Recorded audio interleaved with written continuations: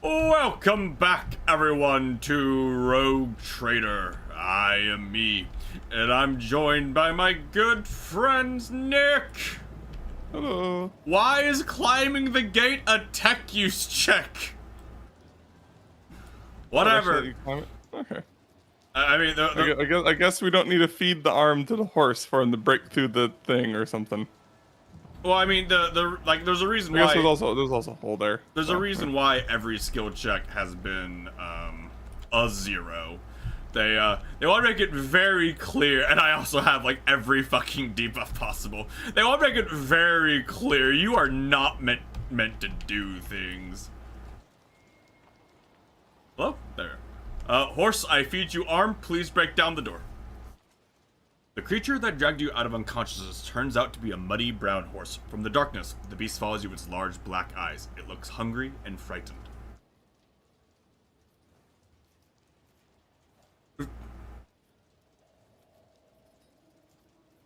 Oh no, her awareness is actually pretty good. Look at that. Look around the stable. And a corrosion. The horse must have smashed through the stall to reach you. You immediately note the empty trough and fed pile of vegetable tops under your feet. For the moment, the approach to the rotting waste is blocked by an iron fence. The horse whinnies restlessly as it casts its eyes towards the barrier. Examine the horse. The horse snorts and shows you its large teeth. It's unclear what this creature usually feeds on, but right now, it would happily munch on your fingers. Toss the corpse part over the stable door. The animal's nostrils flare in agitation. It pauses for a second, watching the arm straighten, then trots after the treat with a rumble. Yeah.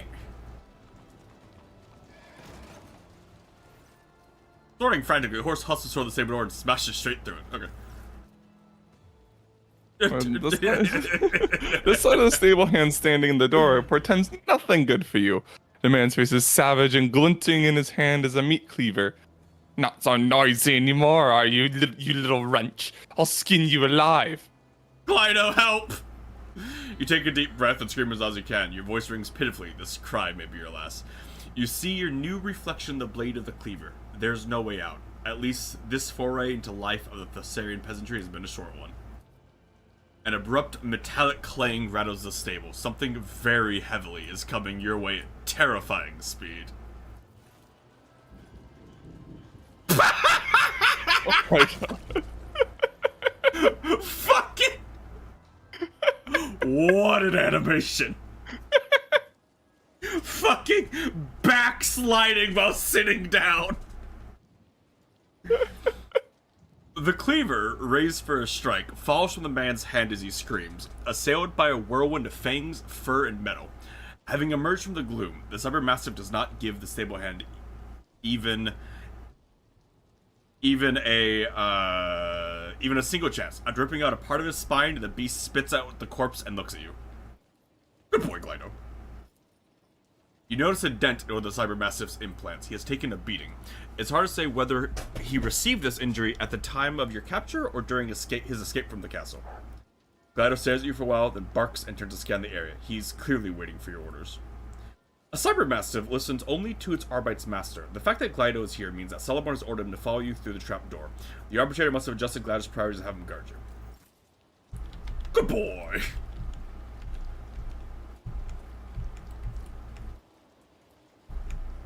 Oh no, Glydo's health is based off of Maeve's health. Oh no.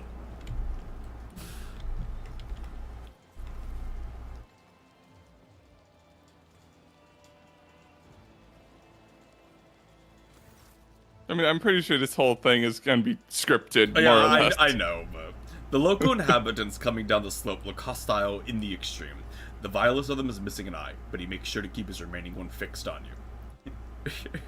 Fucking one eye. Hey, Poppet, where'd you get that dress? You know my bride-to-be would love to wear a dress like that on her wedding day. Would you lend it to her? The one-eyed bandit glances at your dirty yet expensive clothes. Something tells you these people would gladly peel the dress off you, right along with your skin.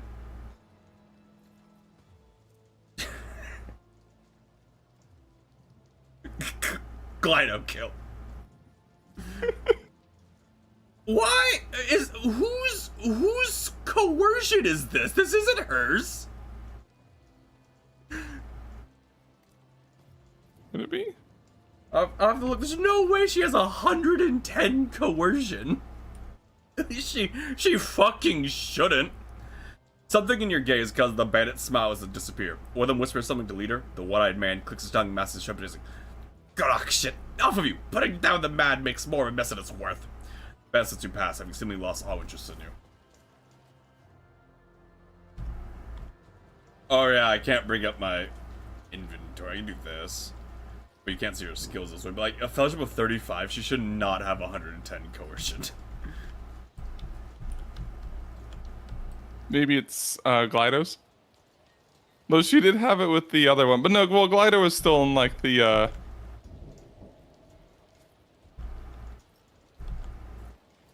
well, maybe it's 15. I don't know. It literally could just be that he just gave her like a bunch of bonus to coercion, so that way there's some sort of skill you have to get through this stuff. Yeah. My eyes have melted my eyes. Go there. Stop fucking with the ladder. Thank you. Glydo, break the chains. Thank you.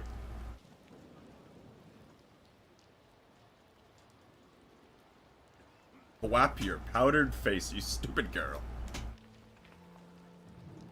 It's been a whole day hooking that thing. Now we gotta do it all over again. Get out of here before you break anything else.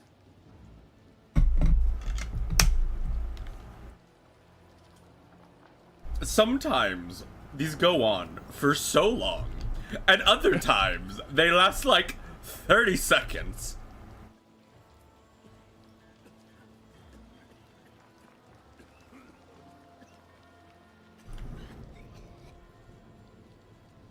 Back in the castle. So what's the plan?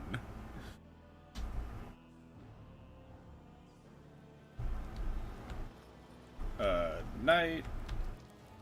I assume I need to get up here, right?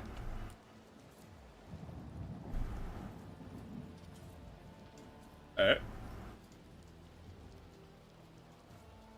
I talk to him? Nope.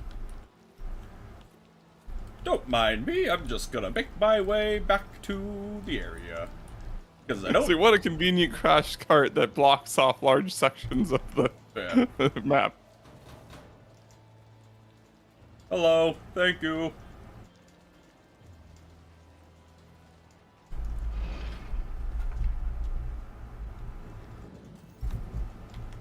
Thank you, Rabble. I do think it's neat how like people in general like recognize her and like Maeve. Yeah. Several commoners are talking in a loud whisper, taking no notice of you. A balding man with a bowl cut is gesturing energetically, his back turned toward you. Never thought a visit like this would happen in my time.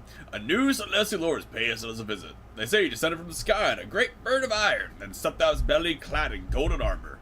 Any who saw him were blinded by the splendor. That's his anointing for you. Rubbish. I've heard that tale before, and only an idiot would believe it. He's a noble man like any other. Just a more important one. Treats everyone like dirt, pushes them around, and worse than any of our own nobles do. That's the way it is, isn't it? It's the God Emperor's will that their place be the top and ours in the dust. That's how the world works. Next thing you know, the Celestial Order makes the whole place his own. It's my planet. I own this planet. The potbelly man runs a finger under his nose, leaving a clean patch on his grimy face. I'm surprised they chose, like, the potbelly on his very much not potbelly model, and not the mutant leg as his descriptor.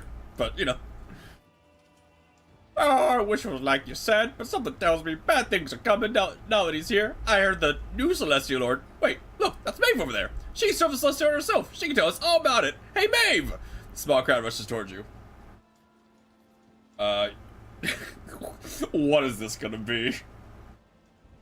I should tell you. The people's eyes light up with curiosity at your words. They hurriedly gathered around you, ready to hear something extraordinary. I was told the Celestial accepted the key to the Seraph from the court fool's hands himself. He didn't shun the fool, he didn't beat him. So gracious. That's how it happened, right, Maeve?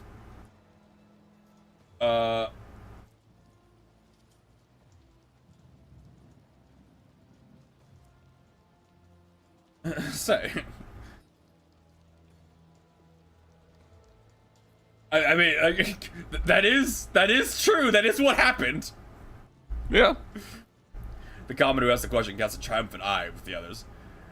The servant lowers his voice. Have you heard about the mutant disaster? Everyone would blame the commander of execution, but Celestial himself interviewed was merciful. It was like I'm telling you, wasn't it, Maeve? Why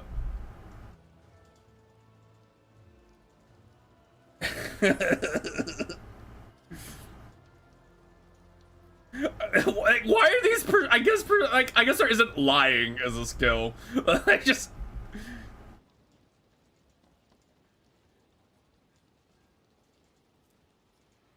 I mean, again, that is what happened. not. It is. I feel like these are just so that way you can gas yourself up. Just like, Yeah. everyone bows before me when I speak. Maybe you got closer to him than anyone else here. How did he treat you? Yeah, Maeve, tell us what's like to be around one of the God Emperor's anointed. If it'd been me there, I know I could have said a word in his presence.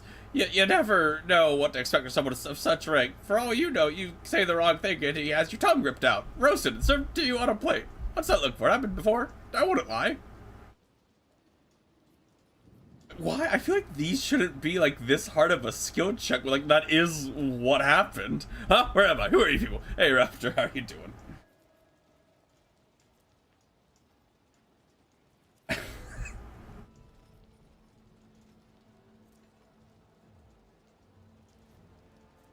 Let's fail the persuasion check. Woo! I would have hit it. Or this was auto. This was auto. Okay, cool. Yeah, out of it. It's very arbitrary where the auto pass will actually activate. I thought it wasn't activating her since like Maeve is technically not part of the party, and that's what we have it set to. But I guess not. The commoners nod their understanding as they continue hanging on to every word. I'm good. Good. Just a quick glance, just to walk on the same ground he stepped on. If we had rules like that, we could all breathe more freely. Why can't they make Mercy the new customs of wearing the sewed-on faces? Oh, have you heard about Lord Granley's new wife? The pot-bellied servant has the other two's attention now.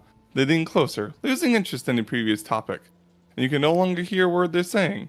It would appear the trio has forgotten about you completely. Okay, well, alright. Face of the corpse, skillfully cut off. Be raised above the someone was murdered by the tailor you allowed to go free. Ooh!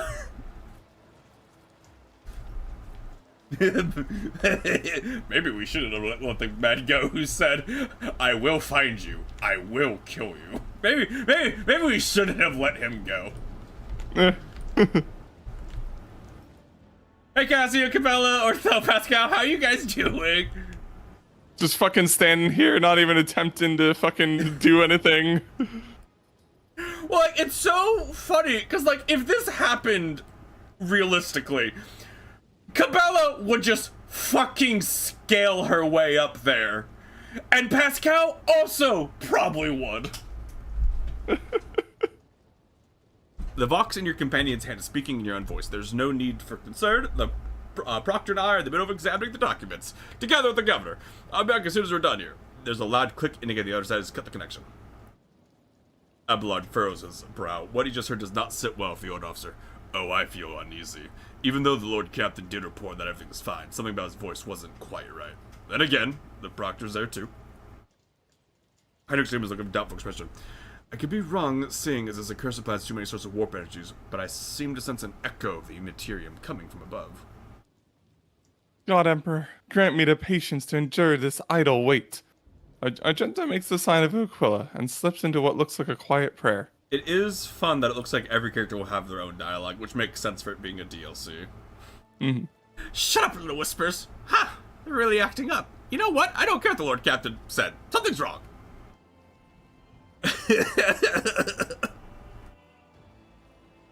I don't think Uriel would really care at this point, but...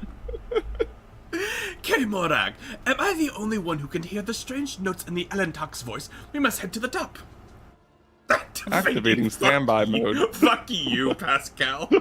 It's a quiet hum as he begins his Minheric prayer. Jay jerks her foot in pain. I enjoy the camera just jumping to random rocks.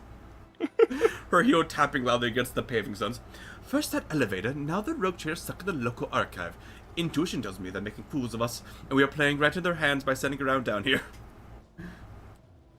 Every moment spent away from the dooming is another defeat for me. As soon as you approach, everyone's attention shifts to you. Like, I do really, just like off stream so I can see, like, what is their reaction? What would the Space Marines' reaction, the Dark Elders' reaction be? Because everyone else talked. Except for, I guess Cassia didn't, so they actually might not. Yeah. I guess, maybe not.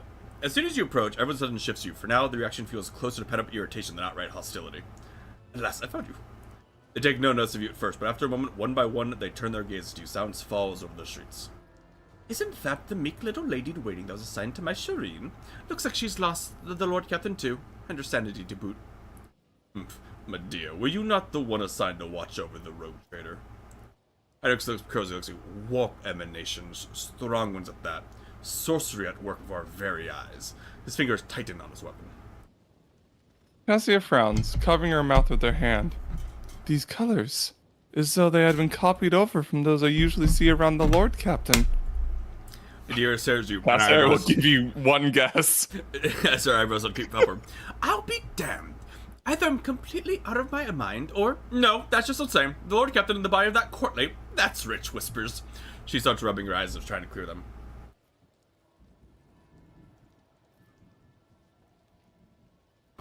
I mean, 3 is the most accurate fucking. Yeah, but like also like I don't. Like it's like, the shit. You are insulting Maeve, but also like you are in a high stress situation, and your friend's like, Heinrich does look about to murder you. Yeah, no, it's like but the one is like no, like it is sorcery. Please help.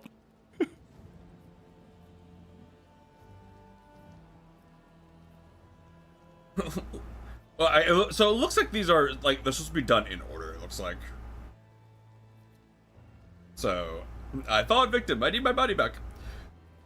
Heinrichs frowns. She is not lying about the sorcery. There's a strange current of warp energy flowing from her, leading somewhere up there. Do not weep, child. I will cut your thread quickly and painlessly before your soul succumbs to corruption. Yeah. Percival Valvantius.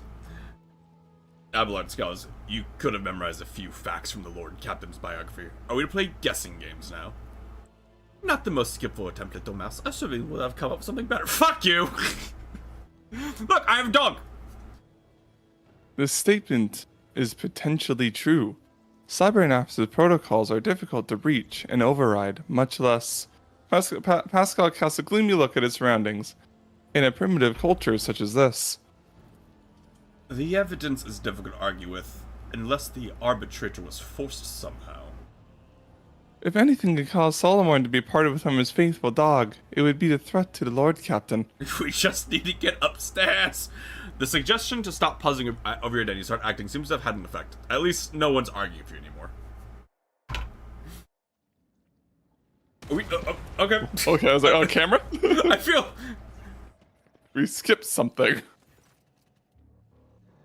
When the dust clears, there's a lot of stuff going on in here now. When the dust clears, you see the familiar hall. The fool is fearfully hunched close to the cage in which you, or rather your body, is sitting. Your face is awash with tears, your lip is split, and a vox lies next to you. In a cage to the side stands Solomon, glaring through the bars at the true governor of Thessera. Upon seeing you and Aglido, the proctor straightens. It seems he was just waiting for your return. Not taking his intent gaze from you, he gives you a slow nod. He is ready to fight. Who is it? You were bluff. I know, I just thought it was, Okay, as a proctor that straightened, I was like, missed the word. I was like, I'm confused. How did you? The elevator, damn it. Why did you have to make all this commotion? Why can't you just sit in a cage out of the way and wait for the ritual to be completed? The fool looks back at the altar. Tabstrix, move! I think I was him. He's Yeah. changed a lot. The Sacrist's cracked skin seems ready to crumble to dust, but his Thessurium eyes burn of an otherwise fire. The ritual is nearly complete, my lord. The altar of change is ready to irrevocably switch the threads of fate. Emperor knows I was trying to give you a chance.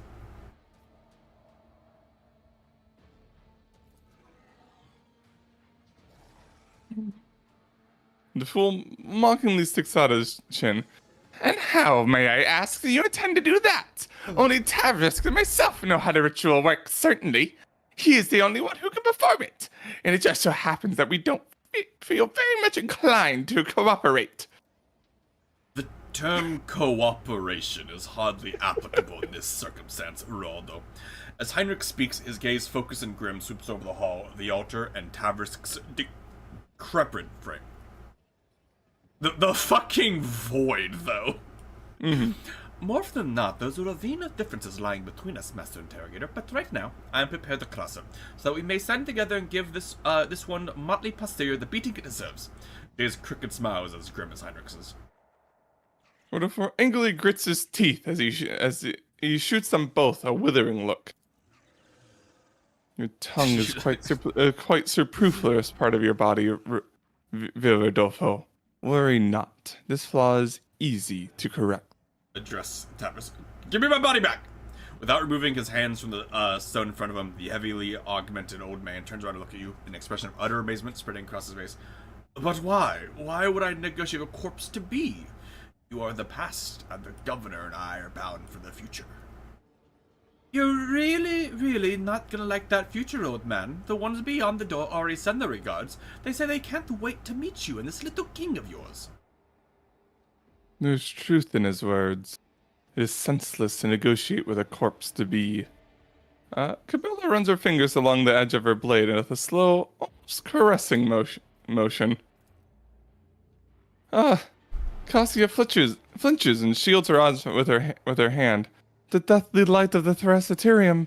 It is all around him, permeating his soul, melding into his color, his essence. The Emperor Knows one is such a bad one, but the fact it's in all caps is so funny to me. Yeah. How very generous! Allow me to repay you in kind. If you leave now, you may live out the rest of your days on my planet as that dunce of a woman. No, wait, I've changed mine. Meadow of the cage emits a piteous creak as Solomon slams his entire weight against the bar. Jesus Christ! Holy shit! Oh my god! He's like not even like super augmented. He's just like the man. Oh my! The fucking the like 12-foot tall gate flew like 30 feet.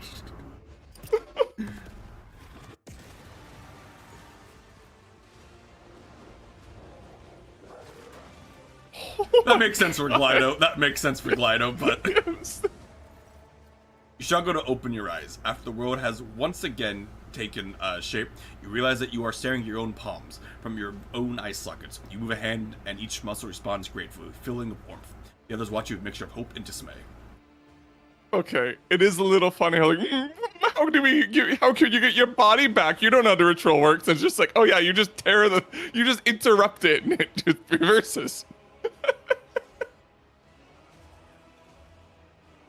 How did you know that would work? I don't want to know the answer. I don't want to know the answer of that's just happy coincidence. Maeve, the real Maeve, looks at you through watering eyes. Myself again. It was so. She lacks the strength for anything more, and her body collapses to the ground. Number 3, just 'cause it's funny. For the crimes of stealing my body, heresy, and all-around monstrousness. Dare you order anyone around in my own palace? Tabswisk, do it. Achieve. Okay, we're not gonna let him do anything more. Shoot him. Yeah, just shoot him. Okay, so we have to kill Maybe get out of the Tavris. ritual soul crew. We have to kill a Tavris to hurt the Sentinels? While Tavris is alive, Bluff gains 1 second bonus to each Sentinel still in combat. Prone to fatigue, cannot dodge, can be pushed, selection.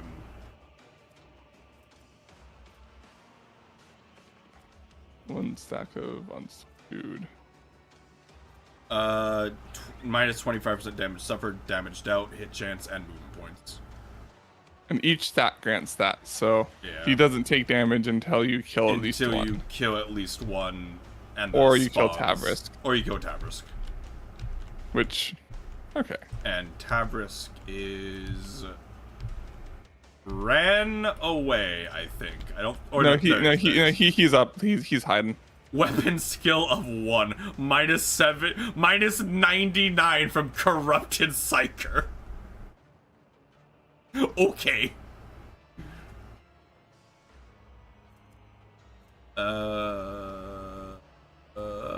Okay. Simple enough. Yeah. I'm gonna move Percival a little bit. When does Percival get to go? Oh, he is so late in the turn order.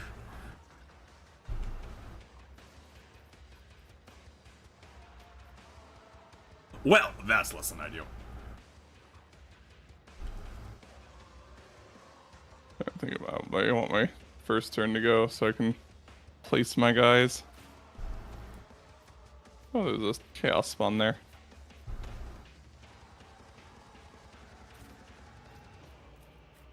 Does Glado have a sh- oh, cool. Someone has a ship. Very nice.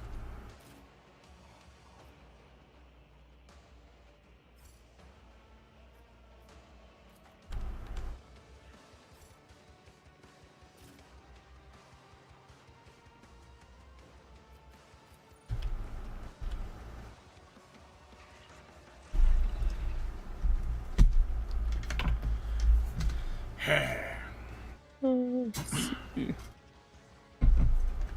Not a lot of cover to use. No, not really.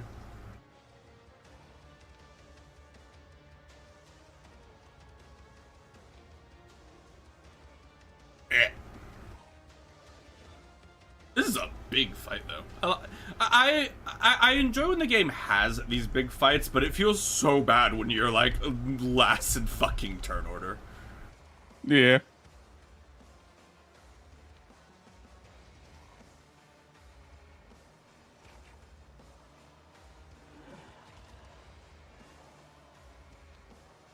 But I want to stand next to a sentinel.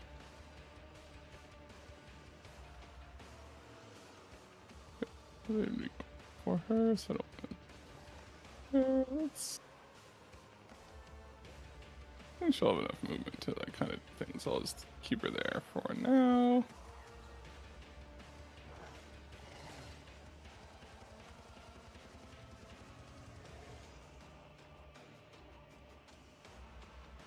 Oh, there's like guys everywhere. It's like hard to place for the initial one when Yeah, it's like yeah. you're like when it's like, oh, you're going last. Well, you're going to get hit. Let's put it like there, that way. And then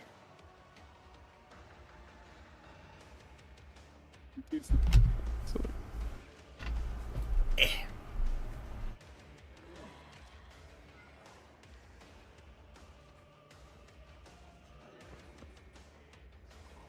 okay.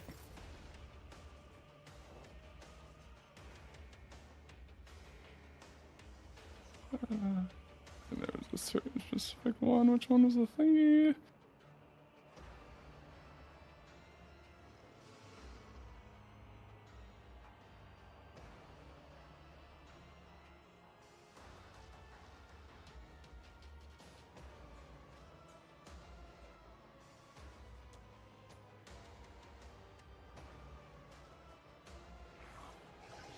Rear. Okay. Oh, I don't know. Fucking line of sight, because line of sight sucks. line of sight is fun in this game.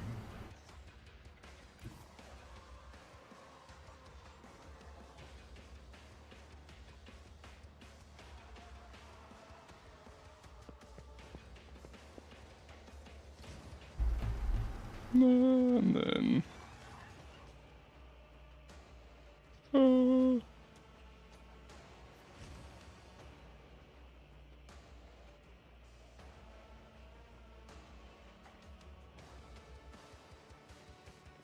Where's you're a dude? Connect everyone. He is way back there at the cage.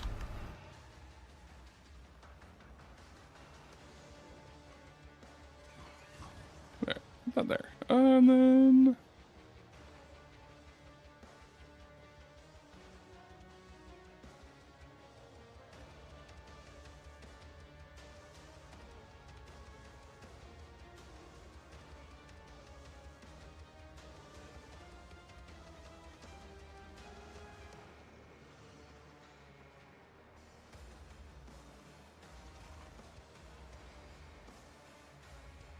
Just let my guy get his turn.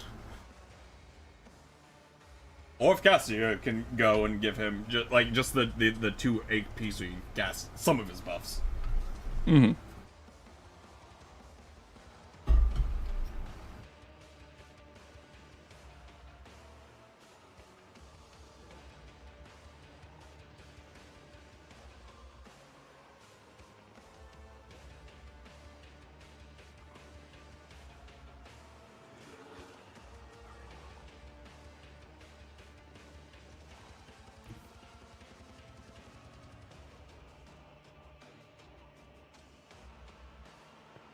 There we go. Okay. Thank you, Pascal, for being a silly guy.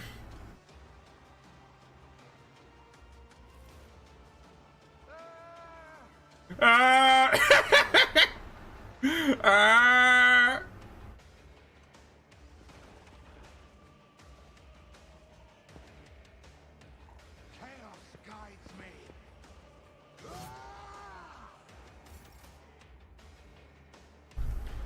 Alright, let's see. The guys there should be real easy to kill, because it's like if they drop below 18, if they're left with 18 less than 18 wounds, they die. So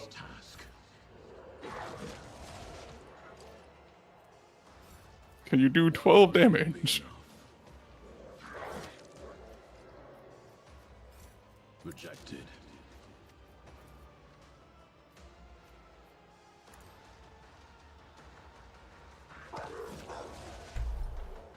Waste of time. The order is clear. It won't take long. Alright, well, that's a good amount of them dead. I can't stand it. Hey, to do a Probably not the place you want to walk into. bitch. Alright, let's see.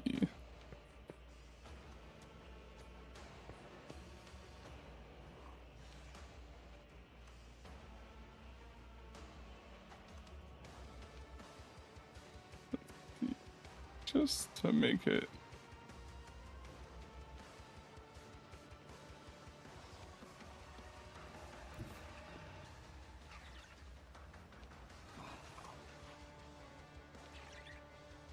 Oh shit, let me.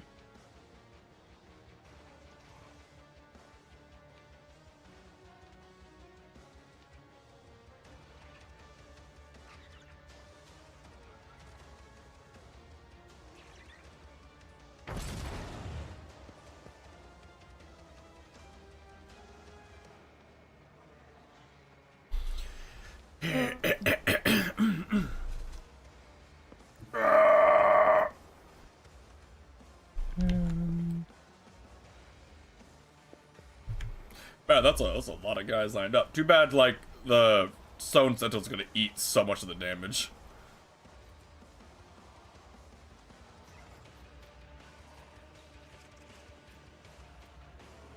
Not necessarily.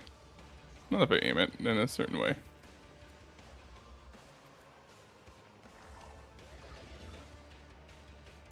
I like it there. Rapid fire.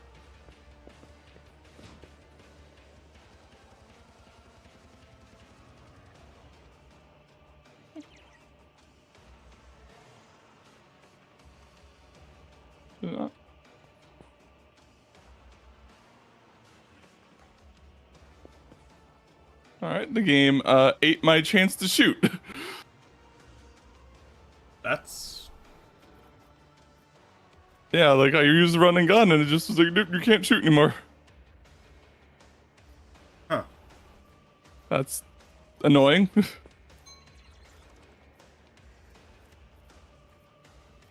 Why? Bug? I mean, Maybe. it just bugged, so whatever. We just use the chance to fight this turn.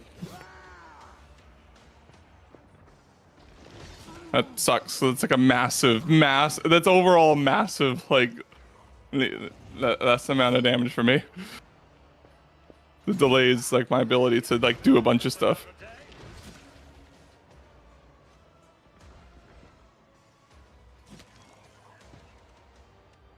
Alright, I guess he just has, like, a massive range with his sword.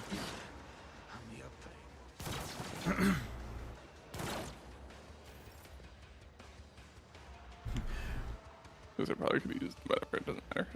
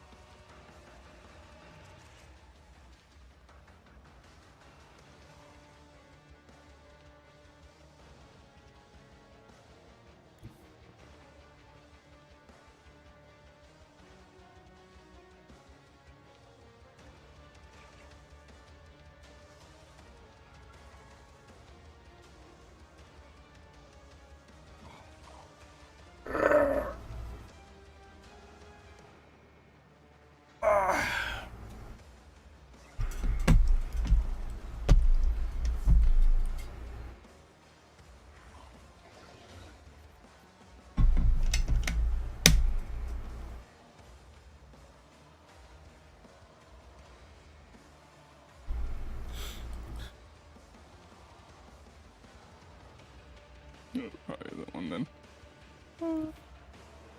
Yeah, which one is murder?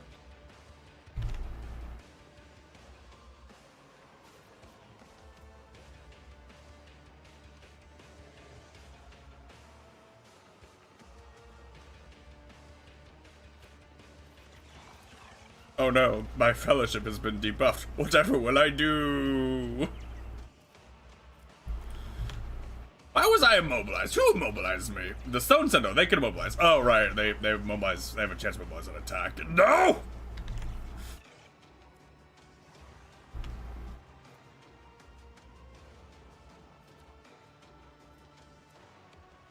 Yeah, Fine. fine. I'll do this one. There's like no good like lines here. Well, whatever. Let's just hit this guy on fire, dude. And then let's see.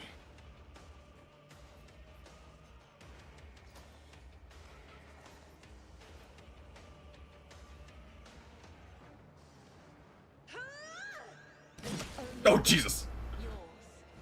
Oh, something exploded there apparently. Yeah, the Tavrisk's ability is he turns people into bombs.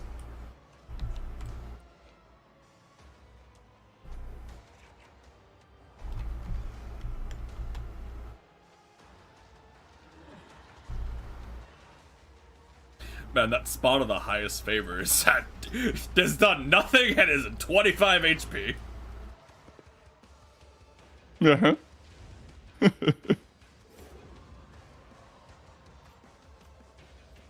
21 HP.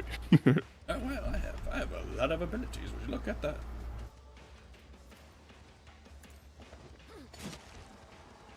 That's sad. Yeah. What? Him living of a 1 HP. Yeah. Die. Alright, and now Tavrisk, I have my momentum ability, so you die. Let not the righteous bear. Woo! Woo! Oh, I'm sorry, were you trying to phase? I'm sorry, I did a long move. Get fucked. I'm sorry, were you trying to phase? What did that do? The last creature that don't damage to Bluff, the Stone Sentos or Tavrisk's becomes Bluff's priority target. Okay. Whatever.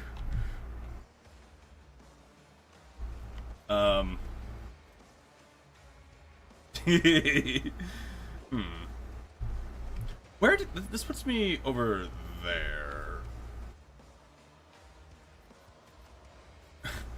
There is a non-zero chance I kill him this turn. Hilarious. There's a non-zero chance. Cabela's insane. Hold on, you gotta. As the tenants demand. Hey, I got 6 more of these. Trust me. And then can't you like repeat them all? No, I used my repeat already. That's all I Ah. got. That's all I got back here. See it then.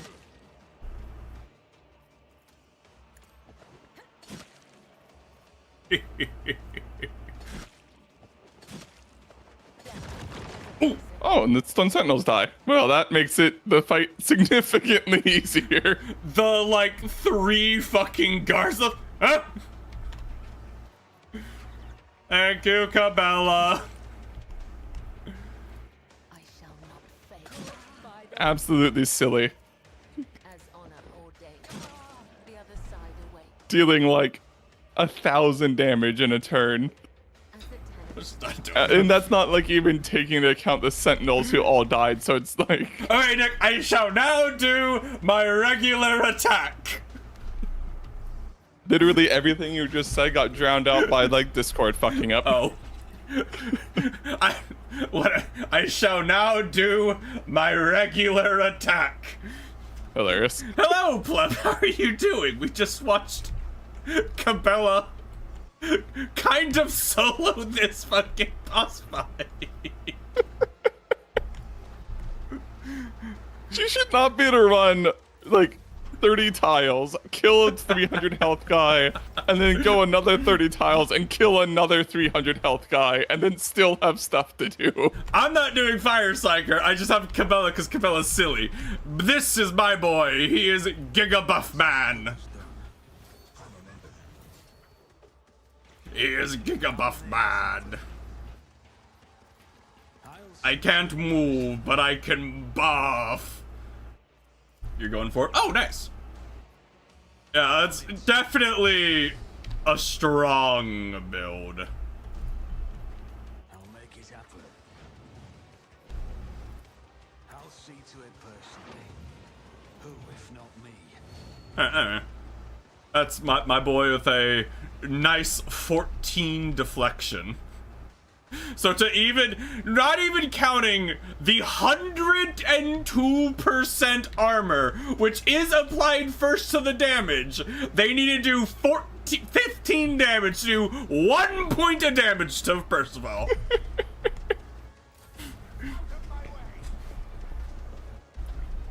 Also the 77% chance to dodge, just to add to the Just to hilarity. add to the hilarity.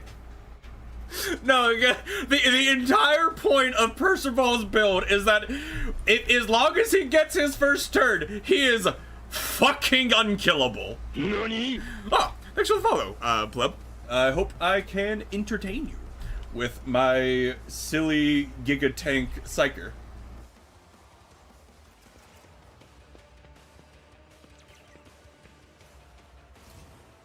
Hi, boys.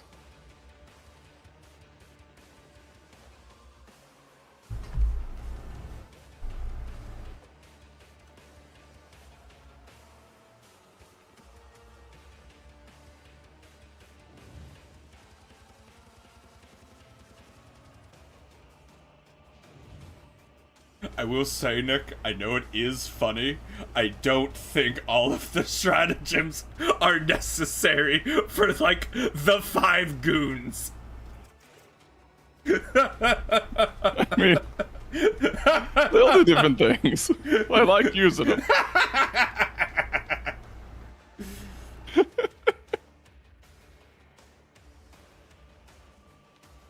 Where's my enemies?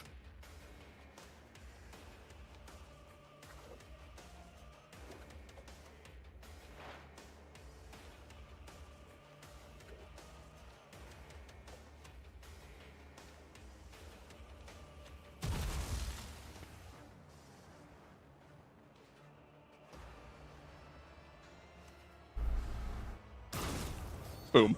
Momentum.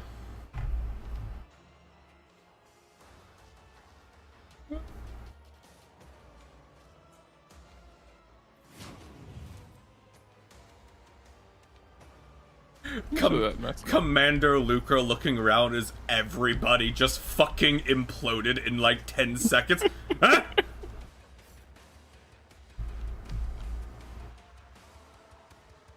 Wait, that sounds insane. If I can give that on Solomorn.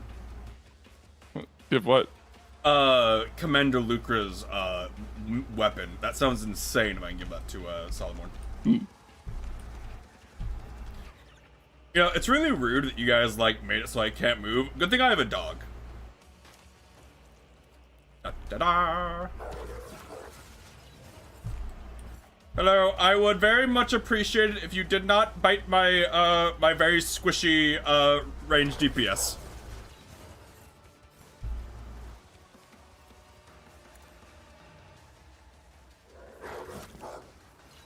Get fucks. Well, Don't bite my squishy DPS. I don't think we have to worry about him too much anymore. Yeah. Well, I mean, to me, it is insane that Glido just has, like, his basic attack has a fucking chance to, like, knock down.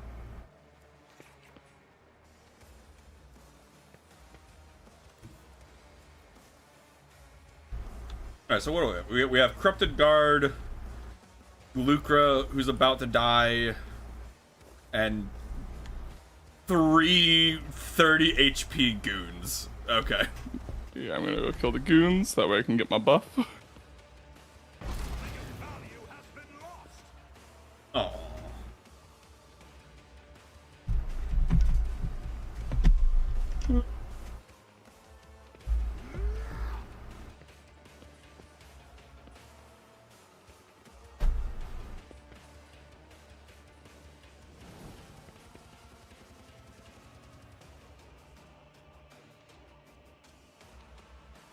Family texting me about going to see grandparents. I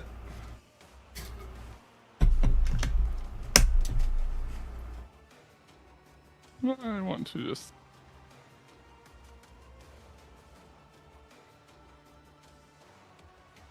Alright, it's not rapid fire, so I shouldn't need to activate this, so I can do... It's like this, just like...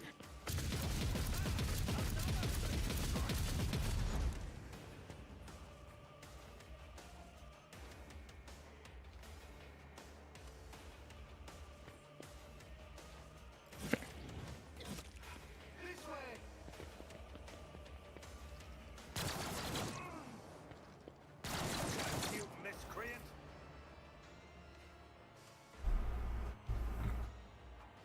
Let's see. Bear it up.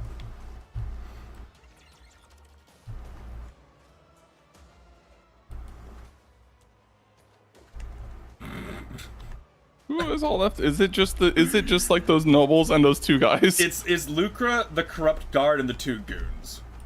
That's it. Okay. Okay, well. should be pretty simple.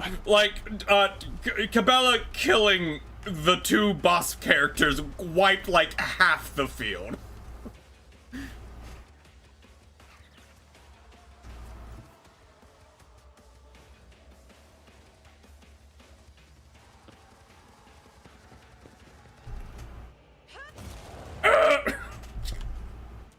Cassian does so much fucking damage for no goddamn reason. Bird. Bird.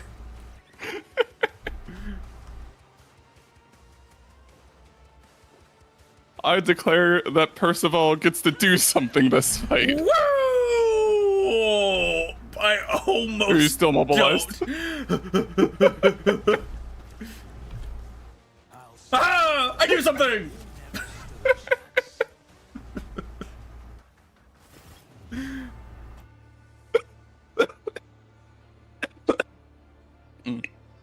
And in the ensuing silence, a gurgling snicker becomes clearly audible. 1, 2, 3, 4, 5. I see your guest is too alive. 4, 5, 4, 3, 2, 1. Start the gutting, start the fun. The ugly shambles that is Rodale's face dissolves into a semblance of a smile. Cease your inane muttering. You may open your mouth when you are asked a question, and your answer better be honest and to the point, or I swear by the Lex I will make you speak. Or rather, whatever remains of you after I finish preparing you for interrogation.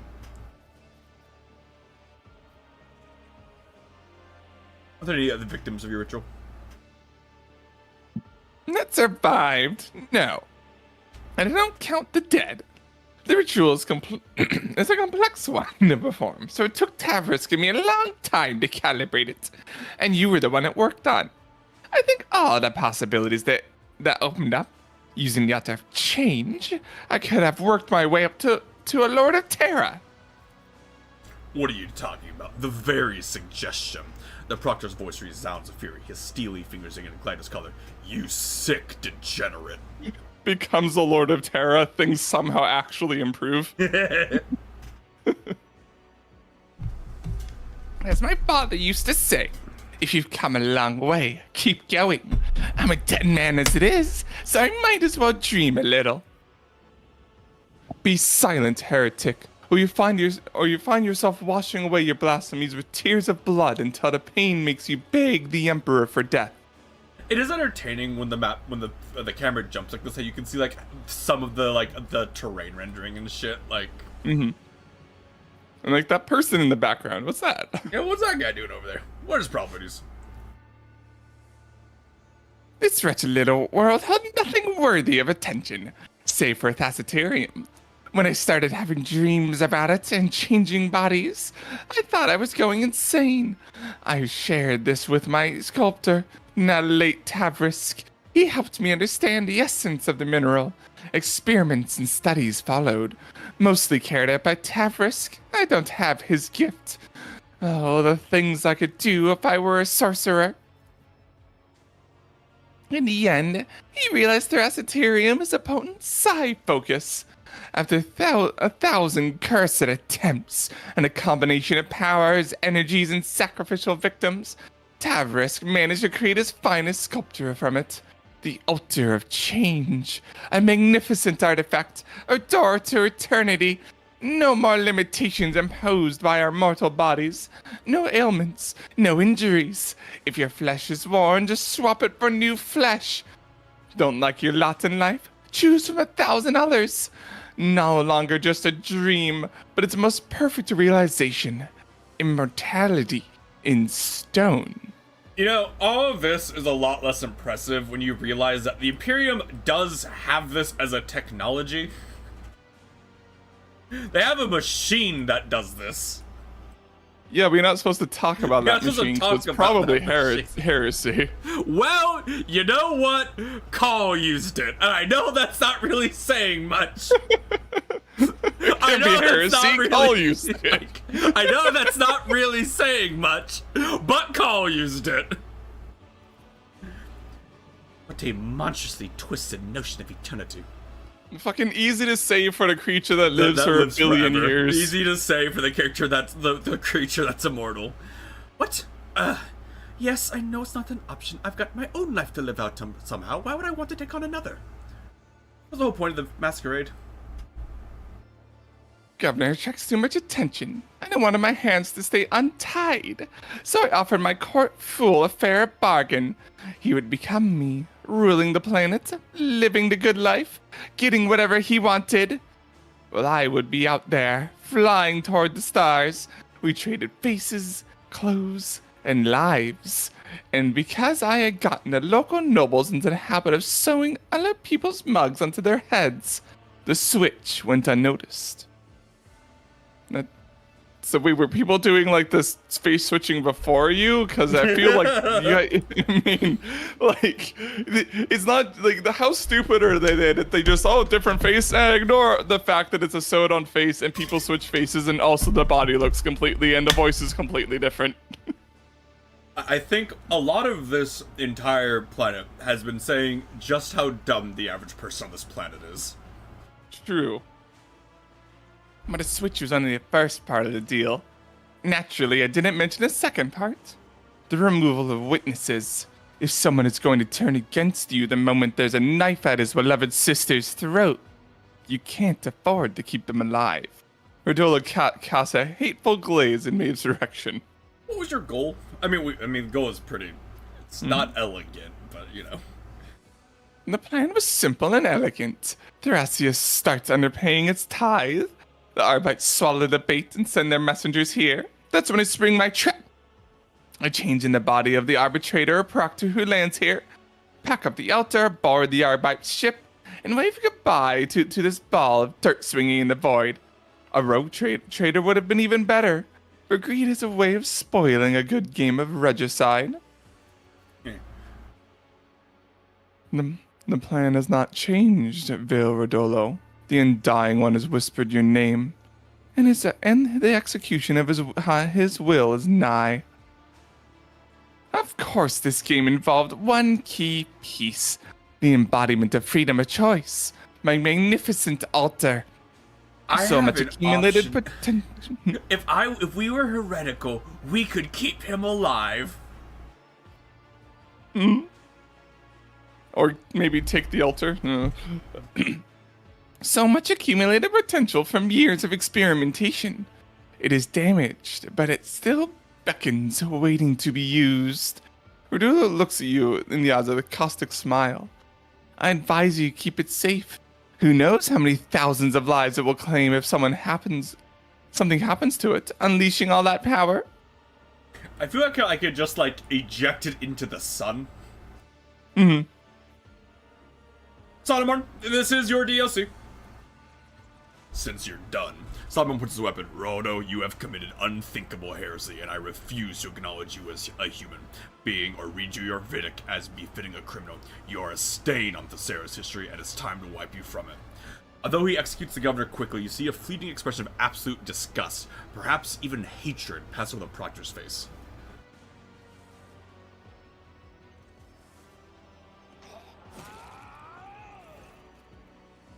Maeve opens her eyes and immediately jumps to her feet at the sight of the bloodied corpse. She clenches her hands to her chest, and her eyes well up. He was not your brother. The young woman nods meekly, and a single tear runs down her cheek. Her voice is hollow when she speaks. You're right. He was the one who doomed him. Solomon, for anything? Yes, the data slate with the shipment chronicle they spent so much time vainly searching for.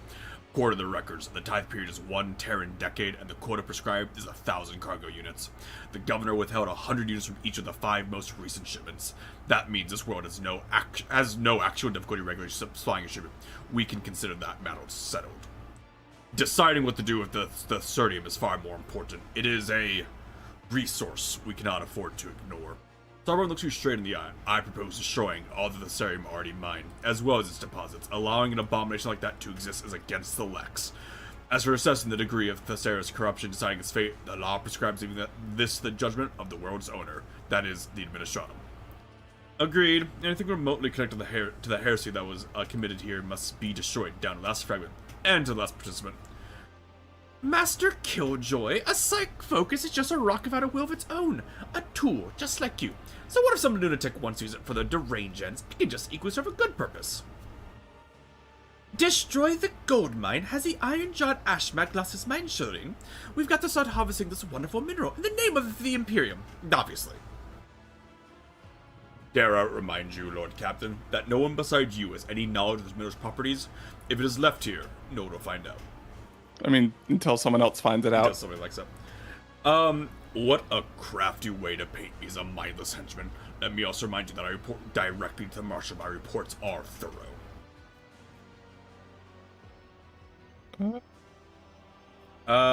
Like, you can fucking declare exterminatus? Holy shit. I feel like Dogmatic always has exterminate knowledge, like almost always. I say...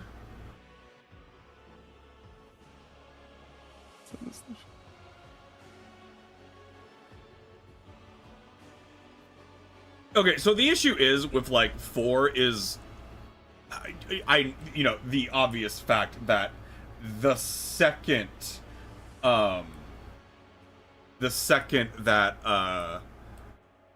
the nobles found out it could do this, they'd be doing it too. Yeah. So I think 3.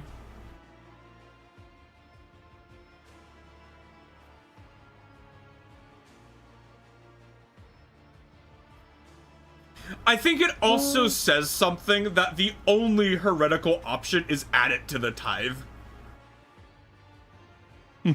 Yeah. Or we could do 4 because it's like, you know, it's research. I guess 4 is researching it and then deciding whether to destroy it. Like 4's being the what pragmatic.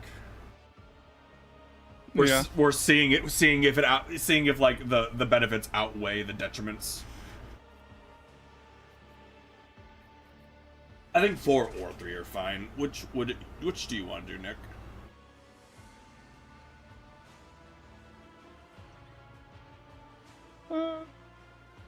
So I mean, like, because the Imperium uses materials like this already, right? I assume more or less, yeah. Like, it's not like this material would be found like, oh, it's utter heresy, we can't use it anymore. Like, they just find out, like, they find out it can do this. And either A, go, well, to do this, you need to have a, frankly, ludicrous amount of research done. You know, they said, like, they needed thousands, and they have to have this specific altar. Or B, they just keep that information secret and then would still use it because, like, shit being dangerous has never stopped the Imperium before. Mm-hmm.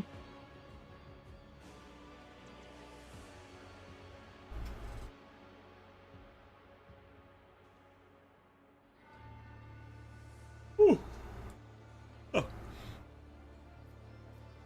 So which one? No, I don't super care. Let's do 4 because that will probably have the most overall benefits outside of just like story. It might lead more to more content. Yeah. Solomon grinds his teeth a beat because your orders are clear, rogue trader. Elentak, your desire to understand rather than destroy out of fear does you credit, but take heed. The minds of Monkey are fragile and ill-equipped to withstand something with such strong connections to the Veil. Okay, Juliet, I get it, I do, but this is not the first thing we use that has strong connections to the warp. Mm-hmm. Maeve looks up at you pleadingly. My celestial lord, what am I to do now? And not a sliver of remorse, just fear for her own skin. Do not be swayed by criminal's tear. I have seen plenty of those, and they are worth nothing. Or should I say, not worth more than a bullet. Fucking what did Maeve do? Like... Yeah, she hasn't... make her a servant or execute her. What can you do? I can brew Recap. I can do I can do sweet with foam of cream or strong with special spices. I can dance, sing, carry scrolls and data slates. Whatever, I can use a new assistant on my ship, I guess. Whatever. She hasn't done anything. Like, I'm not making her the governor. She doesn't know shit about being a governor. Yeah, she would not make a good governor. I'm not making her a servitor, because that just seems fucking extreme. Yeah, that's more evil than executing her. Like, Coming with me. thank you, my celestial lord. You are my savior. You're going to trust the heretic brewing your recaf? Then you ought to take a dozen local comers along as well in case anything that criminal has handled. Then, the Serap's fate's decided. There's no point staying here any longer. I have to loot! The heretic mentioned that destroying the altar would risk deaths among the local population. Whether he was lying or trying to manipulate is irrelevant. The abomination must be destroyed. As for any casualties, the Emperor will know his own. Once again, we could just eject this into the sun?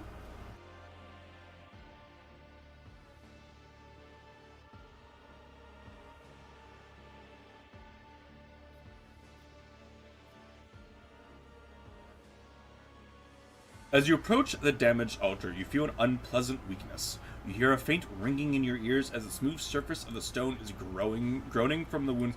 Okay, so like again, destroying it is the correct option. We're not burying this. That is asking for something to go wrong. Yeah. This is an active chaos altar. Burying it is asking for something to go wrong. Destroy. But my palace.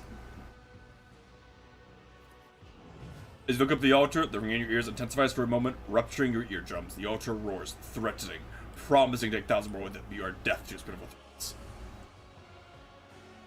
You're interrupted by an anxious voice from the box. Lord Captain, do you read? The shuttle pilot reported the rescue operation. Enforcers on their way. What is your status? Are you alive? Come in. I'm alive. Copy. A moment of ringing silence and then 1,000 shards pierce your mind. A familiar voice coils around your thoughts, drowning them out. Fuck off, demon. I don't know who you are, but fuck off. Are you leaving without even conversing with me, child? Without even asking yourself how such a vivid soul managed to remain intact after wandering in the darkness's embrace and donning another's guise? Such rare luck for a mortal. And in the icy silence, you are struck of a series of incredibly lifelike recollections. You are not alone, and you never were. It was always there, in your shadow, in your blood, inside you. Yes, Percival, this luck is named the Edge of Daybreak. Had it not been for my sleepless gaze, your mind would have long since joined the mournful host of those who are no more. It was I who kept it whole and unharmed, for I could not allow such a radiant destiny to fall to some absurdity. But at times, I do wonder, is it worth of my protection? Fuck off! I don't need you! Naivety is a bold luxury. It is not time to face the truth, child. The threads of fate will not obey your desire alone, but I can help you grasp them once you're ready. Thankfully, I am generous. I give my chosen children time to understand. After all, human souls are so fragile. You feel a sharp pain and a trickle of blood runs down your temple. And their time is so fleeting. The echo of the entity's voice lingers for a while, like the sound of distant thunder. I always keep my options open. Fun sword, great sword. I will please tell me I can get his fucking mace. I do, fuck yes. That is insanely good for Solomorn. Every I don't think time anyone else has anything good. Every time Solomorn attacks now, he gets a free bash with his shield, which, if you remember how many opportunity attacks he does, that's a lot of bashes. Let's see. I want a... What is my best... Oh, examine. My best strength? Do I not have anything better than 10? That's unfortunate. Success is an irrefutable Okay. Well. It's not a shitload of damage because it's not, but I get why it's not, because it wouldn't make sense. I'm really sad that the feudal like swords are bad. Mm-hmm. I get why they're not good, but it still makes me sad that it's like, yeah, they're just gonna be sold. Okay, ooh, money. Okay, there's actually loot. Run around and find the goods. Goods. Always keep your eye on the Sometimes finding the fucking pixel you need to, like, loot a thing.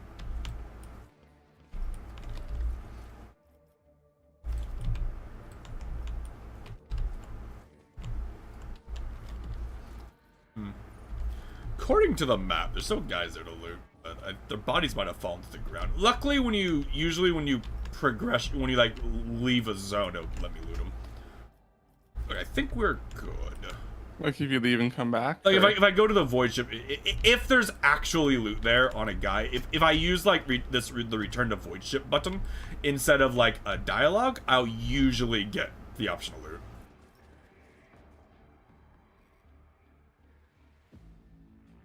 Or not. Or maybe there's nothing there and it's just the map being buggy. So save game. Do I get to manage this now? It is a yellow name. No. Oh. Maybe it'll progress, like, when, and, like, Solomon would be like, hey. Not on our planet. Not our planet, not yet, anyway. 20. Profit factor, iconoclast people for provisions, which is fine. Mechanism, fine. And chemicals, which is fine. Janice can't build anything. Dargonus build some things. Efficiency down. Up. Lost. According to the new doctrine, the disenfranchised will be servitorized. Well, that sucks. Imperial Navy. Do I have enough to do them? Because we were really close to being done, and we might have gotten like the last bit of loot we needed.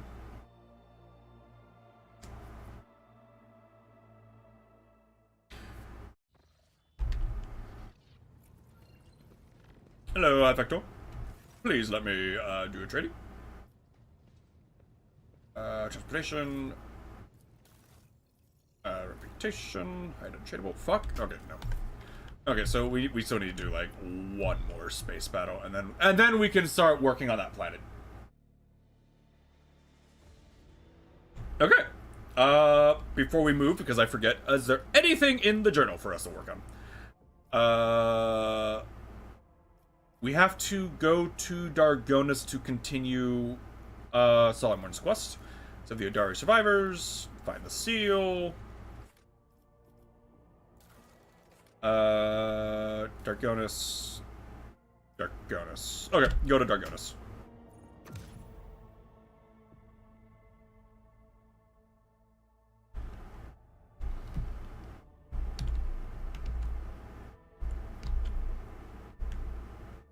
Okay.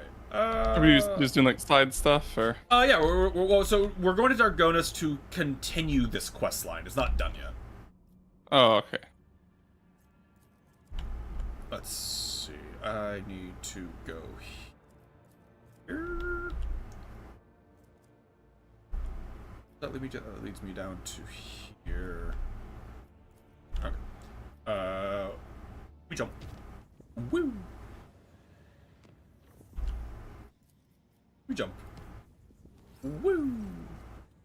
While traveling through the Immaterium, the crew on duty in Loading Bay 7 heard what sounded like the hissing of a giant snake. That's not good.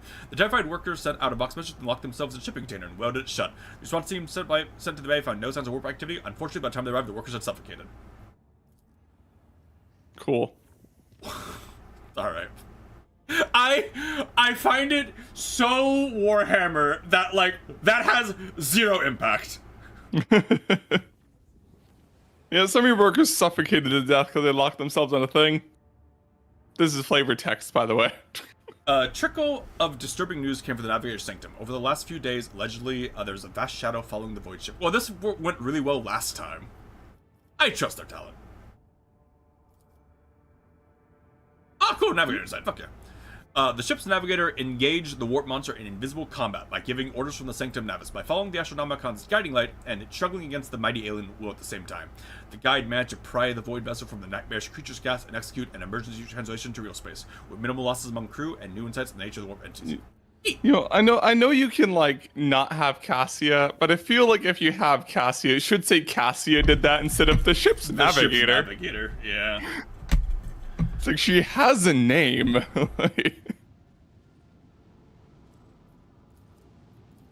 Okay, so we head to Dragonis, and then we talk to someone in the throne room. Or no, we go to the Ministry. Okay.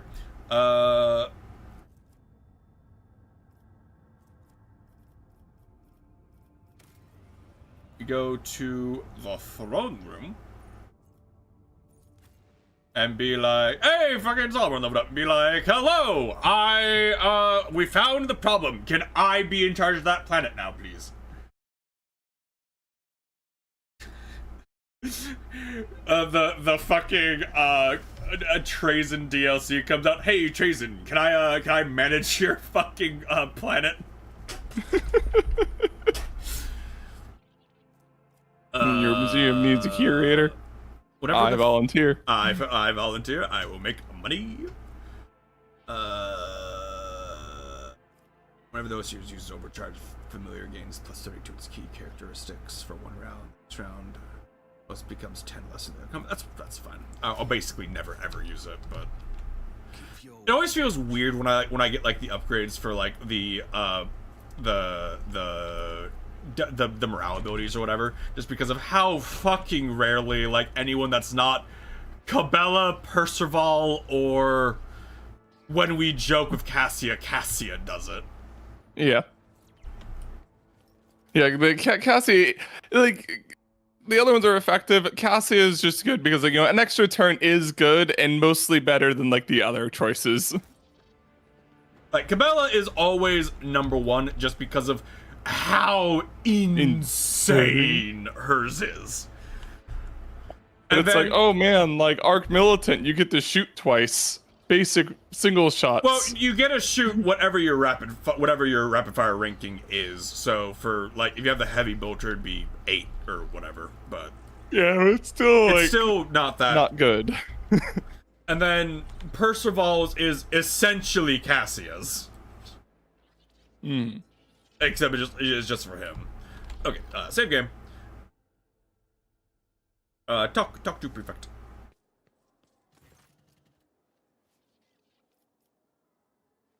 Who's this one?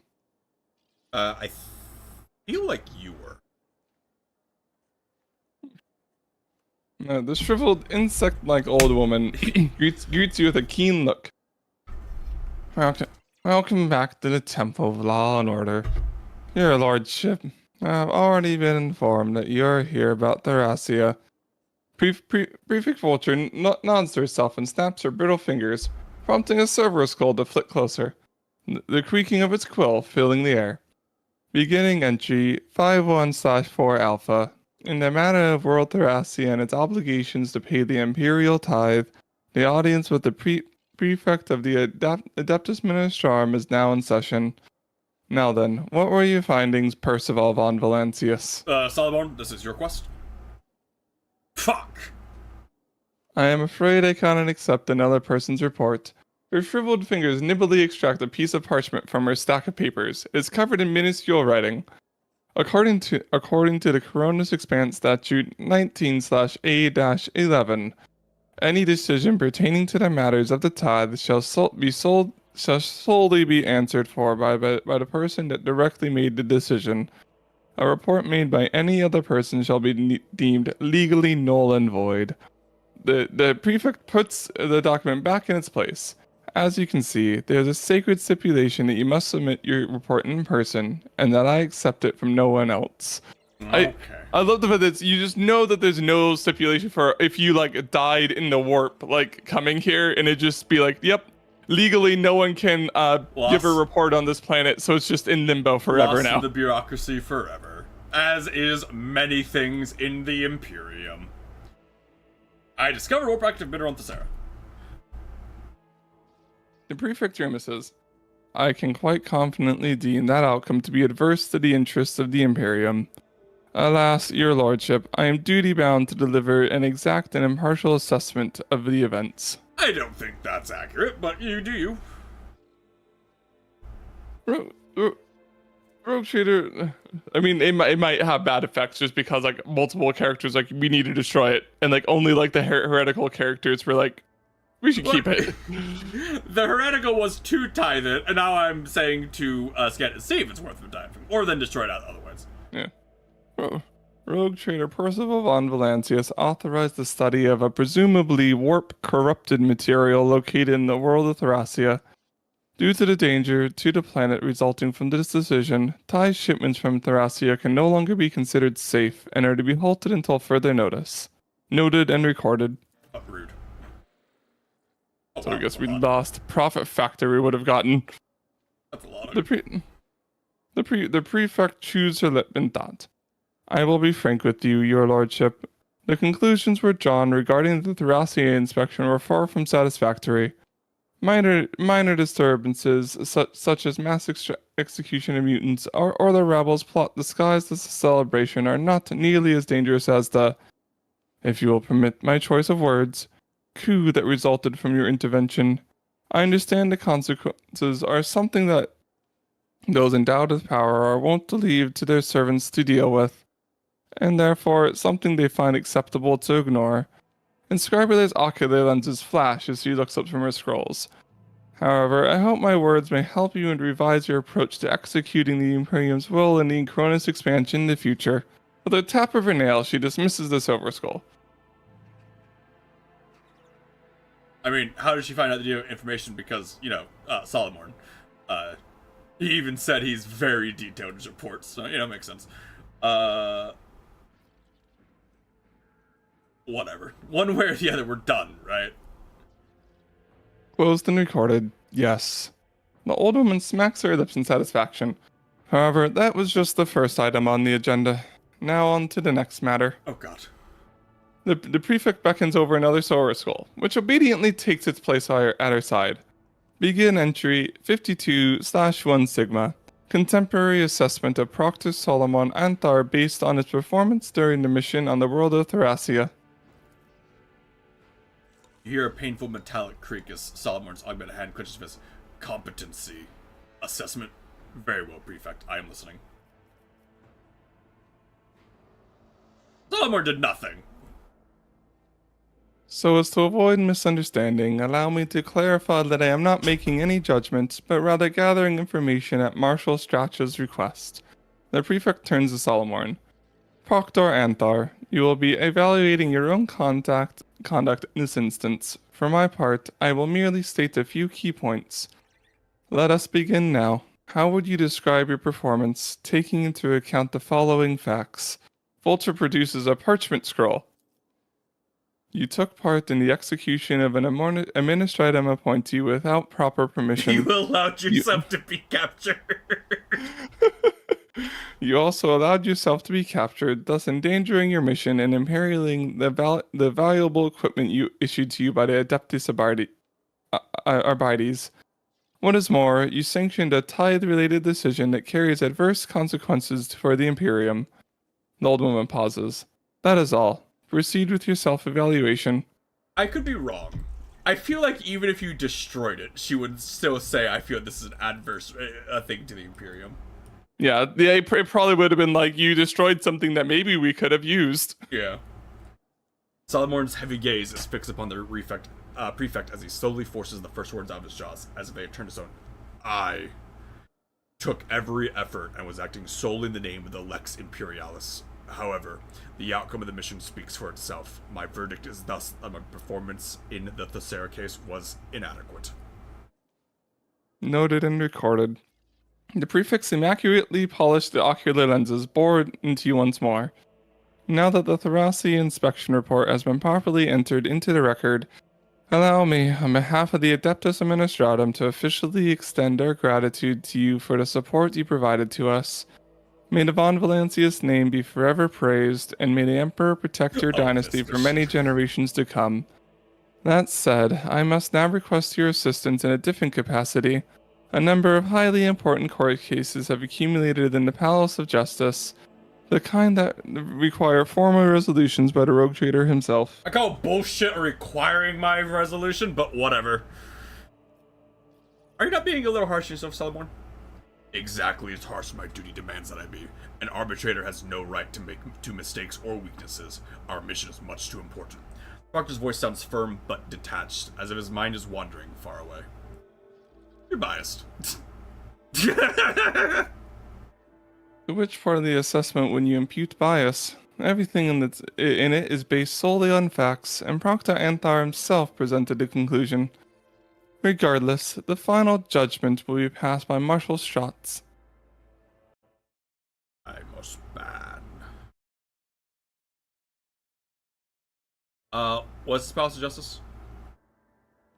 It is a temple of law erected by your ancestors. Some cases can only be settled by heads of the dynasty, but since their time was occupied by other important duties, a facility was built for storing especially complex cases. At a certain point, servants of the Administratum were permitted to use the Palace of Justice for hearing disputes. Then, in Lady Theodora's time, the Arbites became part of the legal procedures as well. How will the trial proceed? The defendants will speak first, whereupon you can ask me clarifying questions on the case, and then the old woman gives you a meaningful look over her ocular lenses. A death sentence must be passed. Why do I have to? If that is the stance, that a death sentence must be passed, and you're like, this is what you have to do. Why the fuck do you need me? You are, of course, free to judge otherwise, but an execution is preferable, since in every case that will come before you, an outcome without highly unpleasant consequences is unlikely. Executions reduce the number of malcontents and motivate prospective defendants to solve their problems before they come under the purview of the rogue traders court. That just the fucking gives you a meaningful look.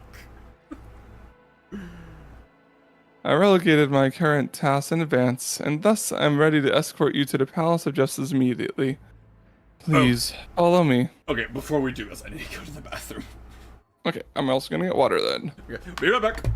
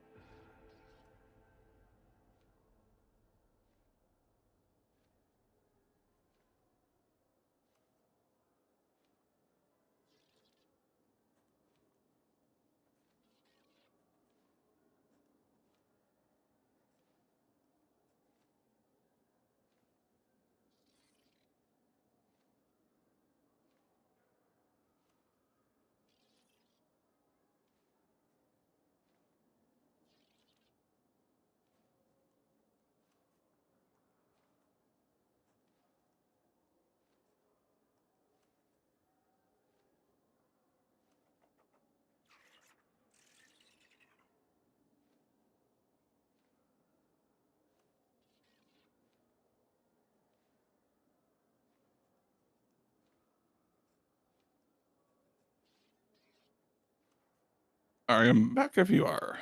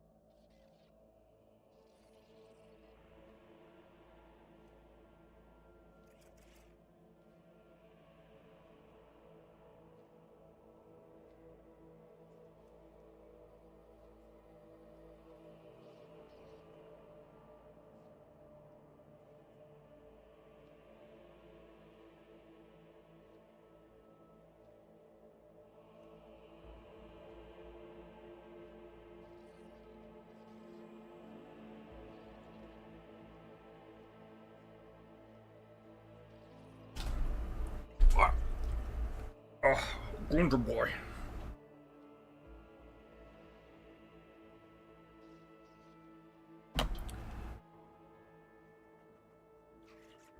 I'm back. Are you? I am. Okay.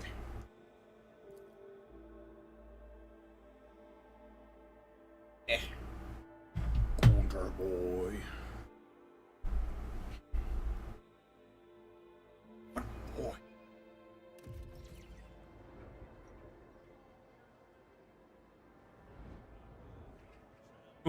Do we have a fucking turret to execute them in real time? Oh my god. Oh, it's a melt. I think it's a flavor, not a melt. But...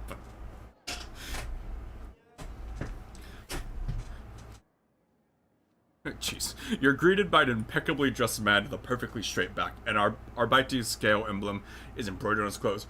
Glory to House von Valancius. We are honored to welcome you to the Palace of Justice, your lordship. Do you wish to proceed to the session at once, or will you grace me with any questions I might humbly answer? What kind of case do you usually hold here? Only the most important ones that involve the interests of the highest born persons and prominent factions of the Imperium. Disputes between noble houses that go on for generations, conflicts between the God Emperor servants who have vested authority and whose disagreements affect trade and security protectorate, and other litigations of supreme significance. The cases litigated in the Palace of Justice quite literally concern matters of life and death. In such instances, there's always a guilty person whose lies, connivances, or negligence have caused damage to Protectorate. The task of the judge is to establish guilt and pass a certain sentence, as orders cannot be passed without these or without summary executions. Alright. Please follow me. I have so many different thrones. Describing a vulture's jury, a Vox-amplified voice carries across the hall.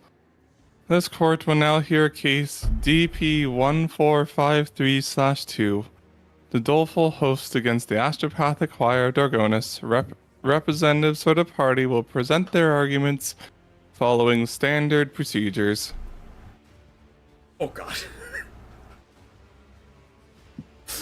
Oh god. A woman with lines of scripture all over her skin folds her arm into an inquilla. My name is Sister Juth, and I represent the doleful host, O God Empress Anointed One. We came upon a group of heretics whose minds brimmed with the most shameless thoughts. We captured them and tortured them as befits their transgressions. But we were able to discern from their wailing and screaming the head of the Astropathic Choir is plotting to betray House von Valancius.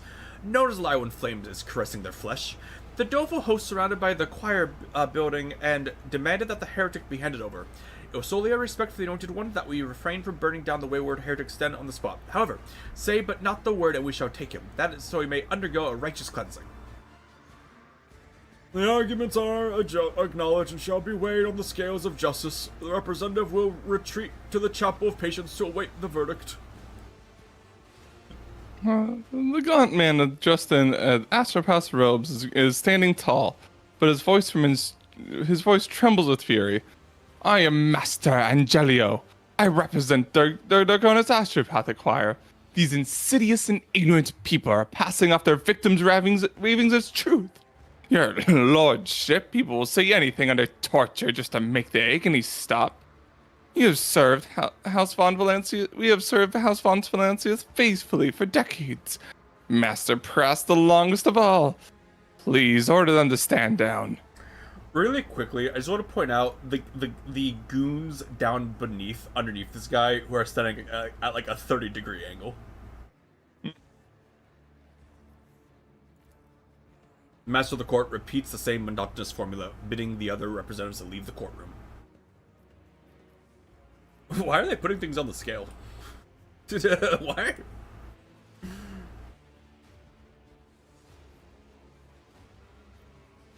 The situation is complex and requires Why are they putting things on the scales? Oh, Jesus Christ. Oh my god. The scales of justice are a sacred relic installed as a testament to the alliance between Von Valancius dynasty and on one side and the Adeptus Abites and the Administratum on the other. Legends say ancient machine spirits dwell within the relic. The scales of justice are used only on extraordinary occasions when an intervention from the rogue trader is necessary. Ceremony dictates that items symbolizing the party's arguments be placed on the scales, and once the verdict is announced, the machine spirits weigh the decision made and show either affirmation or rejection through the position of the scales. However, there's never been an occurrence where the rogue trader and the spirits of the scales were divided on the verdict. It is highly unlikely that such an artifact actually exists. Judging by the design of the device, it's nothing more than a set of regular, albeit enormous, and masterly crafted weight scales, devoid of machine spirits of any kind. Someone must be secretly manipulating the plates in order to add greater profoundness to the rogue trader's verdict.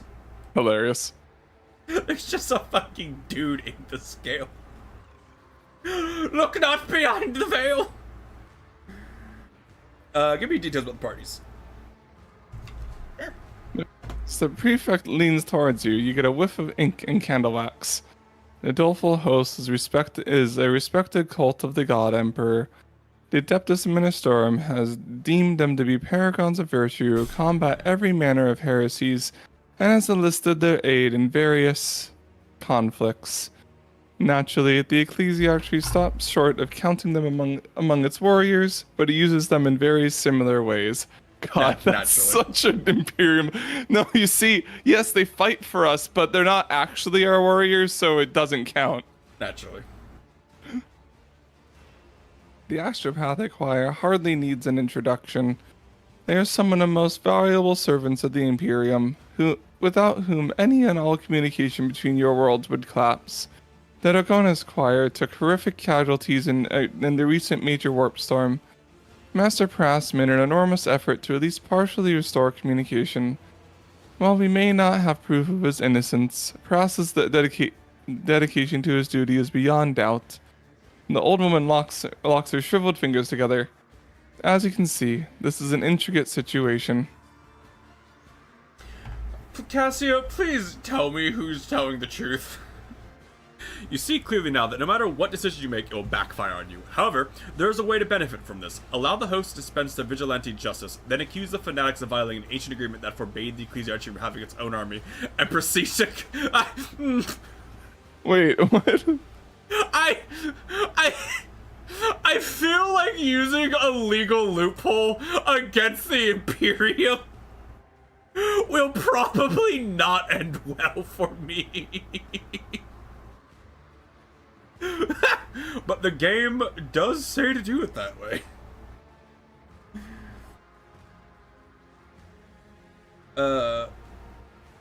My retinue. Lord Captain, without a choir master, the power of Dragos' Astropath would be significantly diminished. Unless a worthy replacement is found for Master Pra, he cannot be executed. General Frowns.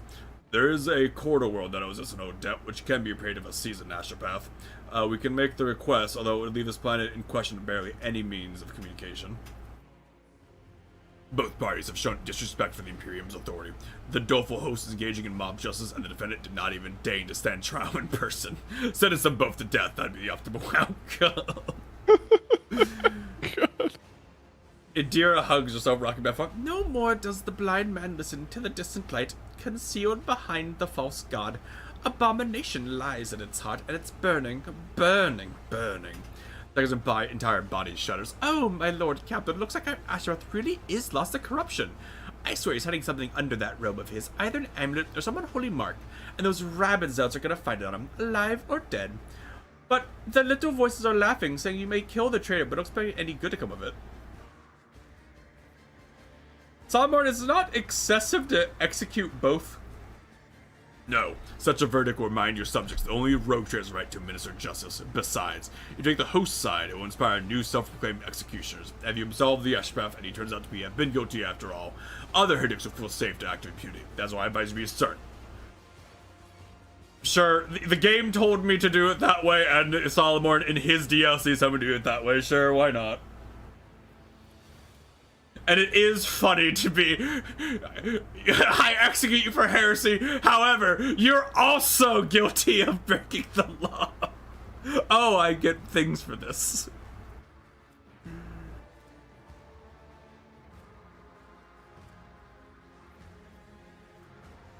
There will be no executions, dismissed, security and efficiency -4.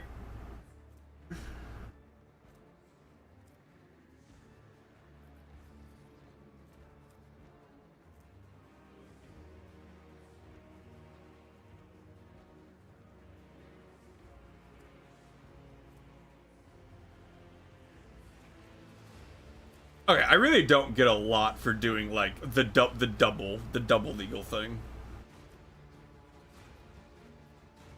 Yeah, it's just like loot. It's Effectively.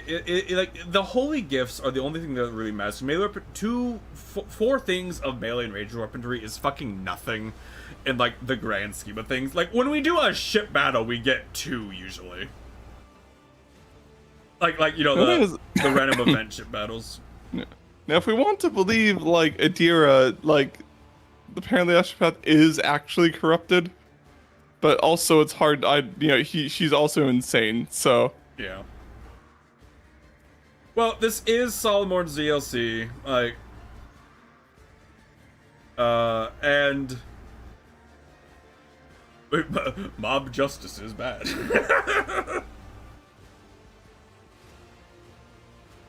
I agree with Salamorn.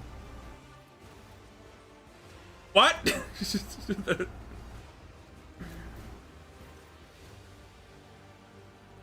A harsh verdict, but from now on your subjects will hardly dare escalate situations to a point of open clashes.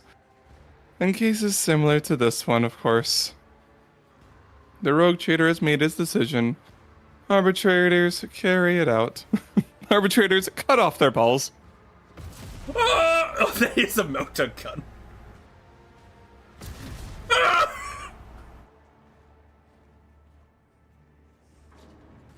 Ooh. The prefix proceeds matter-of-factly to the next scroll. The court will now hear petition CR 1547/33. Reinstated. The petitioner is Cardinal Avalasius. Your arguments, please, Cardinal. I'm really glad I didn't give her a hard voice, because she talks a lot. Yeah. Hi, Cardinal.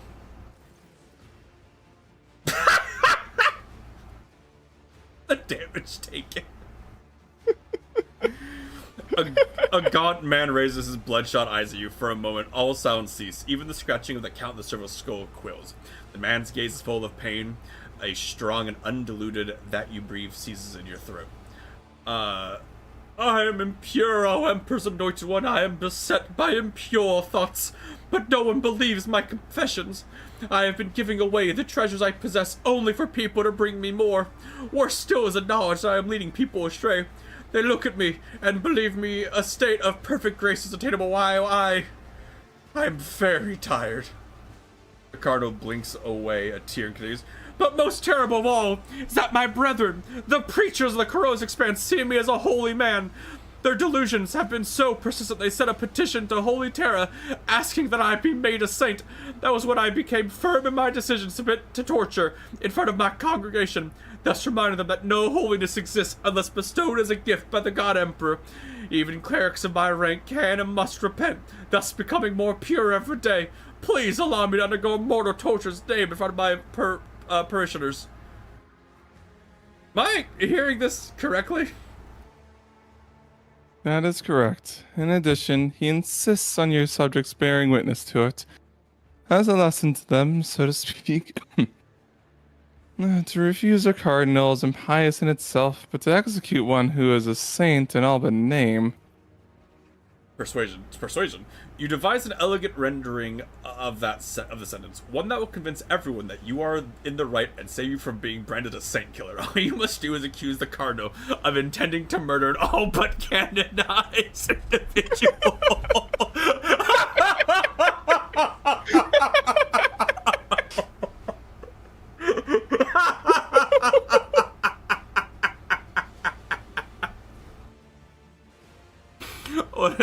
What does my retinue have to say?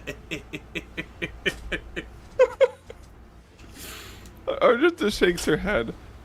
Wise counsel is required here, and that is not to be found within these walls. Reverend Harmonius would understand the workings of the cardinal's soul, and trust him to the good shepherd of the Drusians. Oh my god. Situation analysis complete. Let the paradox cease. Let functionality triumph. Suggestion. Use the unit cardinal Avelius organic remains to construct a silver skull herald and place it in an automated chapel. The status of sainthood will be extended to the liturgical mechanism.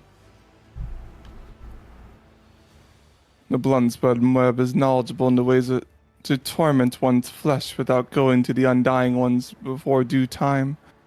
Dolmen, allow us to help Cardinals Elias attain enlightenment and experience the purity of near-death state. Undergoing our rite would make him realize it is not his gift to sever his own thread. Cornelix Imperialis, a candidate saint, may personally challenge their sainting by petitioning the Ecclesiarchy on Holy Terra. Sidestepping the head of the Imperial Cope is a violation of the Emperor's law. Such astronaut communication with the rest of the Imperium has been disrupted. I propose to put Carno and Villas on a ship that crosses the Maw, so that he can submit his request with every formality observed. But, Solomon, the Maw is closed. That does nothing to diminish the stipulations of the Lex Imperialis.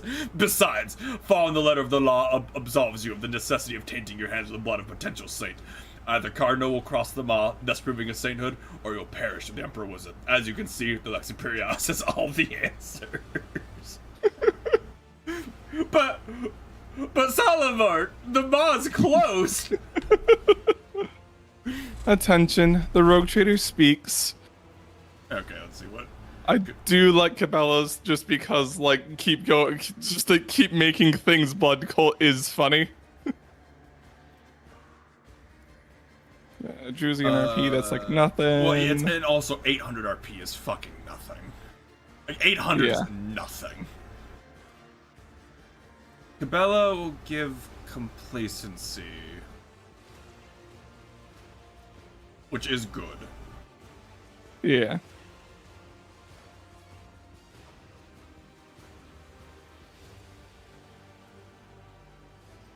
Although, accuse him of trying to murder an anointed is incredibly funny.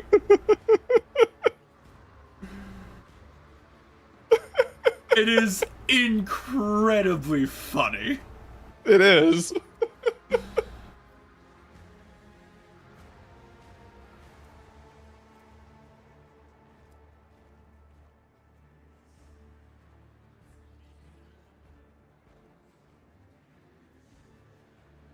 Okay, but while it is incredibly funny, Cabela's is, like, the best one to do, probably, since, like, he'll get what he wants, he won't die, and he can probably keep being a saint.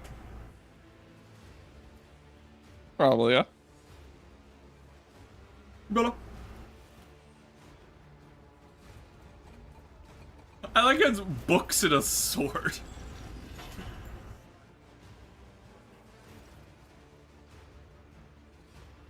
The old woman chews her lips anxiously. That grants the request only in part, but she glances over quickly at Cabela. You are probably the only one who believes the Cardinal will survive the death cult ordeal. If everything happens as you envision it, the Cardinal will back down from his attention, and his flock will not be bereft of their saint. Okay, look, No. if there's any group in the Imperium I trust to know exactly how far they can push someone, it'd be the death cult. Exactly.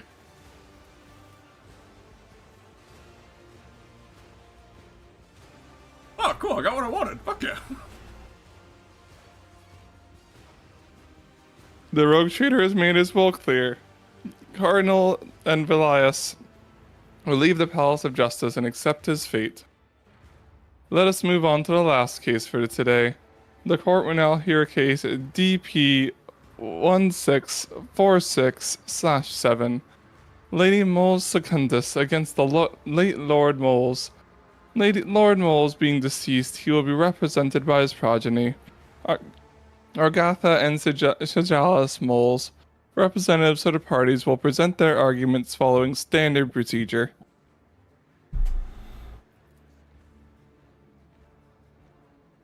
Your Lordship, I am Lady Mole Secundus. Only 8 cycles ago, a man broke into my house posing as my husband, the late Lord Moles. Contrary to what I know, he denies that he was killed by killed by pirates. Instead, he reportedly survived thanks to the God Emperor's providence. However, I hold his death certificate issued by the Administratum, which clearly states that my husband passed away. I demand this fraud be executed. The woman belligerently waves around a scroll with which the words "declared dead" are clearly visible. Nah. Arguments are acknowledged and shall be weighed on the scales of justice. Representative will retreat to the chapel of patience and await the verdict. Wait a second. So, like, he came back, but since he's technically dead, he can't represent himself? Maybe. Yeah, yes. Yes. Your lordship, our father did survive. He really was captured by pirates who are going to demand ransom. But the Imperial Navy managed to board the ship and rescue him. After he went missing, our mother, Lady Moles, arranged for a death certificate before we received the good news. Now we are in the humiliating position of having to prove that our father is alive, while our mother is living with her new husband, Lord Secundus, and Lord Secundus, and has taken over our family business. We implore you to restore late Lord Moles to his life and his name. He's humbly waiting your decision, Chapel of Patience. The Chapel of Patience. Yeah. All arguments have been acknowledged. Let the rogue trader's verdict be delivered. What does Lord Moles have to say? He's dead, he can't say anything. The prefect plays a Fox recording on one of the silver skulls. The soft voice is interspersed with static, but you are able to make out the words. I am Moles. When the pirates captured me, I thought I was doomed, but fate to be more gracious than that. I hurried home only from my own house by my servants, and learned that Lady Moles had already had to be declared dead and married Lord Secundus. She'd also taken control of our everything. Argatha and Sigilus have recognized me. I'm losing my mind. What do they do? The prefect turns on one of her countless data slates. The Moles family manufactures nutritional rations. They supply the Astra Militarum as well as worlds that have no food production of their own. With the Lord at the helm, they covered the needs of 3 regiments and 5 worlds. Now it is 5 regiments and 12 worlds. One might say Lady Moles Secundus has done much better than her husband did. Lady Moles Secundus' talents are self-evident. She could easily boost production on any planet. What might be called her promotion under the guise of punishment would bring tangible benefit. Just so happen to think of several backwater worlds that have good potential but lack the capable stewardship to manage it. Go to Newspeak. How could the woman have possibly known for sure her husband would make it out of a major dust-up like that? The business had ground to a halt, so she took things into her own hands. Actually, Shlarine, on Efreet, you're allowed to take several spouses precisely in cases this happens. It'd be trifle for you to amend the laws of Lady Moles Secundus' homeworld. Let her continue to fill your coffers. She's more than able to handle 2 husbands. Hynix rubs his nose, looking tired. This absurdity has dragged on for too long. So be it. The Emperor as my witness. I am reluctant to revisit my early training experience in Ministratum, but I am going to have to. Does Lady Moles Secundus have a paper that certifies she is alive? If not, the defendant is to be deemed dead.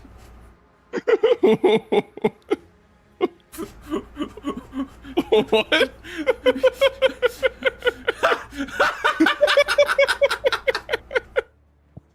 Does she have a certificate saying she's alive? No? Well, then she's dead.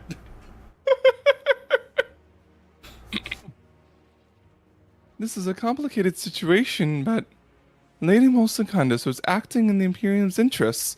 She had shouldered a duty of care for the family business, and was in no position to wallow in her grief for cycles upon cycles. Cassia throws back her shoulders and says in a dignified voice, "A marriage between people of noble birth is a union of two servants of the Emperor. Duty toward the Imperium is at the heart of that union. If there comes a long period of time when one of the spouses is unable to fulfill their obligations, the marriage loses meaning. If you could codify this understanding in law, that would help resolve the situation." If Lady Molsecundus is right, then her children are the impostor's accomplices and are guilty of defaming the authenticity of Administratum's documents. Now Solomon has enough sang-froid in him for a regiment. Let the woman know that her heirs must face the same fate as a criminal. For so stipulates the Emperor's law. Jesus. Perfect, really?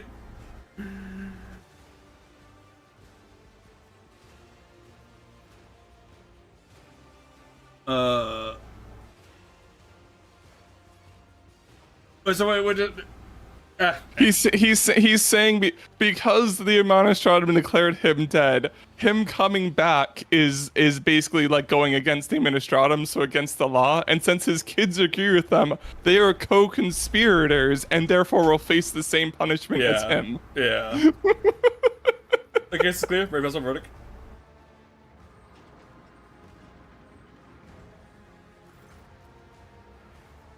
All will be silent. What is your decision, your lordship? Oh, 3 profit factory.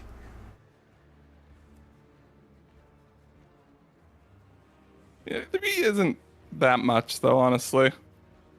It's their family. Let them happen to it.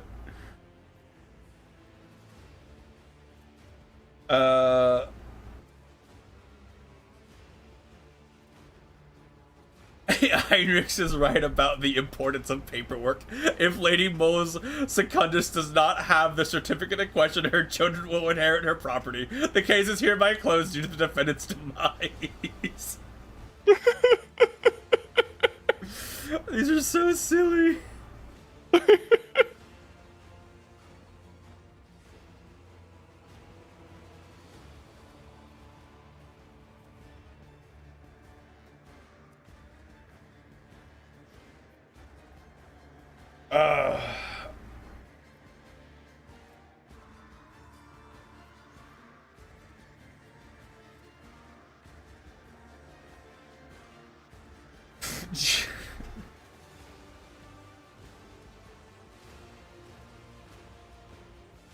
I don't know, Nick. Which one?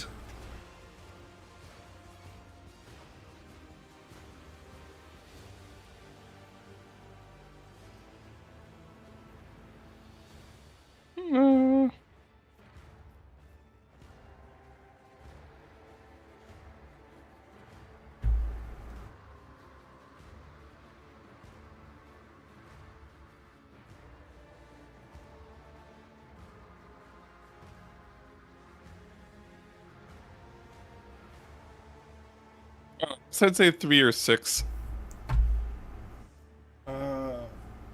Complacency is it's 10% profit factor. They're not gonna give me 30. So 6.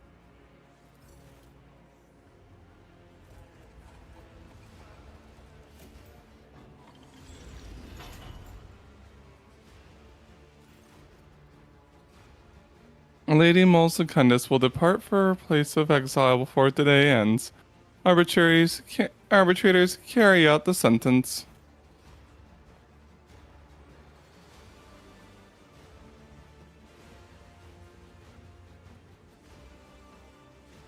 As the last attendants leave the courtroom, the prefect turns to you with a delighted expression.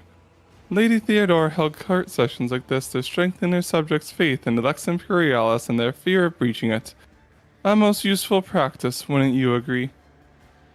There are no more disputes? Come now. Your enthusiasm is laudable, but as I'm sure you understand, any manner of procedure requires prior registration. which in turn involves filling out official forms and signing regulation-approved documents. It is for this reason that I am, alas, unable to honor your request. With your permission, I will now return to my duties. Thank you. Okay, well, that was entertaining. Oh, fix the court agitator. Fuck yeah. That's how it's Data on the workers of the Palace of Justice, listing things to name servant. Always greater than those of the Damn it. That's it. Okay. rise to the top. I guess that's it here, outside of just like the random loot we can pick up.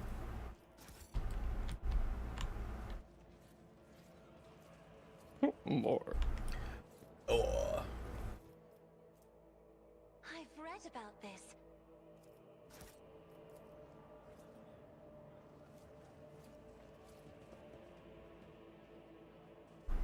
Use the cogitator. Pascal. Just as I planned. I always have a backup plan.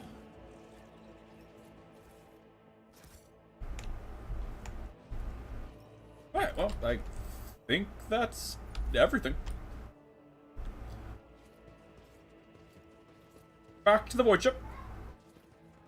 Oh, and Captain.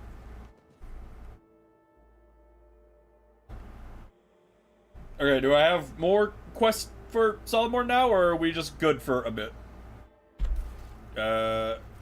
It looks like we are good for a bit. His quest is on. Cool.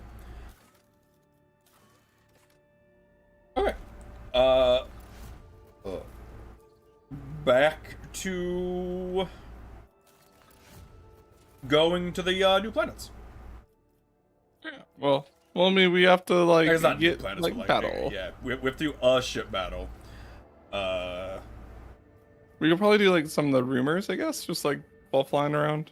Yeah, I mean, yeah, if we're going to areas we've been to, which is what our current goal is, and we'll just do this just by doing. Well, but I it. mean, I'm telling you, because I assume like the question mark areas are like those like rumors or whatever, and we have to like the question mark. You mean like the zone, like the big Yes. green zone? Yes, those are rumor areas. yeah. So like, if we're gonna be going to like the areas we haven't been to yet, then we'll just we'll be there, just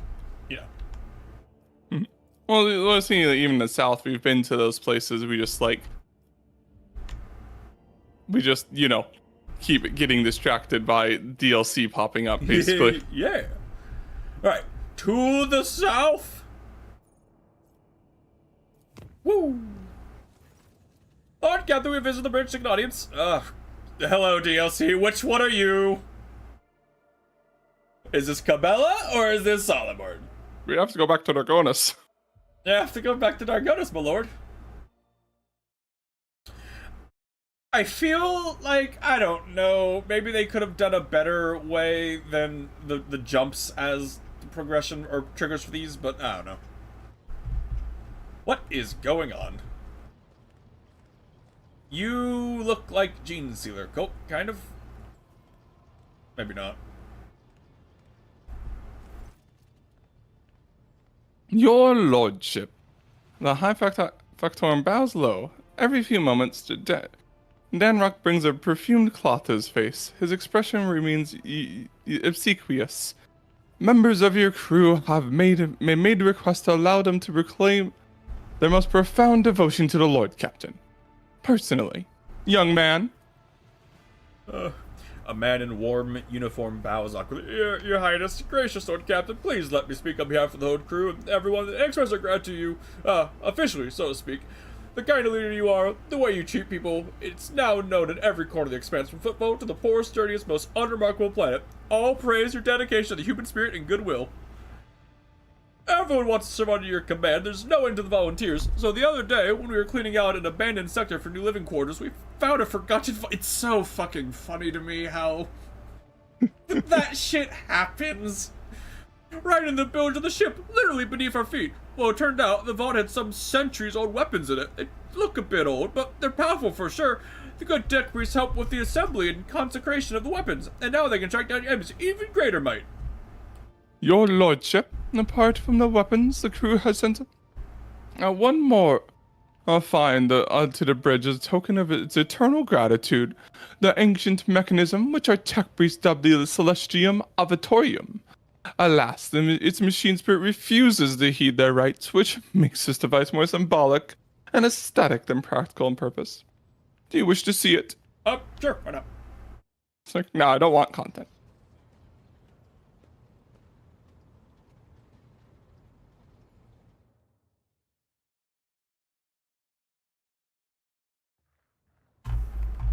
Huh. I'm gonna. Neat. Is that Is it? just like here now? I guess. I guess that's it. We have this now. Alright. What were the weapons? Newest? I don't get any weapons. Well. Well, whatever, I guess. Alright. I guess.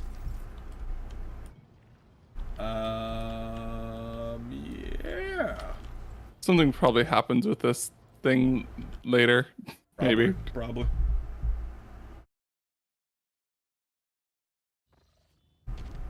Woo. Okay, find the seal on Janus. We haven't got a Janus since we left.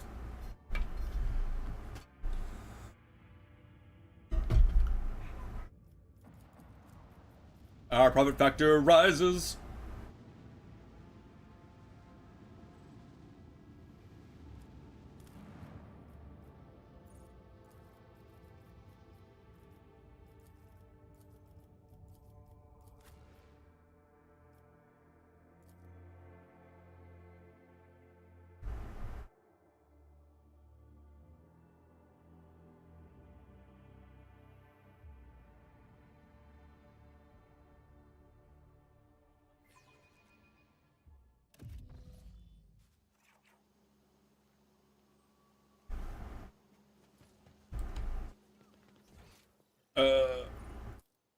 Hello, Attilas.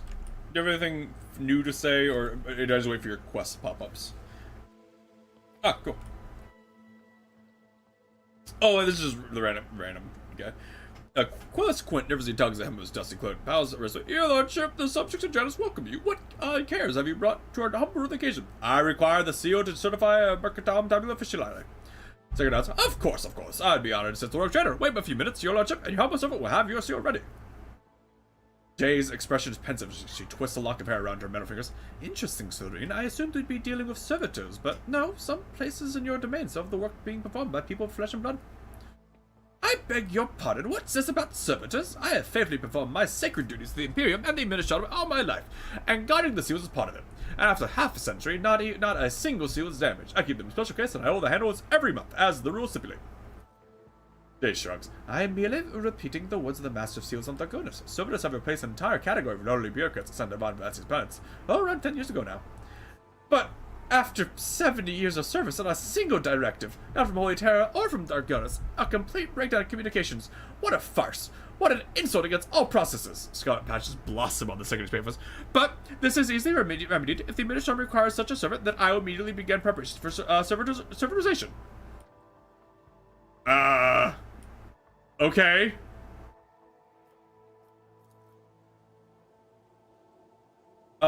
Jay nervously licks her lips. She clearly did not expect this response remark. Attilius, I did not think the Exalted One has any particular desire to see you lobotomize and turn into a mindless clinking ghoul just because someone somewhere changed the law. I mean, the persuasion one. After lots of, prevarication, Attilas' hunch figure sex. Of course, you're right. I'll continue to serve Janus and the Von Vletzer Directorate as before, and today I'll dispatch a request for copies of edicts issued by the Imperium over the last 50 years. Who knows what else we've missed here on Janus? Yeah, that's out of breath, obviously. This is wonderful. Attilas, just wonderful. Just don't go poking out your eyes with a long needle, at least until you receive a direct order from your precious Administratum. Here you are. Secretary proffers the sealed certificate. And may the Emperor bless your path. Alright, goodbye. Well, that was simple. Keep my options open. that was simple. Mhm.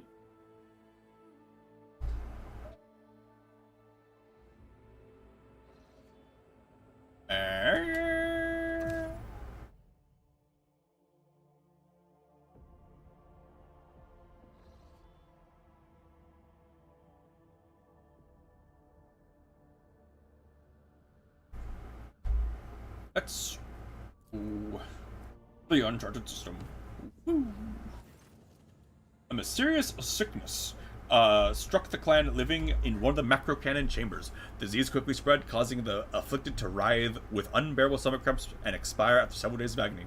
Before the officers could react, the neighboring clans took the issue into their own hands and flooded the chamber with carbon monoxide. The macro cannon was put back to service, and the vigilantes were punished for subjecting the rogue trader servants to mob justice. Alright, well, that happened, I guess.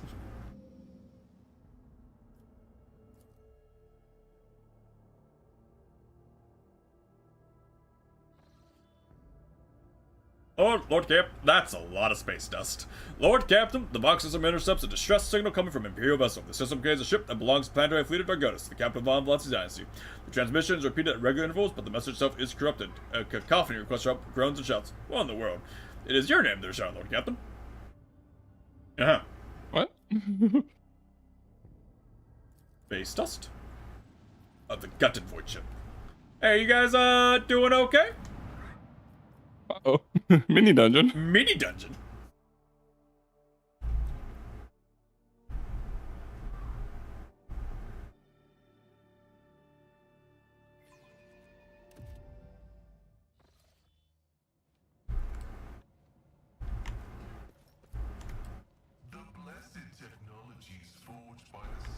Mutants. Alright, well, Raver, Rattle.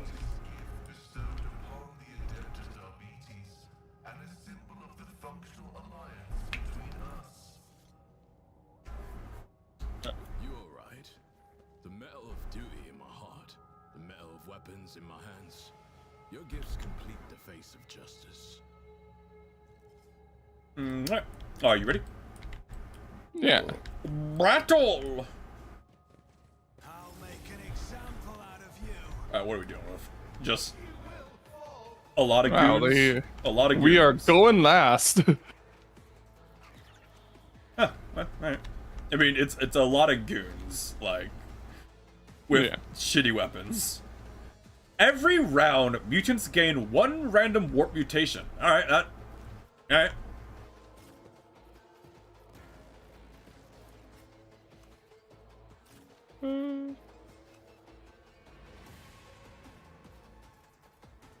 What do we do? Sight.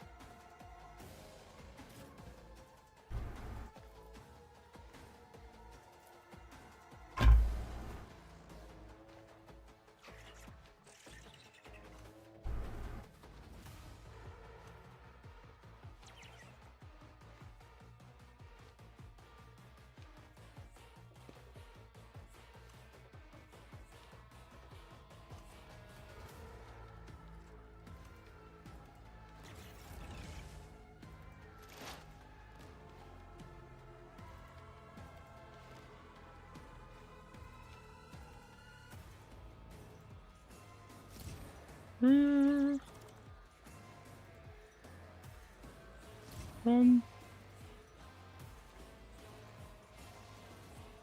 Come on.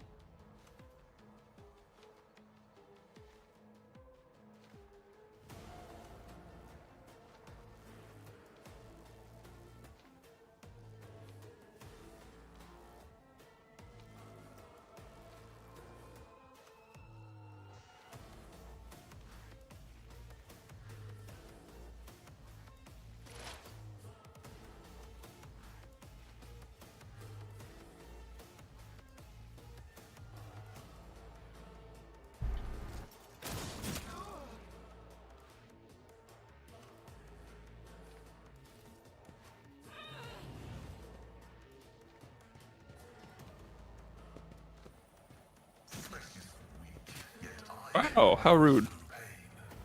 Fucking as he's getting kicked out, the flesh is weak.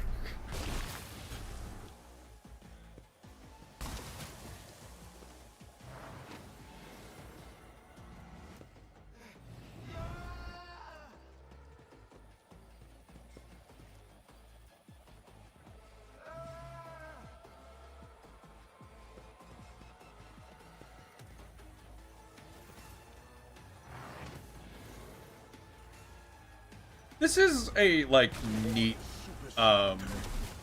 encounter.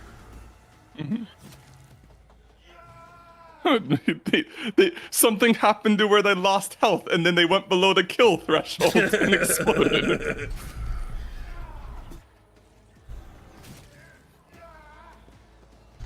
Because the mutations aren't always good. Oh, he's blind. Very nice. Jack, done. Bop. Get fucked.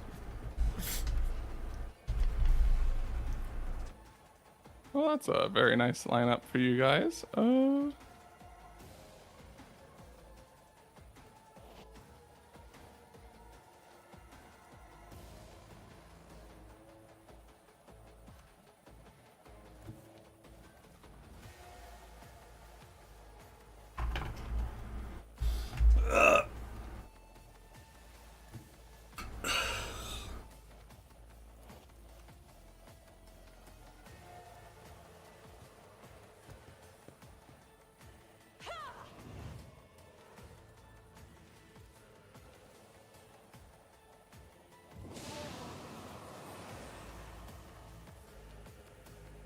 That's a fair amount of damage, I must say. Yeah. And again. Face the navigator's might. Not broken.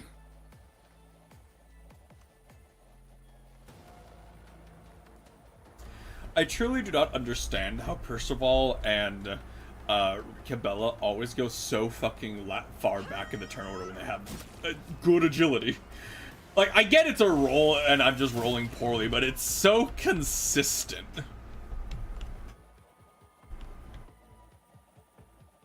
Well, Cassio just killed all of them, so. Let's test our skills, Glato. They don't get it. Glato, we're undertaking this task. Even my dog wouldn't do that.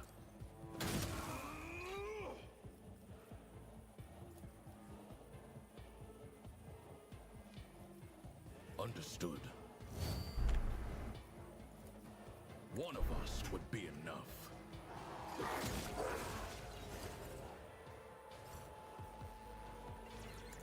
Assignment completed.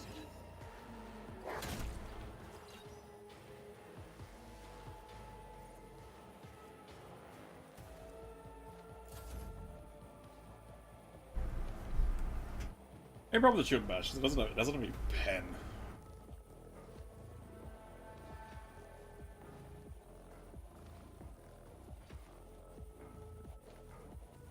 Meow.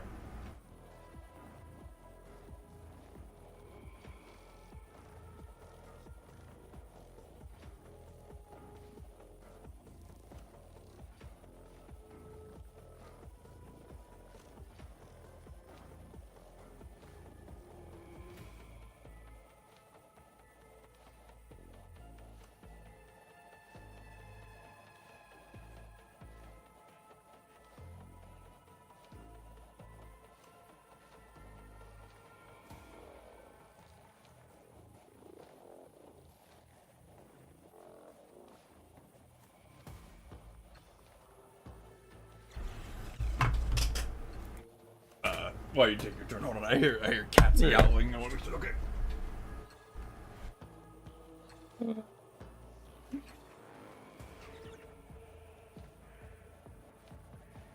Enemies up here? I don't think so. No. Okay.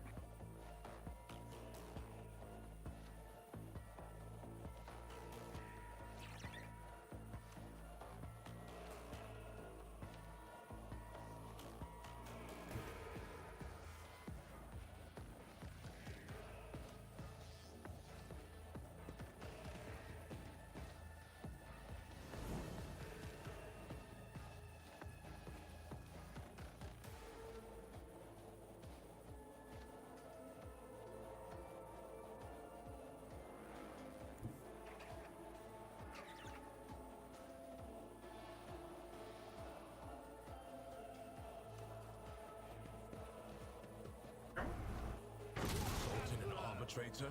Bad idea.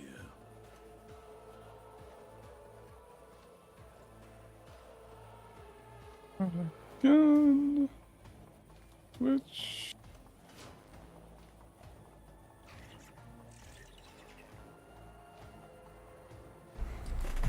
Alright, am I? Nick, are you good? Oh, there.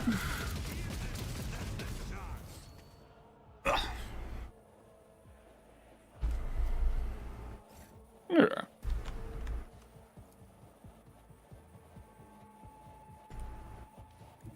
Step. Why did we start the game? I'm like having frame loss for some reason. The shadows will.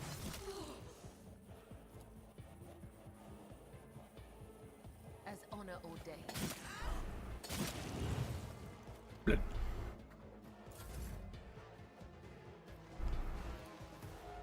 On it. Light sources are bright. It's as good as done.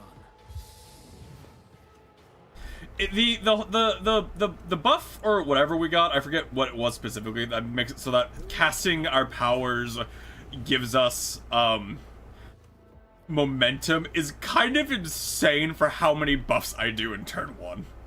Uh-huh. See to it personally.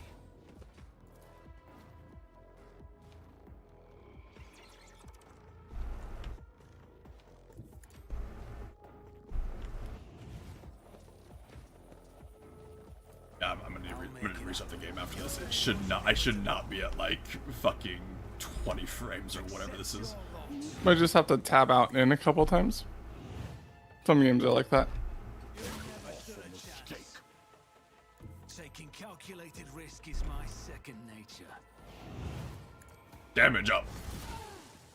Or it could just be this fight. I'm also at like 20 You're frames. also lagging? Okay, maybe just this fight.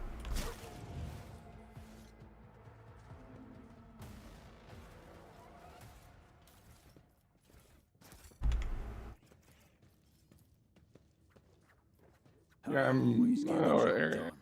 yeah, I'm back at like 60 or whatever, so. Okay. Maybe it's just the fight. Yeah, 'cause there's a bunch of like clouds of like gas in it. Maybe just didn't like it. Okay, is that everything? Oh, there's something over here. A goods and a thing we can move for even more stuff. That's how it's done. Okay.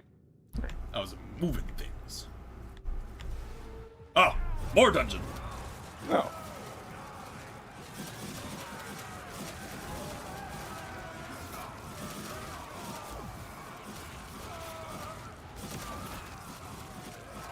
Are we winning? I think we're winning. It looks like our side is winning. Alright, well, I mean, everyone died except for the navigator. And that guy! I mean, that's what I was like, this shit was like, Just keep your eye it was like monitoring this or something. The leader of the ravaged ship's crew wipes the sweat from his brow in a motion characteristic of navigators. Now with his whole hand above 2 fingers moving from left to right and back so as not to touch his third eye by accident. This movement is the only sign of fatigue he allows himself. His posture is immaculate, shoulders wide, eyes front, as if he did not just emerge from a grueling battle and is simply greeting you on the bridge of an uneventful day. My greetings, your lordship. There's no need for introductions. I know the heirs of the Von Blancy's line by sight. I am Han of House Cassini, the navigator of this vessel, and as a senior surviving officer, I assumed command of the incident. Lady Navigator, what an unexpected and pleasant meeting, considering the circumstances. Han decorously dips his head to Cassia. I have not had the honor of being personally acquainted with you, but of course I know the emblem of House Celio. How fares the honorable regent? Cassia. Cassia Celio. She offers a reserve nod. Cordially will not disguise the ice blue coldness of your words, Navigator Han. However, I will tell Regent Arnotto that you inquired after his health. You may pass on his best wishes to Novator Cassini. And now let's set the pleasantries aside. I'm sure the rogue trader would like to ask you a few questions. As Han speaks, others glare at you with dour attention. Up close, you can plainly see that every one of them is a mutant. Their faces and bodies bear the mark of incredibly grotesque deformities, the same as the muttering madmen who attacked you. However, Han's associates seem perfectly clear-eyed and showing no signs of madness. What happened? The ship is assigned the port of Dargonis some time ago. The captain was instructed to deliver a package, urgently, by hand, to you, your lordship. We even showed a picture of your face. Navigator's voice seems calm, yet there's tension in his eyes. Please, show us. Spawn a warp demon. I will kill him. The disaster struck during the warp jump. I will never know all the details, as I was preoccupied with my primary duties, but for some reason, the captain decided to open the package. That is, as you may have noticed, had a most destructive impact on the crew. Han frowns. The package contained a chaos artifact, a chaos bomb, if you will. The moment it was removed from its protective cocoon, the crew began to lose their minds and mutate. The first to be afflicted was the captain and the senior officers, but the effect spread with incredible speed. Every deck was consumed by it, every last one. The raging mutants no longer sane damaged many systems. The ship was in distress and would have almost certainly been destroyed had I not resorted to make an emergency exit from the warp.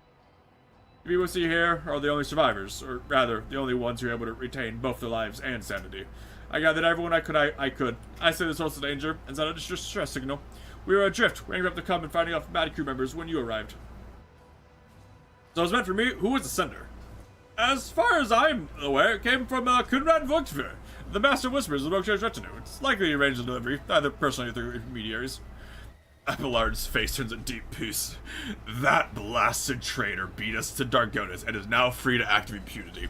It would not surprise me to find out this was the work of sorcery. How else could he have reached the world in such a short time? A heretic who is vested with legitimate power and whose latest activities remain a mystery to all. Believe me, Percival, an individual like your former Master of Whispers will not stop sending chaos artifact in his attempts to destabilize your protectorate. Han pauses, then adds bluntly, almost brazenly, your reaction suggests that you're not expecting a package of the sort. That's good to know. I almost convinced myself Rogue was deliberately collecting chaos artifacts. Do not accuse me of that. I beg your pardon, I'm too tired to speak diplomatically. However, the Senate wanted all of this. Han makes a sweeping gesture at the destruction of the corpse crew members around. It happened to your ship, not ours. Where's the artifact now? Blow it up. The tension as a posture and gaze become even more noticeable. I have placed it inside a protective sarcophagus, more reliable than the previous repository. Unfortunately, an artifact as powerful as this one could not be destroyed under these circumstances. Or rather, I had no assurances that it would not disintegrate every one of us and scatter us across several light hours of neighboring space. But once you're off our ship, I will absolutely find a way to destroy the vile thing.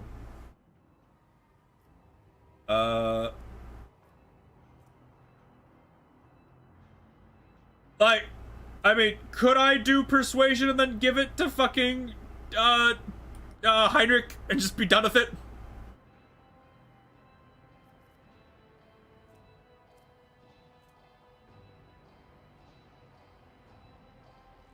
What do you think, Nick? The demolition or the persuasion?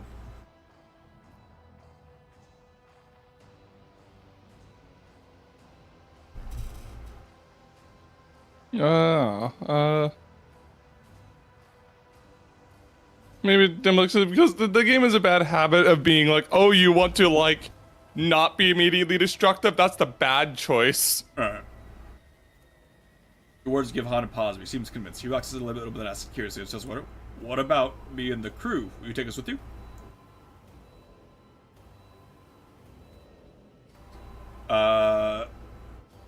Iconoclast. Thank you. Han said you were writing, Lord Captain. We got another navigator to help out, Cassia, maybe. We prevented 7 combats with dialogue. I feel like that one shouldn't count. Yeah. We did technically prevent the combat that we could have done. Whether we use a navigator power, they gain 15 dodge until the end of the round.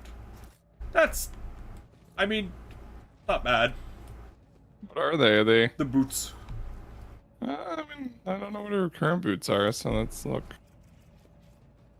Our newest.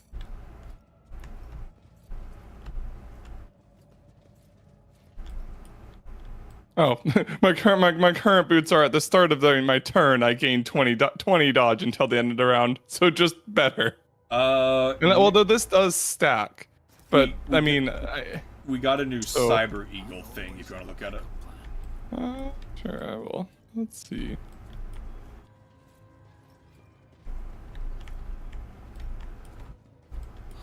Wait a second. Oh, it does that. I usually use 2 powers, so.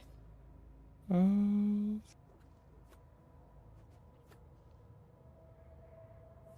no, that one's worse. So, okay.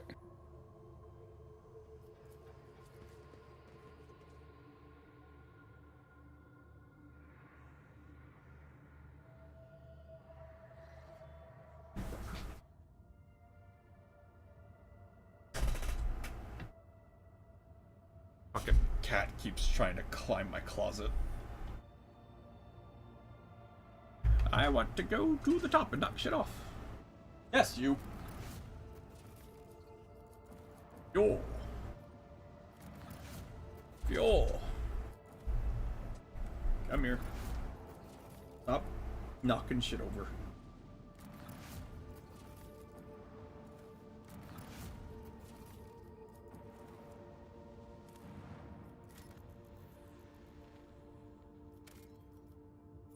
Steel 4.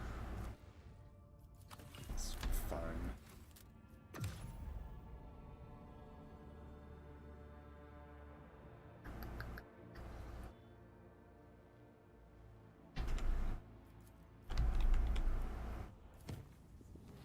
Whew. Demonic eyes have materialized and begun to slither across the walls of crew quarters 49. The burning orbs swelled like bubbles of fetid swamp gas only in secluded places at first, later appearing in plain sight. Everyone subject to the glare started experiencing headaches and spells of self-flagellation. After one of the officers peeled off a portion of his own skin to fashion a makeshift eyelid for one of the fiendish orbs, the section was quarantined since neither fire nor other munitions could prevent more eyes from sprouting on the ship. The vessel was cleansed only by escaping from the clutching embrace sea of souls. Cool.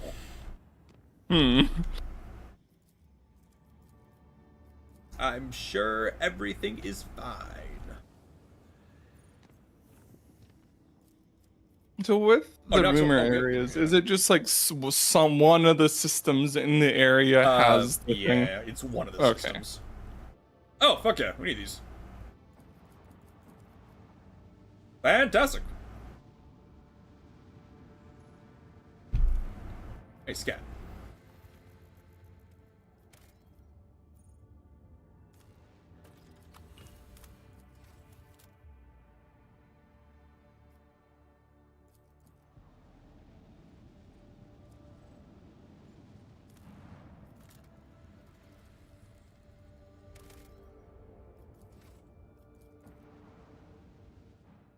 Space combat, and when I space combat, that I don't need a guy and fucking escort a piece of shit ship. Good boy, good Gunter.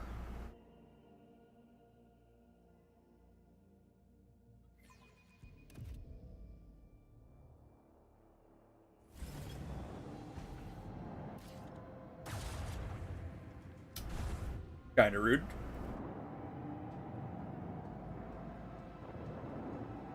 I mean, but please shoot my ally ships that I get to heal for full, please. I would so much rather you shoot the ship that's entire gimmick is like they're an evade build.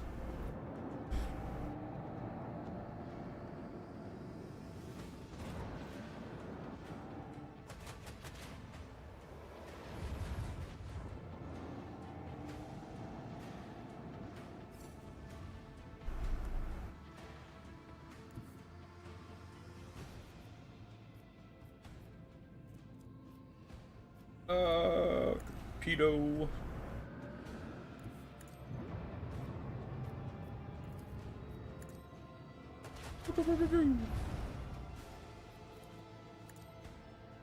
See, Nick, these were like the fights we were supposed to start at, not the ones we did.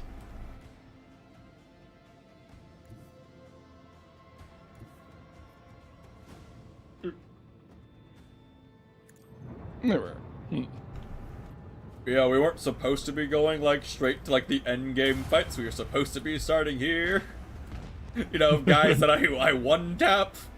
Well, but we wanted the DLC, so we jumped straight to the end game.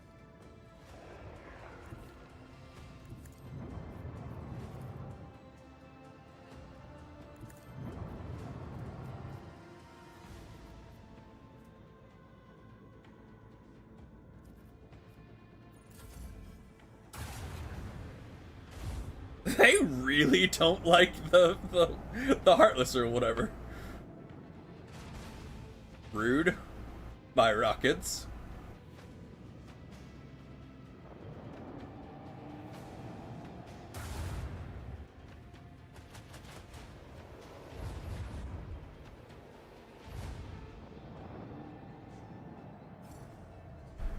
Okay, well, you know, you die now, so.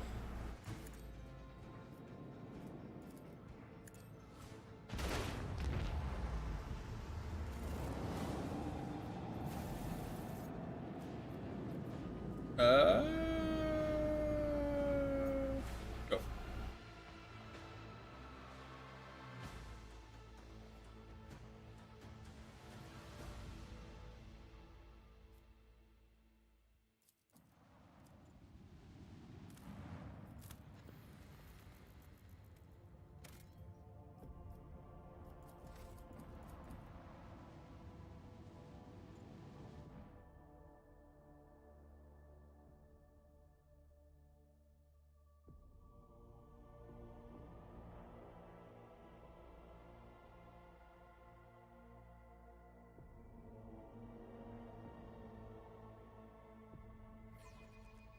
Oh, you done laying here.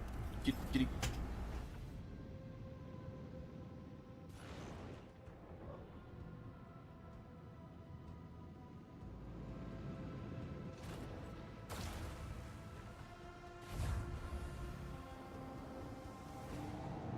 Man, that destroyer is funny, but it is not good. It is not.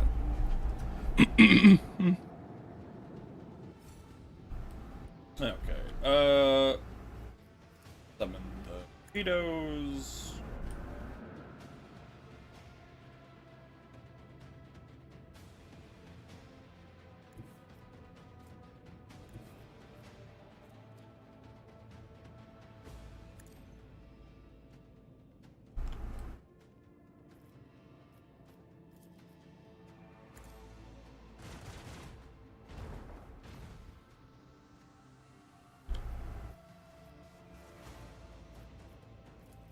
Die.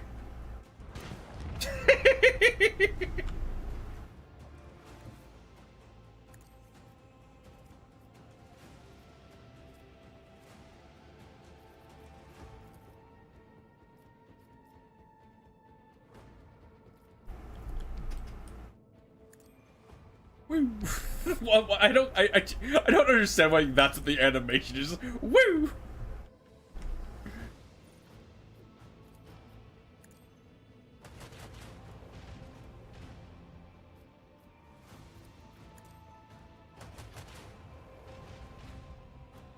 Alright.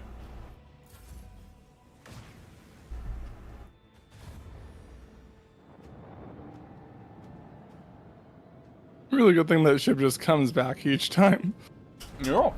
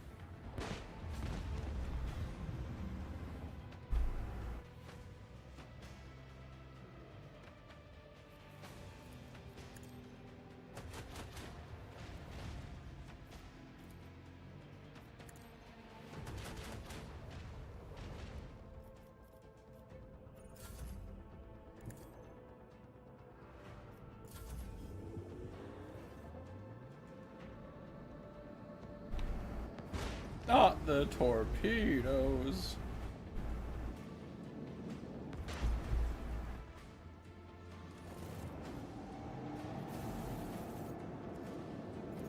Yay, we should be good now. Woo! Let's finish this. There's gone.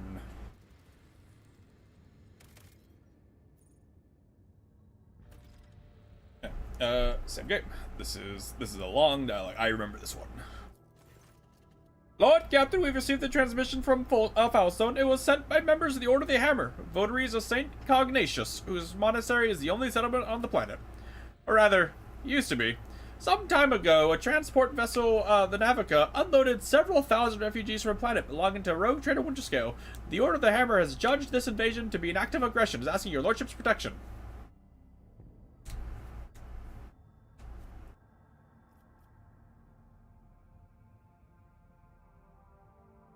We head to the planet.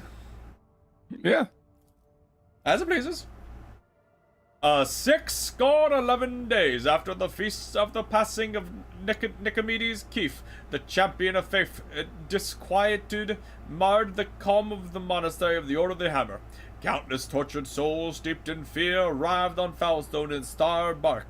A great apostasy had befallen their home and turned them into abject wanderers seeking help and refuge. Their wicked and cruel captain, the owner of the Navica, had betrayed them. Once the unknowing souls in his care had made landfall on the world's surface, he most deviously recalled his shuttles and left, thus ridding himself of his duty of care to the unfortunate lot. Not knowing how they would survive in Foulstone's grim wasteland, the forsaken people came to the monastery of Saint Cognatius, and there they surrounded its walls. They hammered their fists on its gate and implored and wailed, "Take us in! Protect us!" That what once was a place of serenity and grace was now full of din, disorder, and all manners of things despicable. The interlopers brought with them worldly futility and strife, and mayhap also the seeds of alluring blasphemies, if fiendly heathens lurked in their midst. After prayer, the prelate Hectarchius turned his eyes to the passage of instructions. Prelate Hectarchius recalled the first missionaries to set foot in Foulstone's vast wasteland. Led by their zeal for serving Saint Cognatius, and those missionaries had received the blessing of Nicomedes Keefe, the champion of faith, who had traveled with them in their star bark to found this place of humble and pure abode, wherein to cultivate wisdom and piety. And Saint Cognatius, a man of great endeavors, a warrior and a wise artificer, never cowered behind the walls of a librarium, but stepped bravely unto the darkness, carrying light in the palm of his hand, and he commanded others to do the same. And not only Foulstone, but many other worlds of the Corrosive Expanse bear its imprint. And Prelate Hectarius did welcome the interlopers warmly as his guests, but he did warn his brethren to keep their vigilance.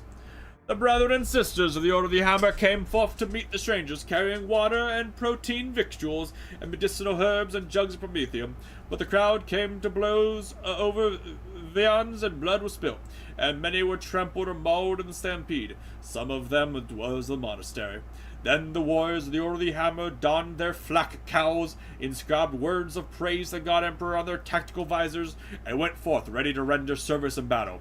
With lasguns and bolters they pierced the interlopers. With their chainswords and power flails they struck them, and a great and bloody harvest was reaped that day.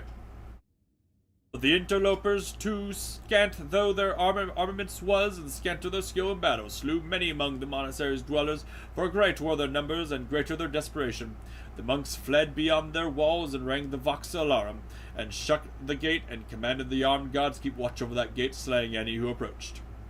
A quarrel broke out. The hungry and the sick lay siege to the monastery, begging for help. In their respite, they blocked the water collector and unpowered the generatorium. The faithful, in the meantime, made ready to resist. And a miracle came to pass. Fucking the picture. The God Emperor sent his champion, his confidant, his right hand. Let's see. People. Holy shit, you can kill everybody and just get a lot. You get so much for the heretical one! May the... Please have about... Wow, you get... Holy shit. You get so much for the heretical one.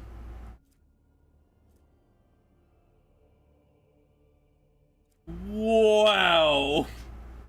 To be fair, It's really fucked up. It really is. You get so much, though. We're not gonna do it because, like, while this is a lot, I don't super care about any of these.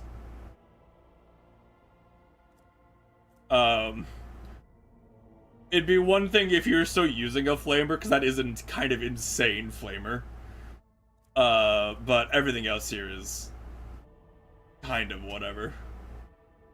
It's not even that insane of a flamer because it doesn't have like a good AoE. Or any AoE. It's just like a it's just straight, so. Okay, well, the Iconoclast, because, yeah. Humbly the order of the hammer heeded the God Emperor's confidant, and unsealed the airlocks, and opened the gate of its abode, and brought forth gifts of virtue to relieve the suffering of the ill-stricken. After a prayer, the architect set to work in accordance with the saints' teachings and the parameters set forth in the standard template construct. They erected spacious living quarters and sturdy fort walls for the planetary militia, and a spacious auditorium wherein to trade and store goods, and a proud sensorium within whose walls clerks and servo bondsmen would maintain order to keep statistical records. And a new, yet righteous way of life came to Foulstone, and the people rejoiced, and all was good. Oh, we got a new planet for doing it that way! Interesting. Okay. Okay. Let's see. Oh, and now we can. Okay, so now we choose which one we want. 30 to the prow shield. That's. Okay, the same amount of holy gifts and same amount of profit factor no matter what we do.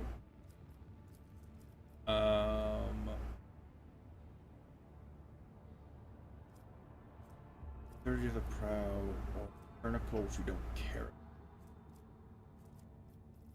I think a Celestial Protector. It's based on like the rewards, yeah. I mean,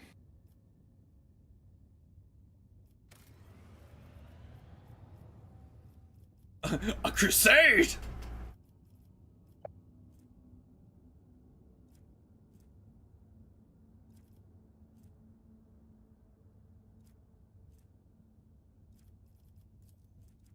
Well, it's cool. I found a new planet. yeah. Now, are any of the projects we can do really cool? I mean, 5% evasion for the flagship would probably be nice to have.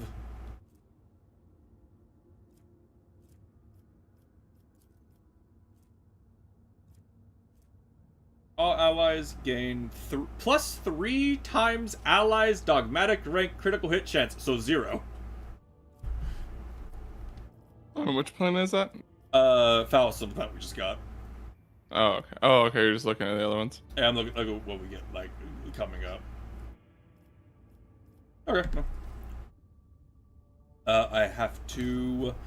We should be able to, get that last bit of reputation we need to get that other planet going now.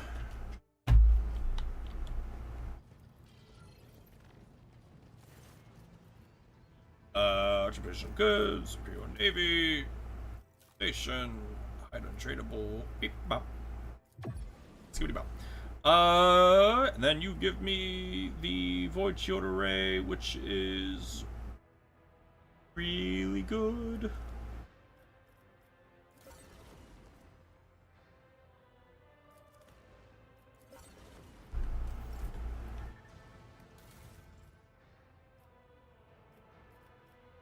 Shields. So provide 70 points of protection for each sector, 120 points. Bye.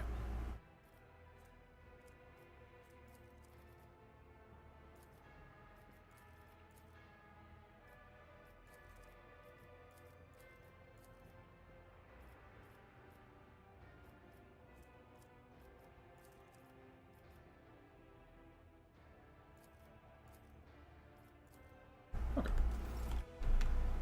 Now, our planets, Phoebus, punishment by calculation, which gives us a lot.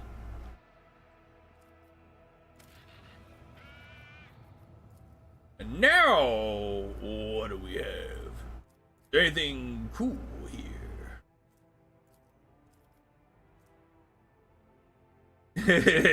a new digital weapon that's a melta gun instead of a laser pistol. Where is that? Is that? Holy Servitude is the new planet we just unlocked. Oh, okay.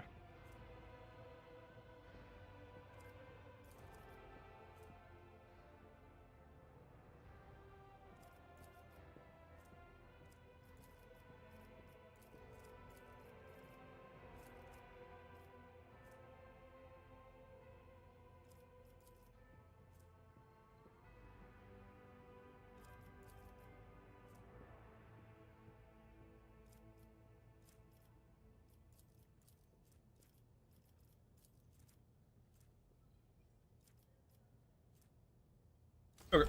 Yeah. All right. Back to the map.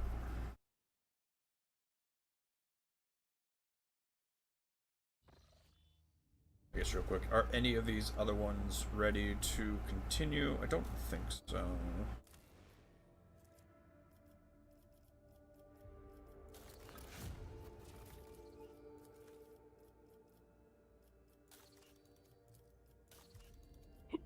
Okay.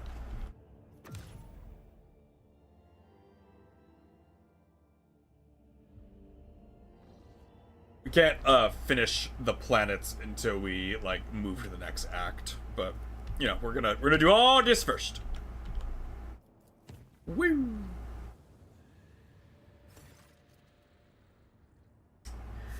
The ship's augers registered a emission of unknown radiation to one of the chambers. As a result, some of the voidsmen now have glowing irises, which has proven to be quite beneficial to the performance of the duties. The vessel's confessors are in doubt and suggest maybe outward signs of corruption. Mass prayer. My holy gift. The crew's fervent prayers were answered. Those bearing the most luminous irises dropped dead upon hearing the hymn of the God Emperor, while the rest were struck of a severe sickness which did not abate until the vessel left the Sea of Souls. Alright, Well, I guess it was chaos. Imagine that. it worked out, though. Did I scan there? I don't remember.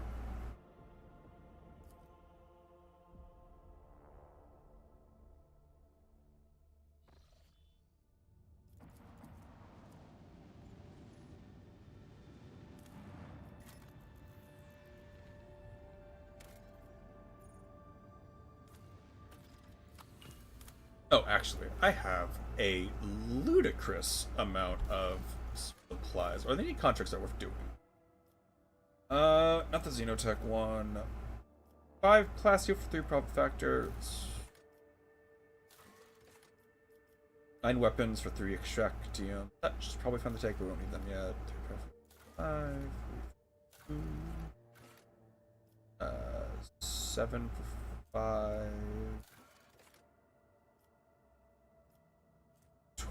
12.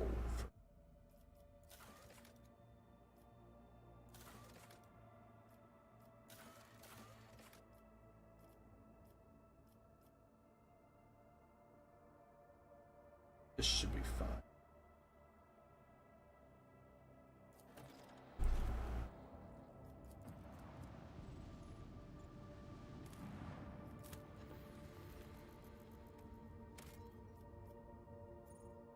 Okay, there's a lot going on here. Mm-hmm. Okay, place a minor thing. Do the event. Loot. The ship's August directed explorator is set up in the middle of the jungle. Enforcers sent to scout the area have returned and are reporting that the camp is completely deserted. And the only tech priest they encountered was found dead on the edge of a strange abyss. That had split the planet's surface, judging by the notes left behind at the camp. He had pushed all his companions into the abyss, one after another, and remained forever motionless at the brink, waiting for tidings. As tech priest found his deathly trance, several skulls guarded him until the end, but he could not save the master from dehydration. Let's go see the big hole. What could go wrong?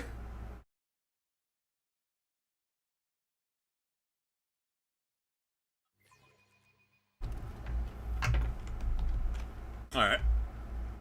So, what's going on with Big Hole? This is intriguing. Your clan paid in blood for the attack on the Domin. Carry the memory of it. Oh. Consider this a show of sympathy rather than a threat. Alright. Easy. Surface covered in countless scratches. You discern some logic. Then someone began to scrap exchange symbols with them to face them, adding extra marks and lines. Alright. Check. Done. Speak to the fear that dogs you. Just as I planned.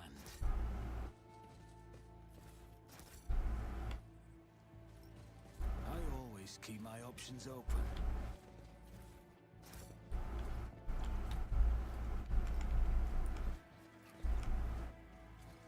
Success is the only outcome I accept. Assignment completed. Touch the darkness, and the darkness will accept you.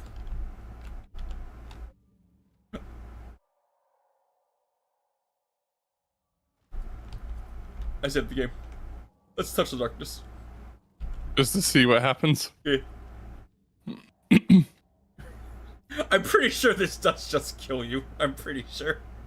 The darkness swirls beneath your feet. Avoid impenetrable gloom. You do not hear a single sound from the depths of the pit. No wailing wind, no rustle of dust. Examine. The bright daylight cannot pierce the darkness lying over the slopes. The longer you look into its depths, the stronger the feeling grows. This darkness isn't just an absence of light. It is something immeasurably vast. Endless, capable of reaching the farthest stars or swallowing a galaxy. Through sheer force of will, you avert your gaze. Hendrix peers the darkness in the depths of the pit. You feel the touch of an otherworldly chill. The interrogator arcs an eyebrow. Whatever this phenomenon may be, there's no warp sorcery within it. Which is kind of terrifying that this, like, yeah, there's just also this in the 40k universe, whatever it is. Creepy. Idira tilts her head to the side, listening to something. Then she scowls at the ground. Ganax knows what it is. Beyond my remit. I touch it. Try to dominate the entity. At the edge of your consciousness, you sense something slimy and intangible, answering your invitation for contact. It seeps into your thoughts, tasting your emotions. Surprise and curiosity envelop you, but these feelings aren't your own. Dominate. You subdued the pit. Ooh. You feel your way to the barely tangible edges of the entity's consciousness. Separate from yourself and squeeze it until it's reduced to the size of a bead. The entity trembles, trying to break free of your mental grasp. Surprise, rage, elation, and fear replace one another. After a while, the entity stabilizes, but the moment you loosen your grip, it escapes, leaving behind a piece of itself inside your mind. Uh-oh. Is there money to be Alright. made? Definitely won't have consequences later. Sure, it's fine. I'm sure that's fine.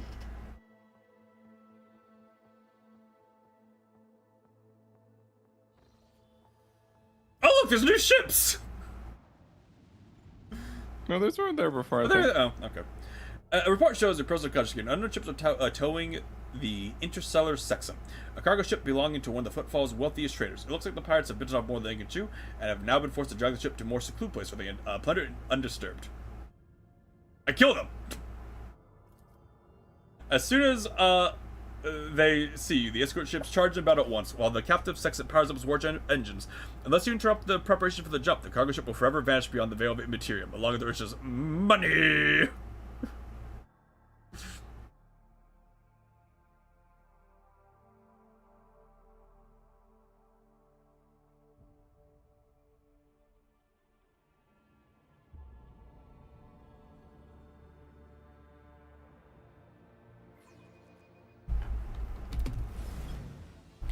Okay, so we need to disable the Sexton.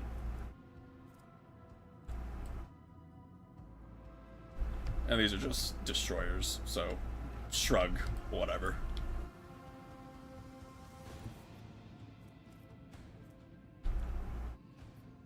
That won't be able to hit, so...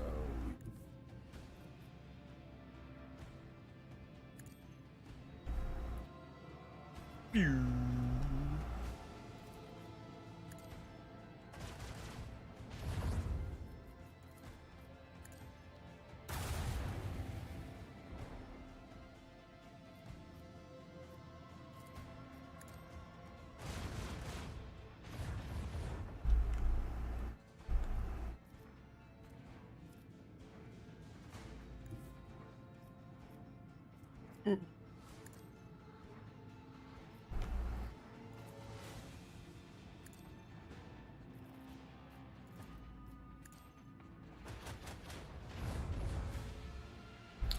Damn right you surrender. Fuck you. Look away. Look over there.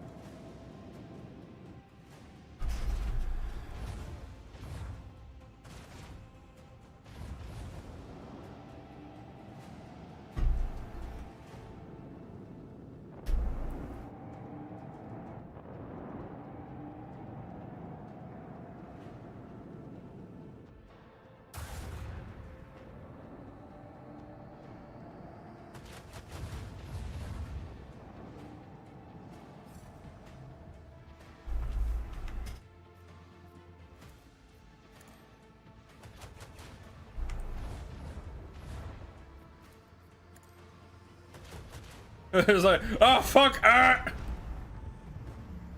will admit there are like quite a few of these. Like they're just shitty destroyers, but there's like quite a few of them.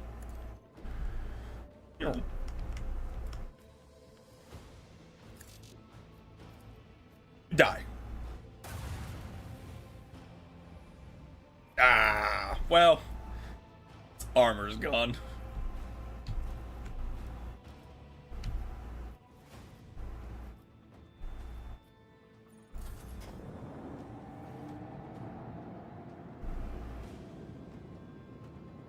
Man, Nick, it's so cool that our ship finally actually has, like, good defenses. It's so cool. Uh-huh. And also we're fighting things that aren't as strong.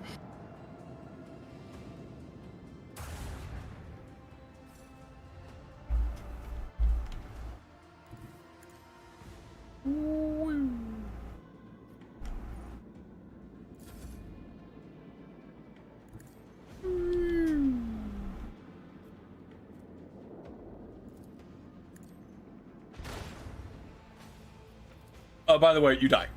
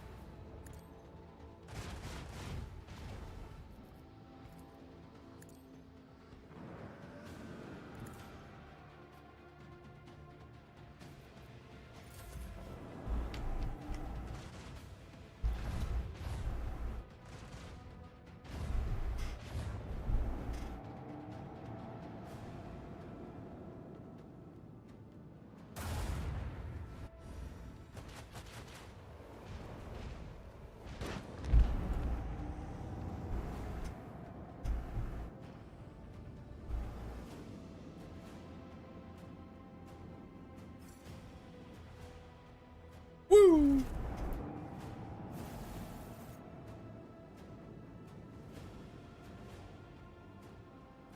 Better than what I have. Was it better? Yeah, does more damage, has more range. Okay. Go I guess on. I think I was looking at the left one. I was like, oh, that's the one, even though it appears on the right or whatever. Yeah.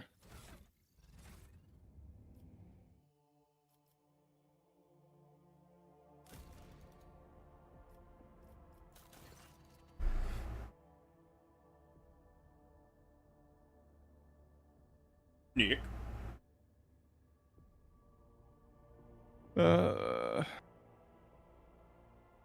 I'm reading.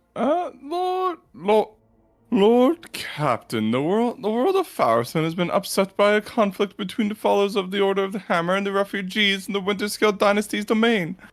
An argument broke out near the tomb of the renowned man Nicomedes Keefe, and the tomb was damaged in the fray. The pilgrims revering Keefe's arrival, Philippopones of Malpi, Acclaimed Keith was a thief who had stolen the relics of Saint Cogenitus and violated the sacred monastery of his resting place to sate his greed. The Order of the Hammer is furious at the heretical statements and desecration of Keith's burial site. Who is this Nicomedes and Philomines? Saint Nicomedes Keith is a missionary who arrived in the Expanse alongside the founders of the Order of the Hammer. Offering them valuable guidance for colonizing Foulstone, he converted many worlds to the Imperial Creed. But his most famous feat was his search for the burial site of the legendary preacher Saint Cogenitus, who conquered the Expanse thousands of years ago, leaving behind scores of relics. Keith was able to track down some of those relics, and the order was named after the hammer of Saint Cogenitus, Heidi's charge. Philomedes of Malfi is a priest from Regisca's realm. He preached in the same times as Nicomedes Keith and denounced him for false veneration of Saint Cogenitus. He believed that Cogenitus preached the incomprehensibility of the highest wisdom to the people, and that any attempts to learn it would only lead to heresy. He called the search for Saint Cogenitus' burial sites blasphemy, and the collection of relics looting and soliciting. In his opinion, the sacred objects should not be connected to one place, but should find haven across many worlds. The relics are power, and their aggression gives way to pride. Prizes. For a group that has just arrived in a foreign realm, the Malpians' conduct is insolent at best. Penance should be imposed on them. We will send them on a pilgrimage to find the relics of Saint Cognatius and learn the ways of Saint Keith. In this way, they'd be of use for returning the lost relics, and the Order of the Hammer would be satisfied with just a verdict. There was a similar theological dispute at the Fifth Orphean Council, and a conflict between the two cults was resolved in a sacred duel. 20 champions from each side came forward, both sides vowing to accept the victor's teaching if they lost. I propose to invoke the council's edict and settle the dispute the same way. They believe that their faith is superior, and let them prove it. Subject them to severe deaths face to face. If they survive it, they will have proven their steadfastness. Even if the Order of the Hammer does not accept their arguments, it will be easier for them to recognize the newcomer's right to interpret the way of Saint Cognatius, if they prove their own blood pain. The Malpians have renounced the concept of possession. Their vows are true and similar to ours, but they lack humility and reverence for the dead. The blood-spun web could embrace their leaders. We could teach them. We could soothe the turmoil. That's terrible, actually. Let's see. What gives good thing? Wait. Do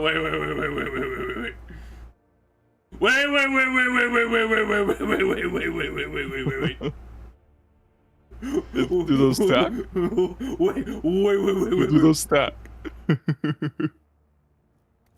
Wait, are you looking at the shroud? Yeah. Wait. Unironically, if it stacks, it'd probably be best on Cabela because she does so many attacks. Ironically. Well, no, actually, no. She would need to be a vanguard that I am for it to stack. That's just how temp wounds work. Oh, okay. So, oh my god. Wait. They deal an additional half my temp wounds and damage when I have like 50 at times? Wait. What? No. No.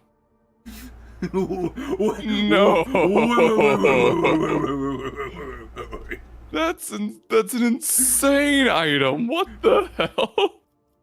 Well, I know which one I'm taking. Let them show the weight of their words and teachings. 100 Malpians have volunteered to undergo the trial of faith. 62 have survived, proving the steadfast of the beliefs and earning the respect of the Order of the Hammer. The indomitable teaching of Philoppimenes of Malpai laid down deep roots upon the hard soil of Foulstone. The followers of his teaching were zealous and determined. Wait. I see we picked the one that only gave the shot, not the one that also cost whatever the other thing was. Yeah. Complacency or whatever. Yeah. Yeah. 2 adamantine, 2 flogstone for +2 complacency for all colonies, which is just insane, and we're going to do it instead of doing it first. We're doing it now because it like, just +2 for all colonies at basically no cost is insane. There, granted, the all allies gain, 3 times my dogmatic rank of 0. Oh, wait, we need reputation for that one. We can't do anything there. Do we get more projects later? When we progress the act, we'll get more. Oh, okay.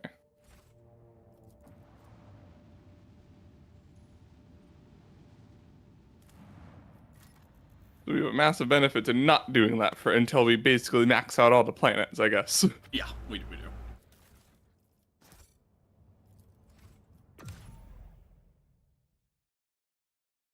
Like the only real benefit, at least that I'm aware of rushing the story, is so you can get the Dark Eldar and the Space Marine to have them possibly contribute to the Conversations. The conversations for the Charles and so for the the planets, right? So because yeah. Already fell, so it has begun. I bring woeful news, Lord Captain. Prelate Hieronicus of the Order of the Hammer has passed away. I enjoy that our complacency is so high that these all resolve so quickly now. Immediately after the launch of an orbital Vox Spire, he entered the halls of recording and, having sat on the command throne, was granted a vision. For over 3 days, Prelate Hieronicus preached about Saint Coginus and being reincarnated in the body made from a saint's own holy relics.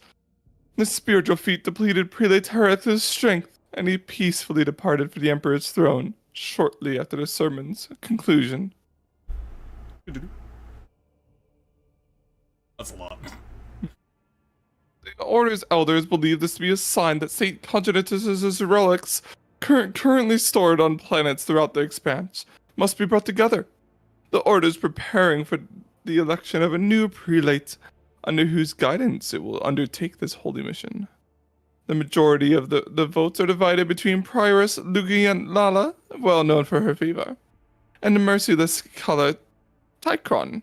The minority of the Order sees the old Commodus Ignimus, a humble, reasonable man, as their prelate. Does the death that Sharky was on? I'm afraid it is not. The esteemed Hieronicus began his service as a battle missionary, and has long grown weary of peaceful life, befitting a man of his status. He yearned for a worthy spiritual feat, and when presented with the chance to serve as the voice of a saint, he gave what little strength remained. When he died, he was exhausted, but content. How does the Order intend to carry this up? The Conclave aims to procure all the relics that once belonged to Saint Coginatius, all that can possibly be procured. Given that the saint is a legendary figure, many items in the Cronus Expanse have an alleged connection to him. However, it seems unlikely that any of the relics' owners will be eager to part with them. The answer to the question of how the Order of the Hammer is going to retrieve them depends on the identity of the next prelate. Come here with the candidates. Prioress Lugiana was converted by Hieronicus to be on one of the heathen worlds. She served as his bodyguard for many years and eventually became the protector of the Order's reliquary and the leader of its military branch. As for brother Tychron, he's an aristocrat by birth. He has excellent education and could have lived in luxury had he not renounced secular life for the sake of aesthetic vows. He's intelligent, thoughtful, well-read, and most importantly, genuinely merciful. Few things can be said about the Oikolmos Enigmus. He has never been famous for his powers in battle or his sermons, but the monastery has never wanted for anything on his watch. He's a most reasonable and unobstructive individual. There's another candidate as well, Elder Enocrant, but his flock is very small. Enocrant belongs to Malpians and was recently accepted into the order. The priesthood assumes that, as a prelate, he would not push hard for the searching of shrines, but, on the contrary, would preach the bliss of ignorance, hindering the comprehension of Saint Kajaneta's wisdom. Oh, companions. I have sympathy for Prioress Ligiana. Let her meet with Reverend Harmonious and Footfall. Should he accept her as a worthy leader, we ought to support her. A careful and sensible Oikonomos sounds like a safer bet to me than a fanatic or clever aristocrat. The voices say that he had a few paltry secrets, and knowledge of those secrets guarantees us his loyalty. Brother Tychon. He and I have met back when he was called Tychon Drivestem. He wasn't a monk back then. He was a grandson and heir to Urban, Governor Dargonis, an honorable young man with a spark in his eyes. His ascension would mean much to the Drivestems. The three of them. The three of them together would make a passable prelate. I mean it. None of the contenders can match the late Hectarius' authority. So regardless who we select, the others unlikely to accept them as their new superior without complaint. You should bind them with oaths and compel them work together. Alright. Suggestions, reputation, which you don't care about, security and profit factor, and influential servant. That's whatever. And efficiency and complacency. Well, I mean, none of these are really amazing. I feel like Solomon's is probably best. Yeah, I think efficiency and I complacency. think Solomon's is best. None of these are like great, but Solomon's is best. Each of them has their strengths and weaknesses, so let them complement one another. Although surprised, Hectarius' successors saw the unorthodox decision as a sign. The late prelate's 3-day sermon, along with the appointment of 3 new heads of the order, might point to 3 being the number of genuine relics of Saint Cognatius still remaining in the expanse, energized by the momentous shift in the life of the planet. The prelates, now styling themselves as the Triad of the Hammer, eagerly search for the sacred objects. Well, you know what? They accepted that really easy. Good for them.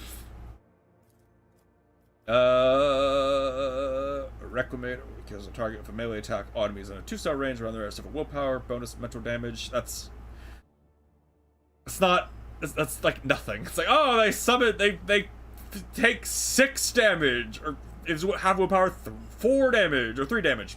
Woo.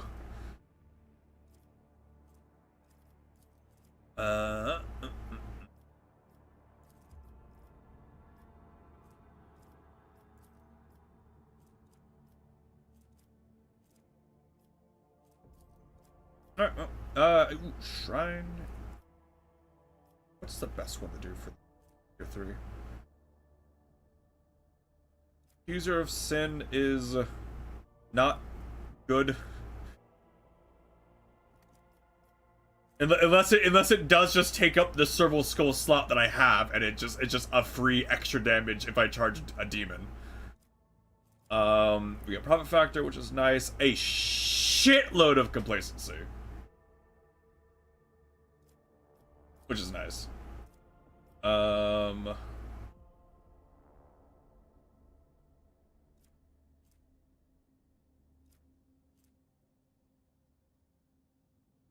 +3 security.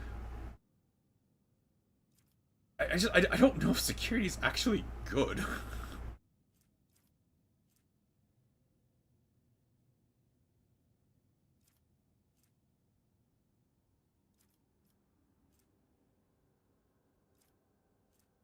$15-20, it's not that much damage.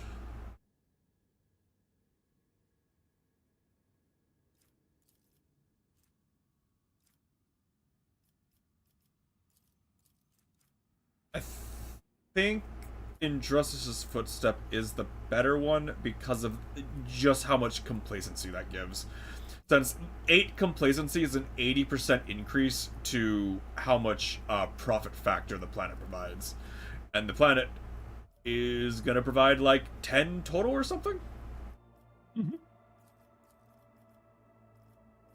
And the planet, unlike a lot of the ones, doesn't really give any resources. So, like, efficiency doesn't matter. They don't get resources from this planet, so efficiency just doesn't matter to have on it. Yeah. Oh! I was looking, what happened? Lord Captain, a disturbing report has come from the quarries of Vibus 6. The convicts have lost their minds. They forget how to use tools. They huddle together and continue to stare aimlessly into space, even under the lashes of whips, ruining the mining deadlines. Some are possessed with the urge to use their nails to scratch blasphemous symbols on tools, machines, and even their own bodies. The most mad have painted the walls of several mines from floor to ceiling with the symbols and have gone off deep into the mining tunnels. None of them could be found. The overseers consider a ploy to divert attention away from the escapes of an impending rebellion. What are the symbols? It's hard to give these drawings any sort of intelligible definition. Unnaturally round circles connected by lines. The lines are interrupted by groups of dots. Some patterns follows a certain common logic, while others are unique. I could provide your lordship with pics of them. After examining the pic, you realize that the symbols are connected through a strange logical sequence. Okay. Advisors, Pascal. I am detecting an intriguing pattern in the drawing of the symbols left by the prisoners. Hypothesis. They may have a practical purpose. Requesting clearance for the Adeptus Mechanicus to access the mines and investigate the specimens. Disappearing prisoners? What is the point of running away from penal servitude if the entire world is a prison cell? No, Shireen. These Ashmags have found some sort of smuggling tunnel network and are hiding there.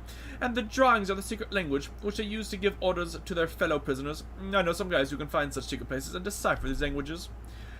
The convicts continue to disappear for no reason, then unrest will soon follow. Whether out of fear or hope for the possibility of escape, to stifle this, we must put pressure on the convicts' leaders. My experience suggests that such people can hold more sway than any overseer. A fish rots from the head, and a prison begins to collapse because of its overseers. If it is suspicious that no one has managed to get to the bottom of the problem, lean on the senior staff to get the information we need. Someone in the prison must be exploiting situations to their own ends. So, expert cryptographer, which is 7 logic, which just doesn't matter. Yeah, then, yeah. Jay will give us a item.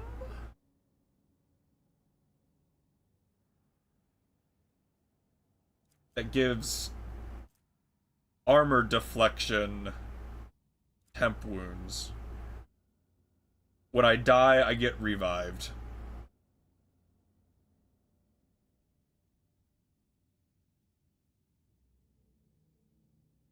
Yeah, but I mean, like, it's not like you're gonna die. So. True. However, 8 temp wounds every turn is 4 more damage on my swings. What does your current trinket do? I don't know. Cool. And then the other one is the flagship gains 3 speed for the first round, which is utterly whatever. Or a super high rate of fire slug gun. Yeah, but its damage is not very good. Yeah. It'd have a very hard time like damaging like anything that matters. Right, look at the ability though. This weapon deals additional damage equal to the target's difficulty tier. I didn't know targets have difficulty tiers. It's they still do. like not that strong. True, but But yeah, I don't know what the difficult. I want to say it's like just 1 to 4. I feel like. Mhm.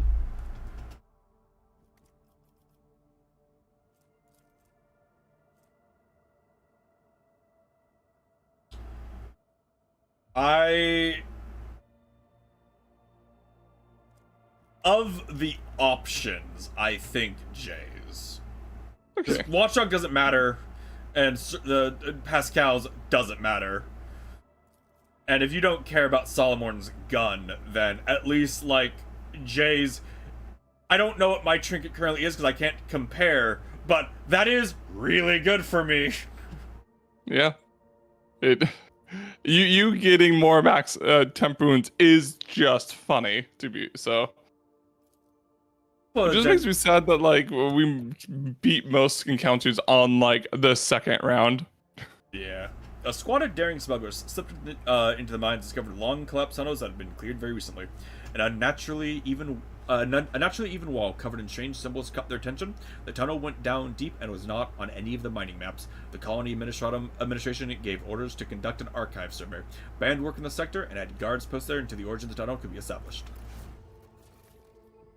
Goes back to what I was doing before. We were going to do injustices. What's step up? And then... First of all, plus 4% hit chance isn't nothing. Or minus 10% toxic damage.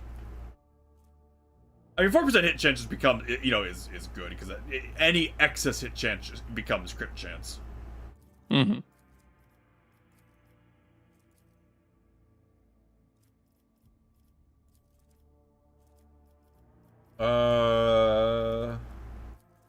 Okay, so I guess it matters for the bottom one, because Bloodsports needs Envirodomes, and then Killing Fields needs Ergonomics, and they block each other. So which one of the bottom ones I care more about? All allies gain 5 ballistic skill and 5 damage to range. 5 plus 5% range damage to their range attacks.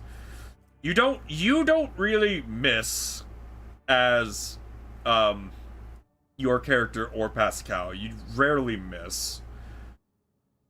And at least for your character, if you're not missing, you already get guaranteed crit, so extra ballistic skill doesn't super matter.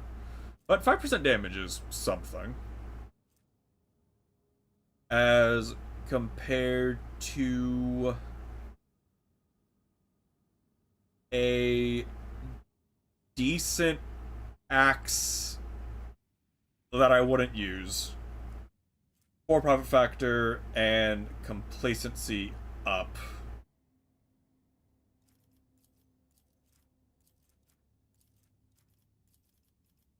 For all colonies, which is just profit factor, which isn't bad.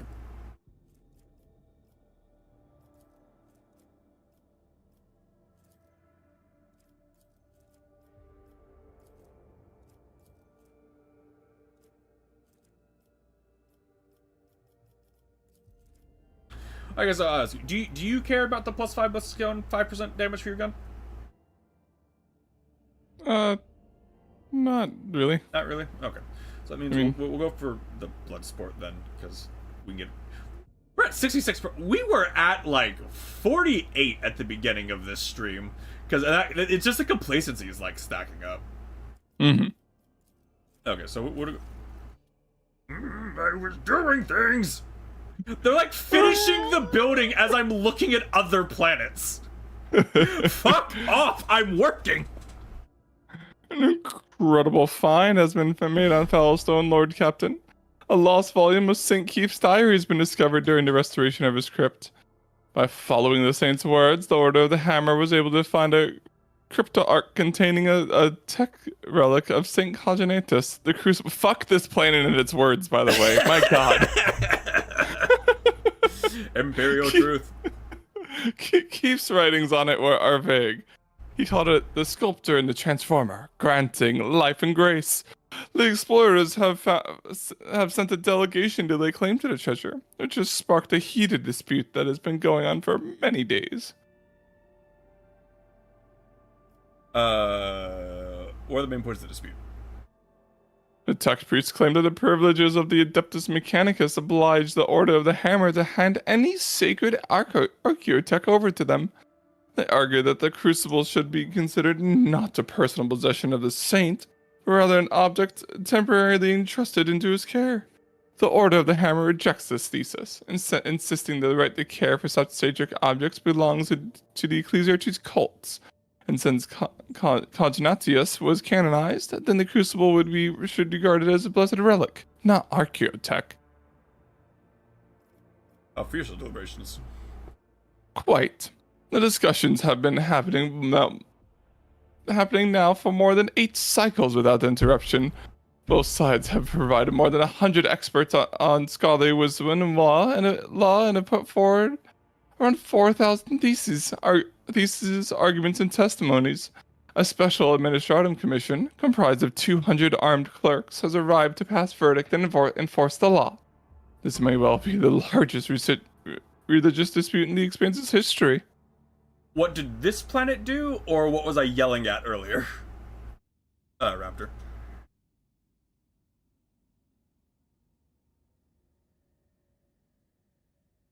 The trio of prelates have called upon pilgrims to mobilize a tactic for spreading awareness of the present situation.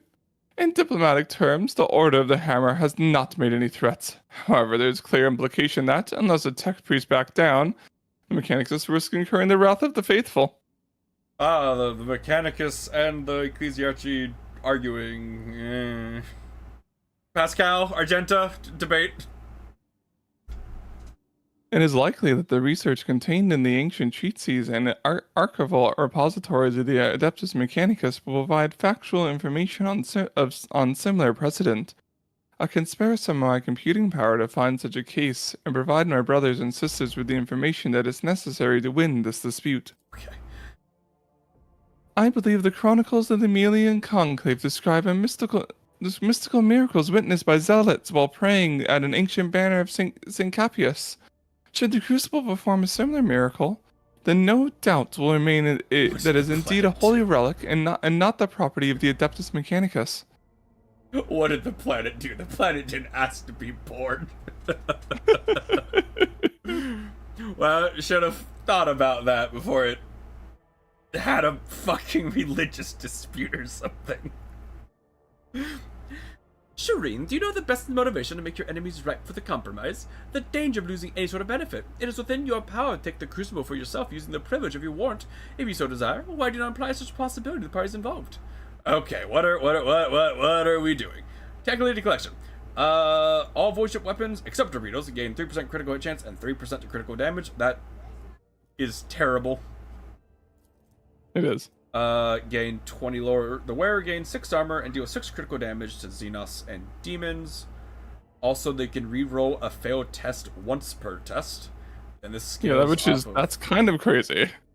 That's kind of crazy. I mean, if it wasn't for the fact we passed tests automatically. Oh yeah, I guess these wouldn't be tests in battle, I guess. Yeah, medkits always heal more wounds based off my iconoclast. We never use medkits ever. Or profit factor. Okay, so so this is going off of lore Imperium divided by 10.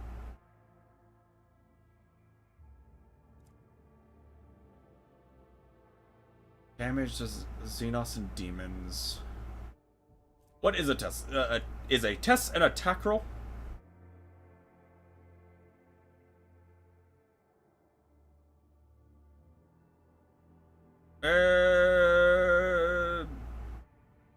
I think per Rogue Trader rules, attacks are tests. Per Rogue Trader rules.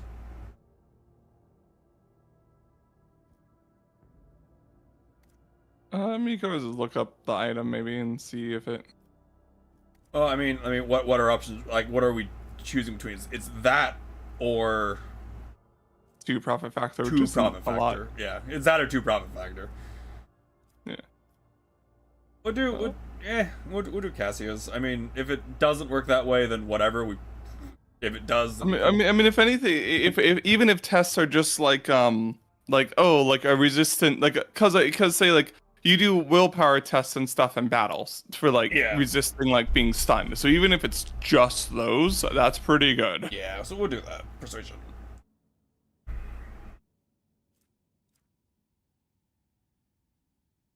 Yes, Cassia. How do I close this? I opened up the encyclopedia thing, and it's like there's no way to exit it. How do I?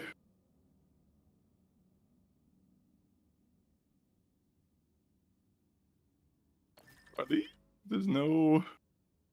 You can't see anything, or. Well, like I hit like the encyclopedia thing to see if like there's like a more thorough definition of test, and there's no exit button for it. Escape? That just opens up the pause menu. Well, after some time, the Crucible revealed a miraculous vision. Sacred images of martyrs appeared before the awestruck witnesses and blessed the ancient artifact, and even though some claimed to have caught a glimpse of some suspicious individuals operating lens machines, most of those present acknowledged the fact that this miracle and the status of the Crucible is a relic. The explorers have made peace with their loss and asked permission to conduct several of their own rituals of the Crucible. When the tech liturgies had been completed, the tech priest acquired Foulstone. Research into the Crucible has identified it as a device for surface terraforming. Fueled by the geothermal energy of the planet, it could turn a wasteland into a blooming garden. However, a way to launch is yet to be found. Are you still stuck in the menu? Okay. Oh no. Oh, you have to like go and hover at the top of it for like 3 seconds to like get the exit button to appear. Oh. That was weird.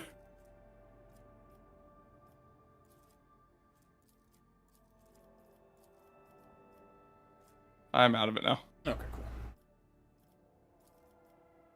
cool. Okay, back to what I was doing. We were gonna do Farming Project was called the Envirodome. Yes.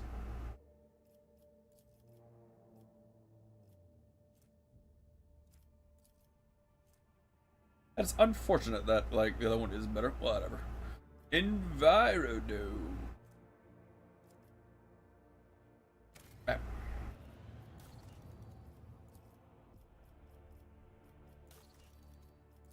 Okay, every other planet good? Can we leave now?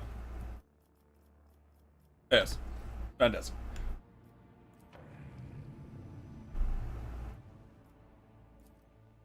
What secrets does this system hold?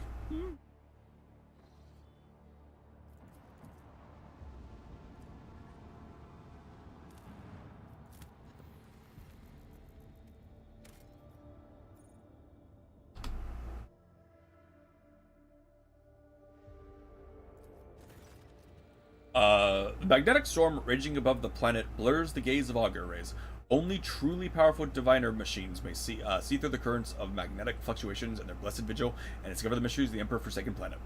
We're gonna leave. We'll come back when we can do something here, I guess.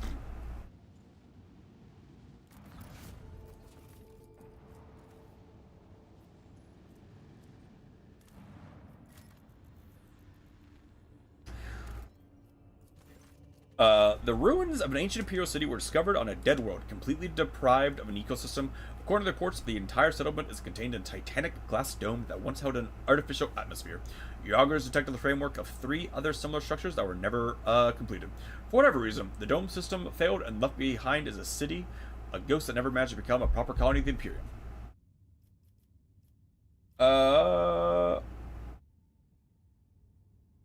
Explore. A ghost sword? Oh no, Dari's sword. Why do they have another sword? A lavishly decorated estate of the local ruler towers over rows of featureless bunkhouses. Several explorers perished from the cleverly hidden tripwires in the courtyard, but after losing their companions, the team easily disarmed the remaining traps in the estate. Anything of value had been promptly delivered to the Rogue Chair's vessel. The Lord Captain was even given an exquisite sword found in a secret cache that once belonged to the mansion's owner. Temple District. Holy gifts, holy gifts. Blessed bolter casing. Single attacks with bolter weapons automatically hit the target. For single attacks? The Temple District is situated at the heart of the city. The God Emperor statue, intricately carved from precious crystal, is suspended beneath the dome, supported by chains of gold, and can be seen from anywhere in the colony. Inspired by this majestic sight, the expedition members set off to explore the area for renewed vigor. Soon enough, they stumbled upon an ancient weapon lying on a pedestal wreathed in sunlight. The expedition brought it back to the ship and told many tales about how the Emperor himself, who had been watching them from above, had directed their attention to the sacred relic. More surprise. I did see someone mention using blessed bolster casings to turn Argenta into a sniper, though, which would be funny. It would be funny. You people flooded the city like a tidal wave, filled buildings after buildings, bunkhouse and bunkhouse, receded from its quiet streets just as quickly as they were plenty of useful things among their findings, including foodstuffs and weapons.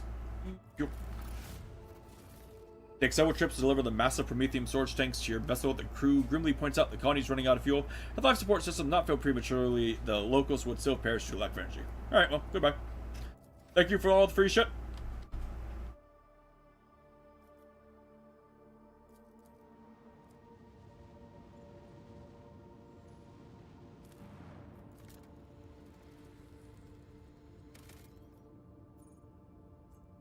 Two is not worth it.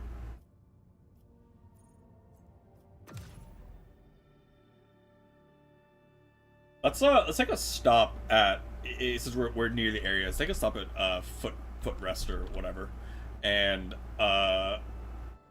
give Opticon like all of his data and see what we get out of it. Opticon. Woo. Apparently, we can't do the rumor up there yet.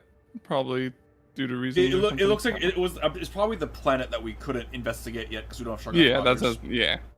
What do we need? Did it say what we needed? It said a strong auger, I think. Ah, well, neat. The navigator says they want to do a different thing. Just the navigator.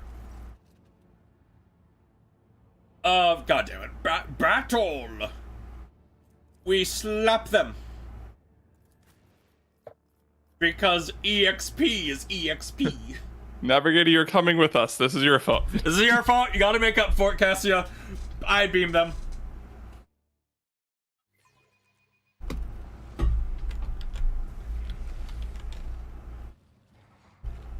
Okay, real quick. Let's take a quick second and let me find that item.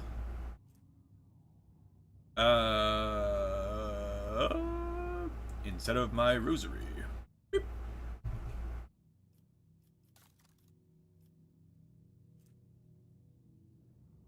Oh, actually, probably didn't fully pay attention to everything we've been getting, so it's. Which is nothing good.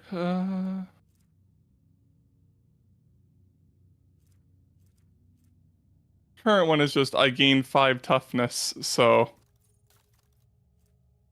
having the option to snipe to just do a single shot if I'm out of position is probably good. And I'd be able to use it to say like with like the that one ability with like the heroic skill or whatever, just to do something funny maybe. Okay, I'm putting the peculiar trinket, the temp wounds, on me. So if you want to take the Saint Cognacious thing for one of your guys. Seeing who like might.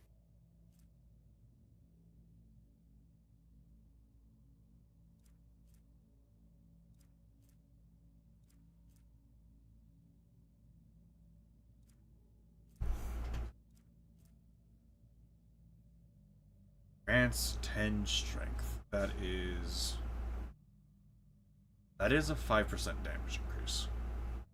Or 10% of using my sword.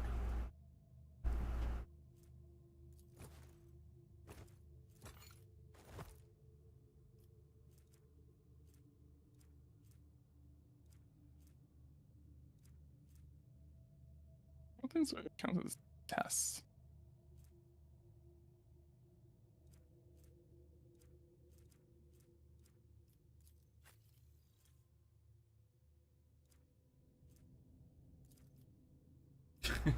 Fucking backpack to heal later. What does that scale off of? Toughness bonus.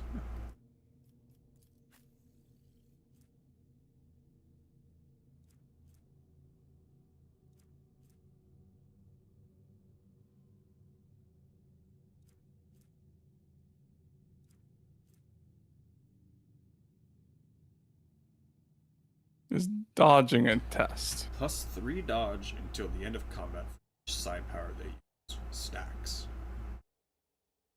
Sure. I now actually use quite a lot of psychic powers. So sure.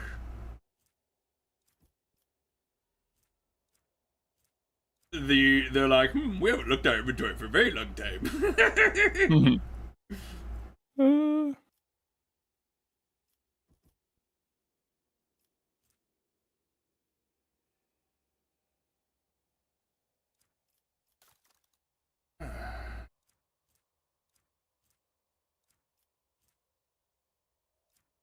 It's wild to me that we have like almost no fucking necklace parts.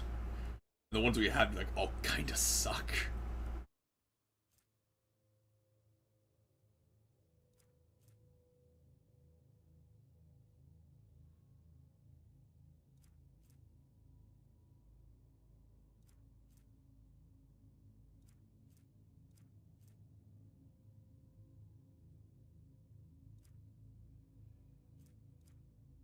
A wearer has +5 toughness if their intelligence is less than 35, which is, I think, the minimum you can have without negative modifiers. I guess 30 is. 30 is the minimum you can have. Well, okay.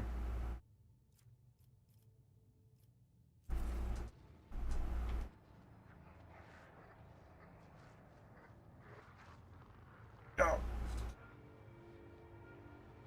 Oh, Mr. Kitty.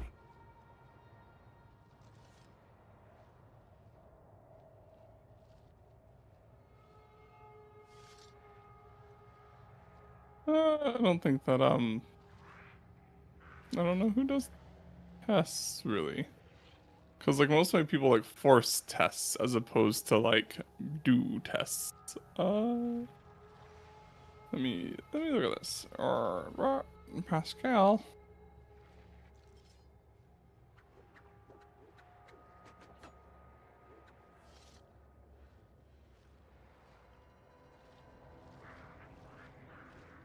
Well, no, it says area dodge and parry test. Let me.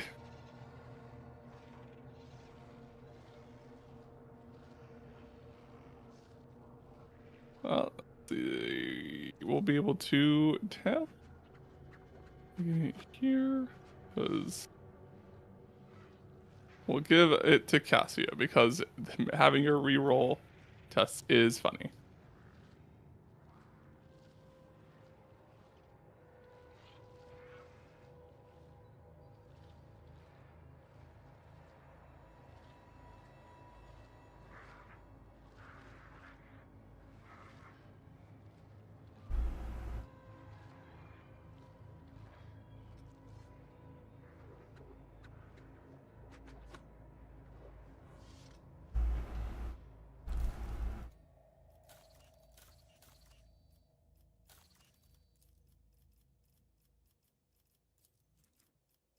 You're so fast.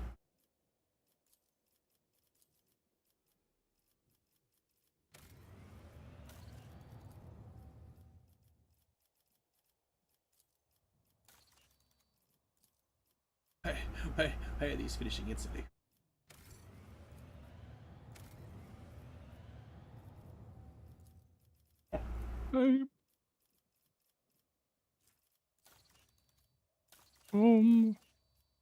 Are things these starting out here? Let me just make sure I didn't miss any that are good.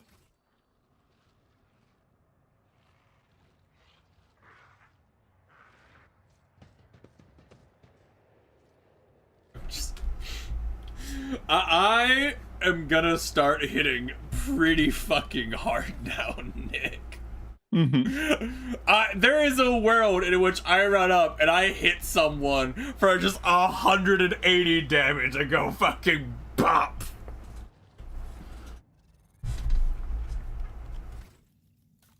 Do I get a skill next? I do get a talent. Nice.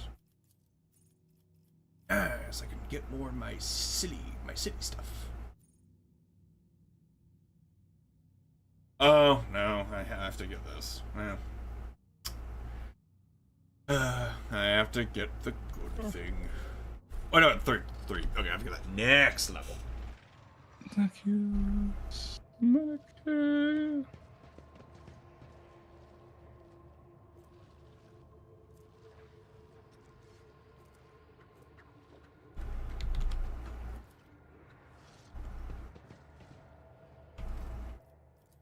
Oh, well, he do that.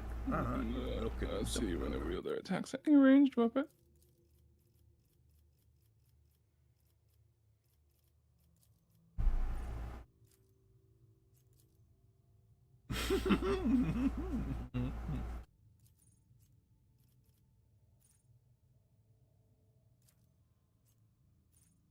Okay. I think part of it is that most trinkets only don't, they grant like, like skills as opposed to other things. So Yeah. Whenever the character scores a critical attack, chance increase the critical damage by half.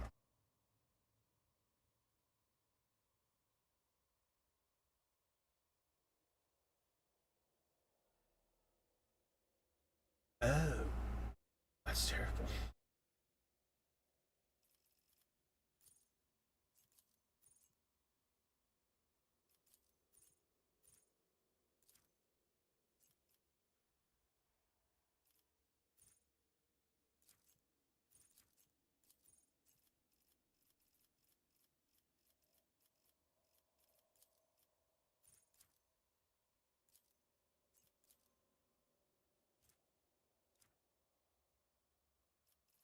Man, that will be so good for you, probably. Pinpoint accuracy. The character ignores ballistic skill bonus divided by 2 of the enemy's deflection. is that like a buff you can give, or? This is an exemplar talent, Oh, okay. which we are really close to getting. Yeah. That's...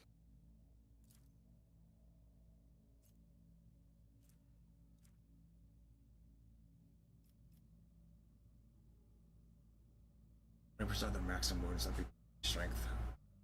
Oh, she's not wearing one? Okay.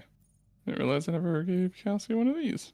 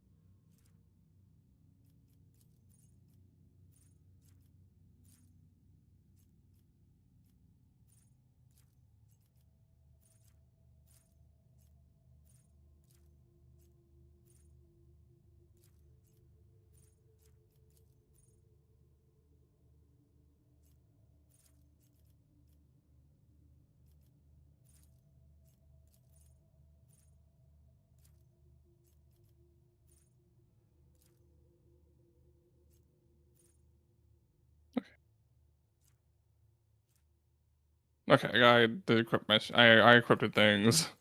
Okay, you ready? Then? Yeah. Keep To your battle! They Oh. will bow before me. Thank you for wandered into the thing. Well, whatever. Okay.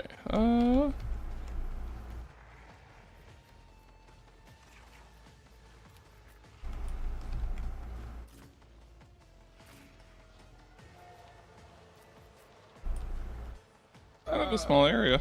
Yeah, this is, huh? I assume there might be more up there, but. First of all, you stand back a little bit. I'd like you to not get silenced. So I really want to see you just become like a funny guy and swing for like 100 goddamn damage.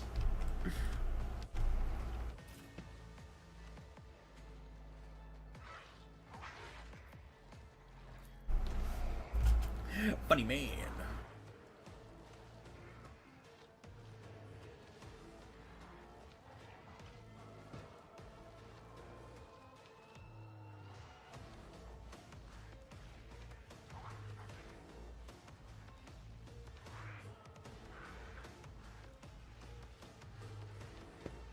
Yeah, let's see. Let's do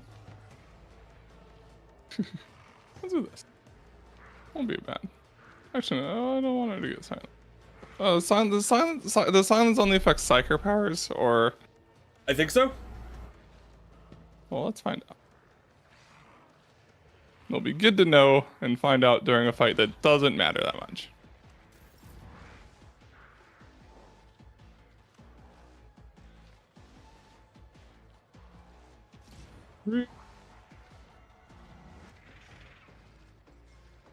Run. Backline.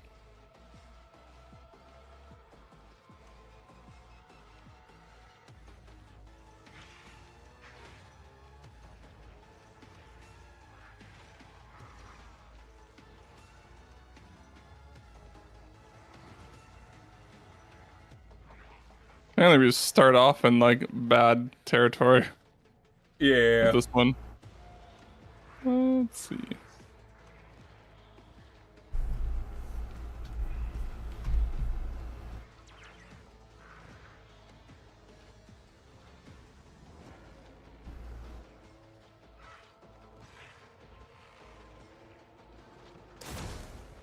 Bang. Bang.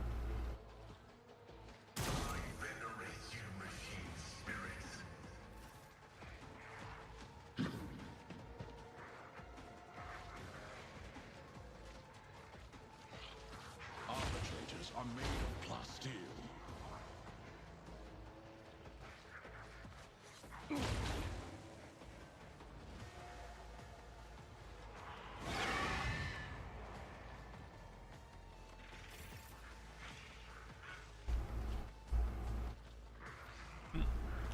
Well, this battle doesn't super matter, so, you know, Cabela, why don't you, give yourself an injury, but, like, do a trillion damage? Dying Emperor whispers his will.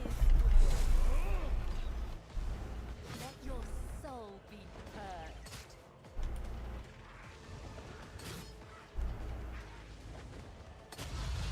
You know, just do a trillion damage? Don't hit the bomb! Oh, there's a guy in the bomb. Okay. Okay. Ooh. Caught by the web. Solomon being like, I'm also here. I'm helping. As honor ordains, my blade whispers your name.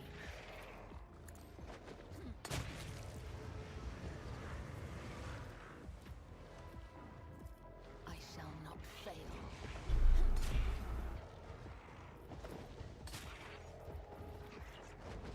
Come, the other side of the web. That's just such an absurd heroic stratagem. It really Or in is. Desperate Measures one, but it's the same thing, so it hardly matters. Yeah, you know, it really is. Oh, oops, I forgot to do her. Oh well. Oh well. Oh well. It really is like No problem for Proctor. Assignment Bop. completed.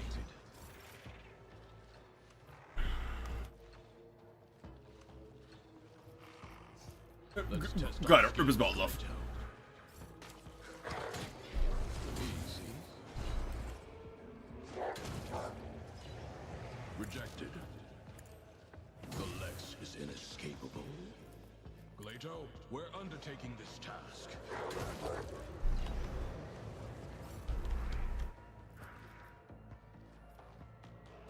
Oh, there- Waste of time.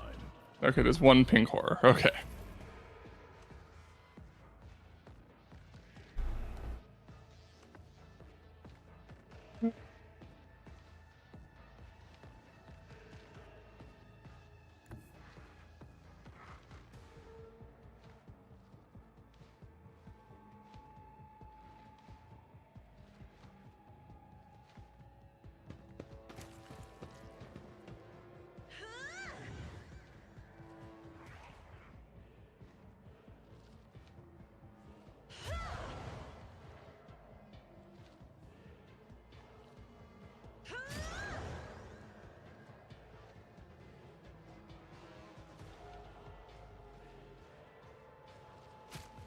Bird. bird up. Alright.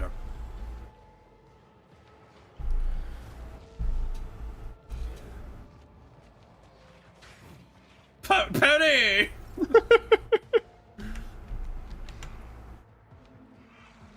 So just these two blue horse left? Okay. Yeah, because Gabella killed like everyone. Cabela's a silly. Does that work better? That works better.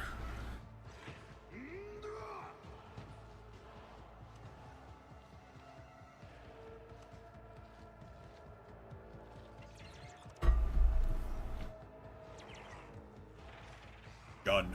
Well, I only get both of them, so.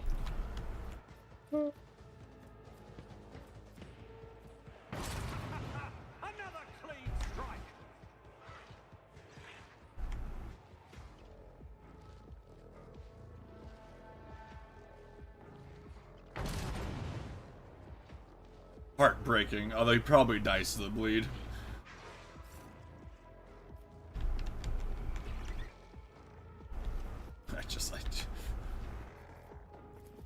I'll make it happen. Bruff.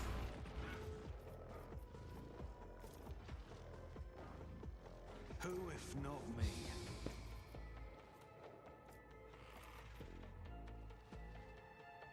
I'll see to it personally. On it. What did my charge on become 1 AP? So that blue horror had a 4% chance to hit Cassia. Yeah. Alright, I just want to see, like, what am I dealing with here? 56 to 73, huh? I'll make Oh my. Woo!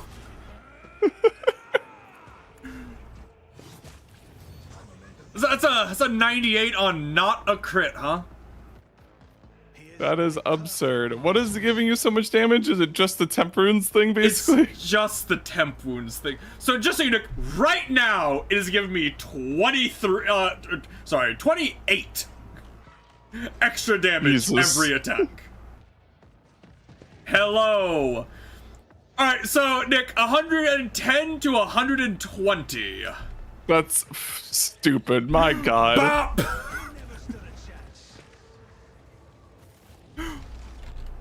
That is not fully buffed. We can make him sillier, Nick. You get absurd in this game. We can make him sillier.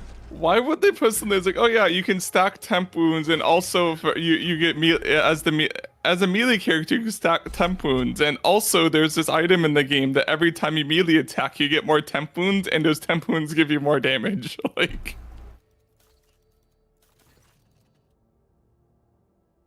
Lord Captain, the minds of Viva 6 are once again in turmoil. At the depths of level MD Zeta 05, the overseers have discovered a mountain of mutilated bodies, seemingly crushed by the milestones of mining machine, millstones of the mining machines. All the dead are convicts. The overseers believe that there's a cult of heretics operating in the ranks of the prisoners, offering human sacrifices. The prisoners themselves claim that this atrocity was committed on the order of the warden to rid his prison of the more inconvenient inmates. The warden tried to reason with the raging mob, but was mauled to death instead.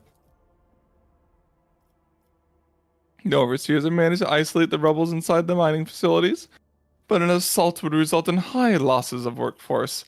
On the other hand, the prisoners were ready to lay down their weapons, cease the violence, and repent if the rogue trader would only demonstrate some compassion towards their plight, possibly by reforming some of the more severe punishments. So who did kill people found in the mines? That remains to be established. The riot has complicated the investigation. Perhaps it was the work of the warden after all, or perhaps there's a cell of the cult of the Final Dawn operating among the prisoners.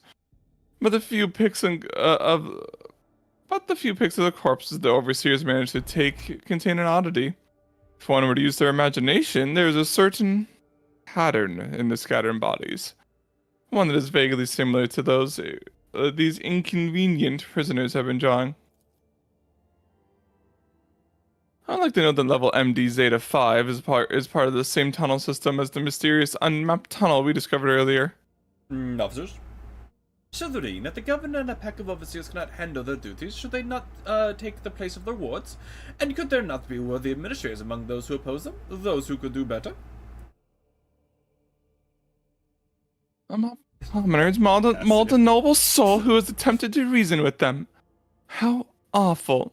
Perhaps the underground madness has spread among them and has assumed a new form, turning them into monsters in the process.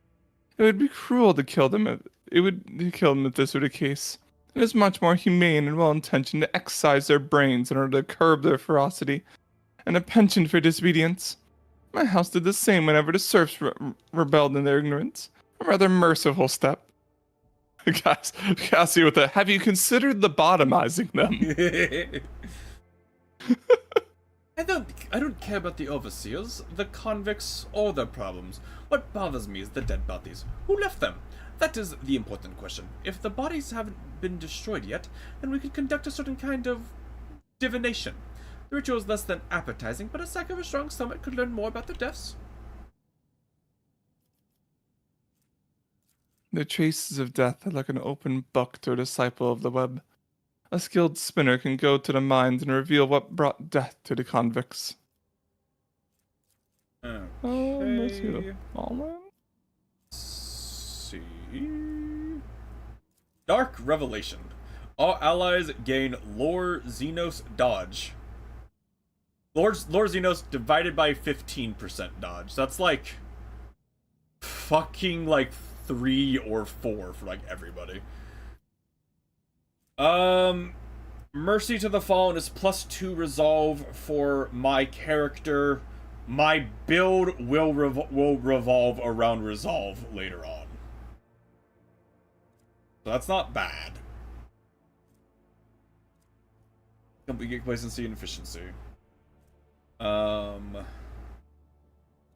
then the other option is the None of the buffs are relevant, honestly. Yeah. The resolve one, a little bit, but like none of the other ones are really worth mentioning. Yeah, honestly. we'll just take that one. I mean, A, it's complacency efficiency +1, which is both really good, and my build will scale off resolve when we're like later on. I will arrange for investigators from Dark Goddess to search the convicted officials' private quarters. The former overseers were sent to the mines, not all of them surviving even a single cycle in the company of their former wards. The most respected convicts among those who ended up on Viebus 6 for venial misdeeds, such as the family debts, formed a new, more efficient administration. The rules of the mining facilities were relaxed to a degree. The overseers were strictly instructed not to use their shock batons during preventative beatings, only their fists and feet. And the cruel practice of decimation was replaced with the humane deprivation of rations as punishment for not fulfilling the quota. The convicts rejoiced. The investigation did not yield anything to help identify the party behind the murders that sparked the riot. Level MD Zeta has been sealed.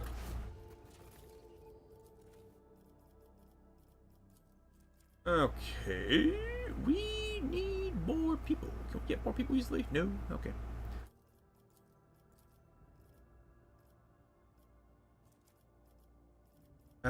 Blocks Project, the Extractium. Extractium's really good. The Vigilance is really funny, though. Do you care about the Vigilance, the ring? It's funny. I don't know if you really care about it though. Is this for Viebus? Under which one? Viebus Holy Servitude.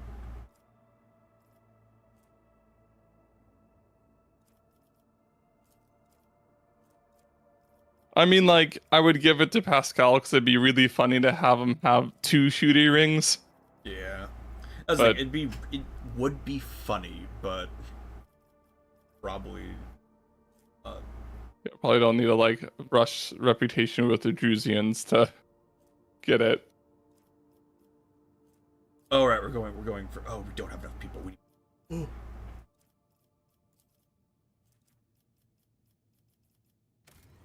Start going. Yeah, the extract teams are probably better. It's right better overall. Okay. Let's go talk to fucking Opticon, and then we can look at our trade options because we have a frankly kind of insane amount of profit factor now. We've probably unlocked quite a few things that might be interesting. Mm-hmm. Hello, Opticon. We're here for like 30 seconds. Here's some of the data. Goodbye.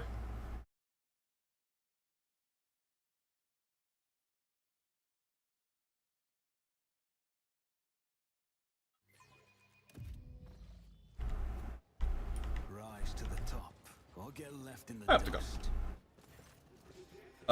Data.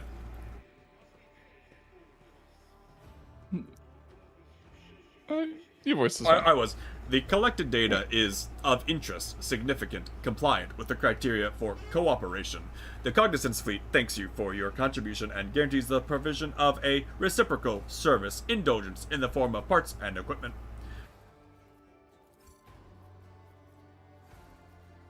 Show data state, show data state, show data state, show data state, show data state. Okay.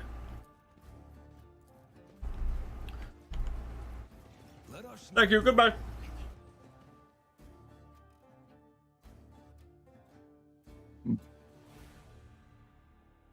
Okay. I think that puts us at like 80 something.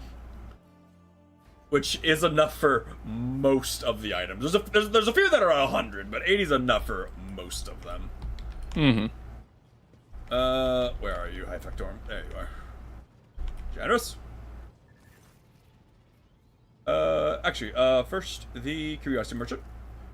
Gimme, oh, this shit. I wish I knew what the fucking familiar maintenance station was. Mm-hmm.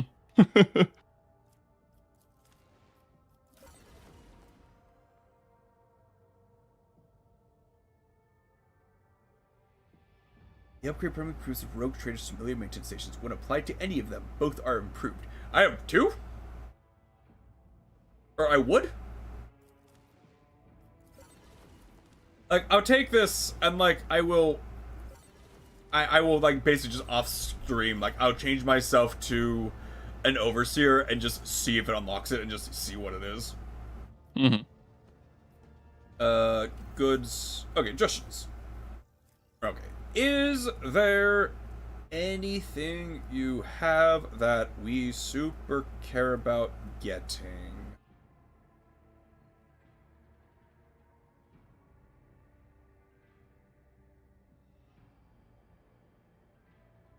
I mean,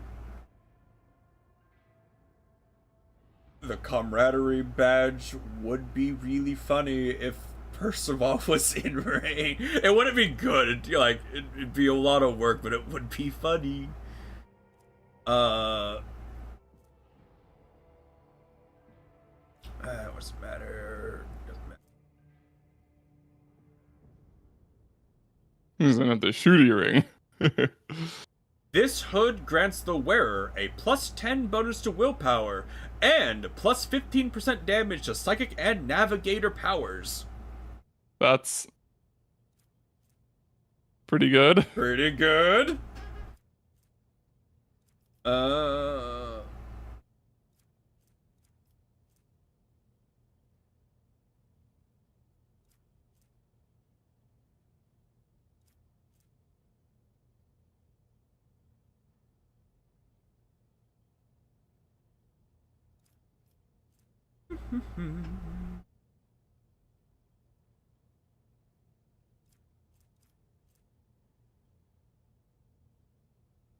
Oh, cool. Okay, yeah, Nick, we can get you the Martyr's Pendants, and you'll get an Inferno pistol shot for Pascal instead of a Multi Gunshot. That works.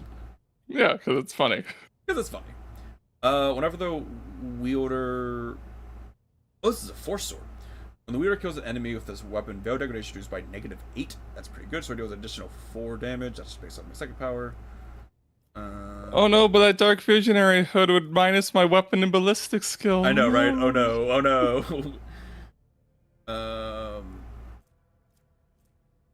Whatever the work, so Blade Dance. Other enemies just where it becomes staggered for 1 round.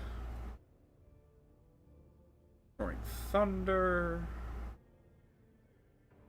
What does that scale off of? Oh, it's just a flat 3.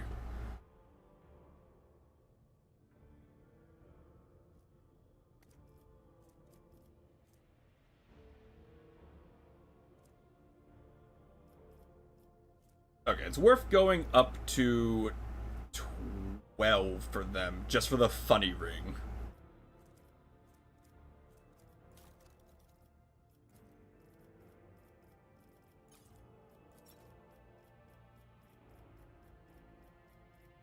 Hee hee ha ha, funny ring.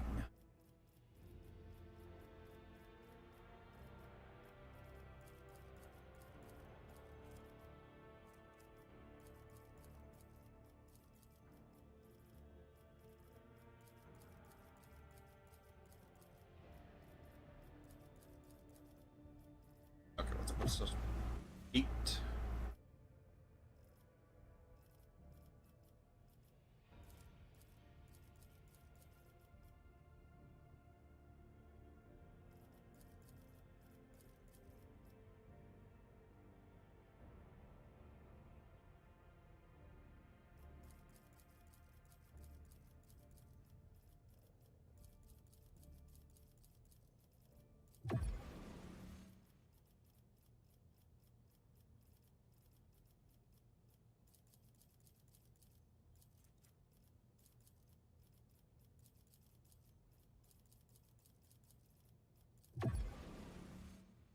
Okay, I only need 2,000 more.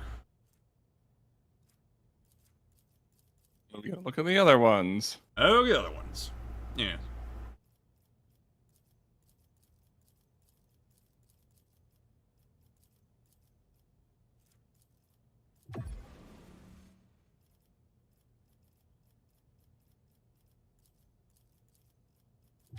There.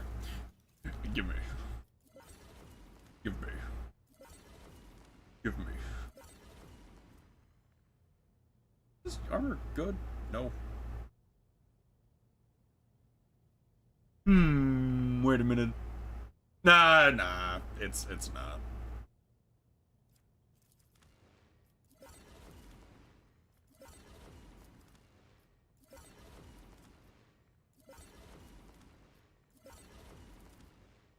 Okay, silly dark visionary hood for Cassia, which I'm sure won't be problematic.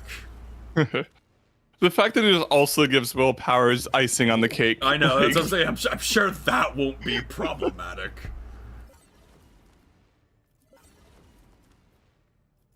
I wish I could like access the character menu in this menu. Agreed.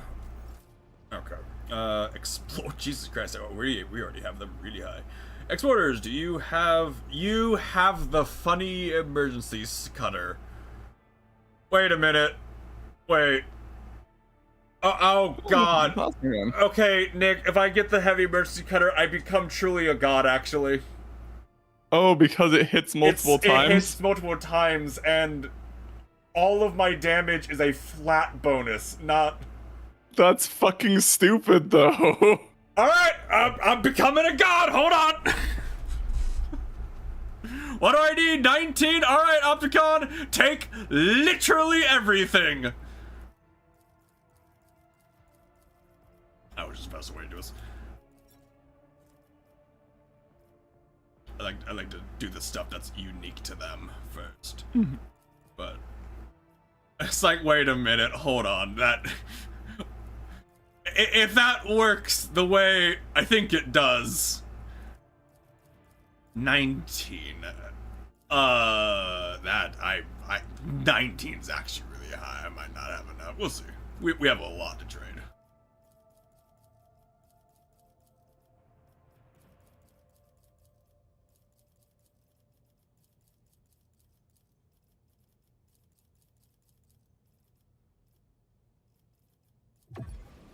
Perfect. Fantastic. So where does strike count for? Okay. It does 4 attacks. I guess it matters for the item if it counts if it counts activations or hits. Yeah. Guess we'll see. Okay, so that if we go to 21, which we're really close, so we have like 4,000 points. I would get a Ridiculous armor? I mean, not ridiculous. It's just I would get plus 10 toughness because I have that armor. I just don't have the war property. It's also 5% more armor. So yeah. Oh, it is that. Oh, it is supposed to be 5 armor. Like it would be ridiculous, but we'll come back to that just because of the fact that it's not really like again, it's not a huge. Heavy shield, which that is really good for Solomon. Rifle that no one cares about because no one's a sniper. Combat simulants, nobody uses those. I mean, is that like purely for fucking? Or against destroy IP for each consecutive turn the wearer has not moved. Arc rifle.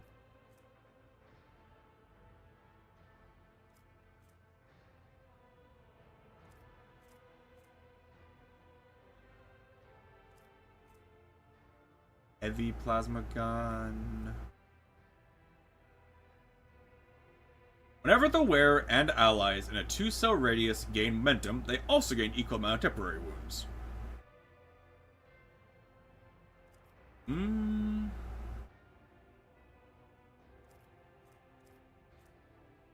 I do generate, as Percival, a ludicrous amount of momentum. Alright, well, we get all this. I possibly become just a god. We will see. You know, again, you're alright. It literally all comes down to how, like, it's calculated.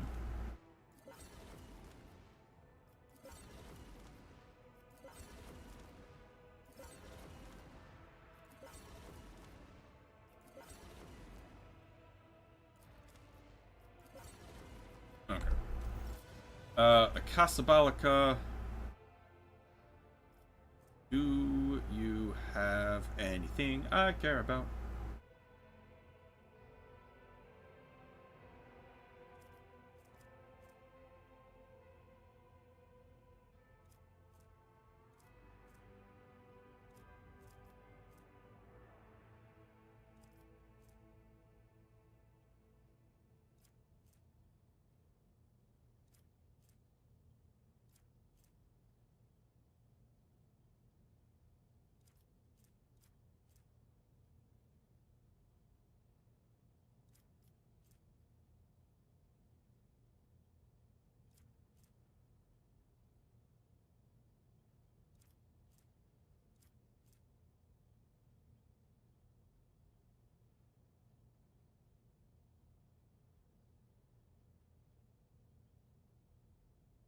Wait. Actually, that's...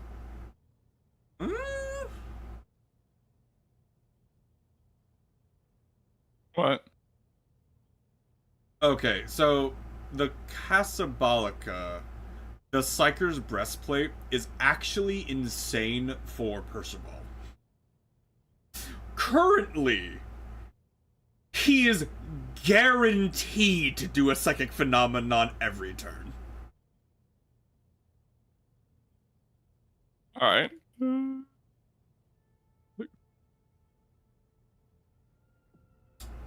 So, if I was wearing the Psyker breastplate, I think I'm at 50 willpower, I think. I might just be below. I can respec if I need to for it. I think I'm at 50.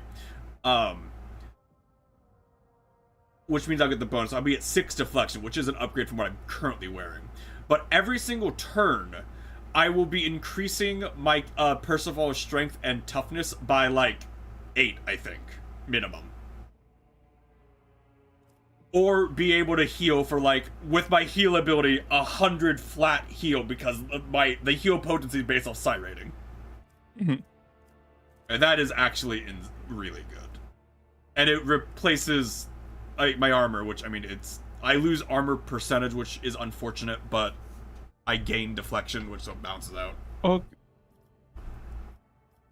Okay. The vortex pendant could be silly for Each time they choose an ally or themselves as a target of an ability.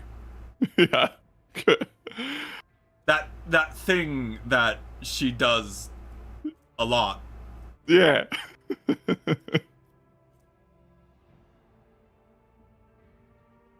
What is 4 levels of Wartburn? What is Wartburn?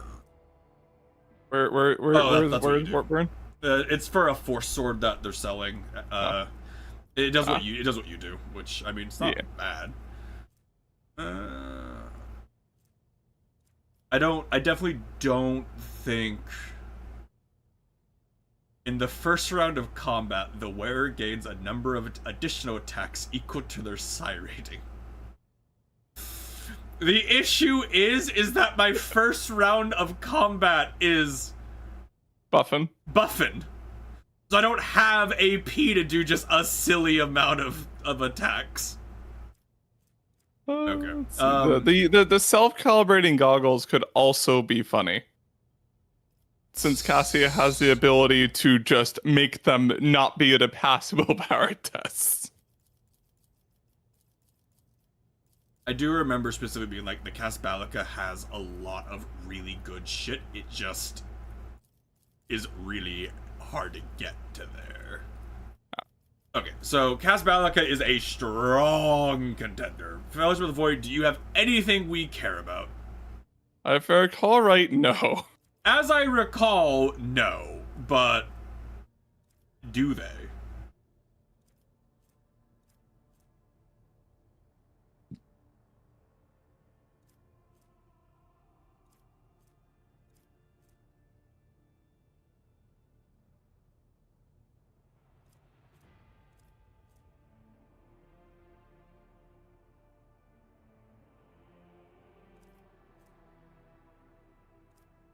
As I recall, no, and so far that is being true.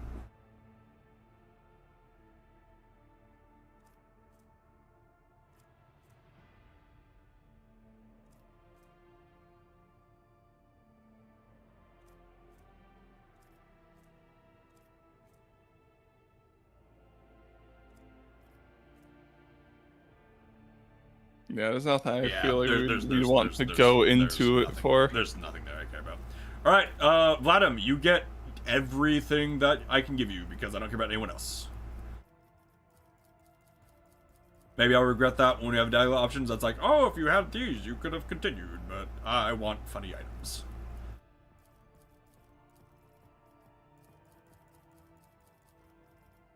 Although I don't know how far it's going to take us since they require a ludicrous. Yeah, they require so much to progress.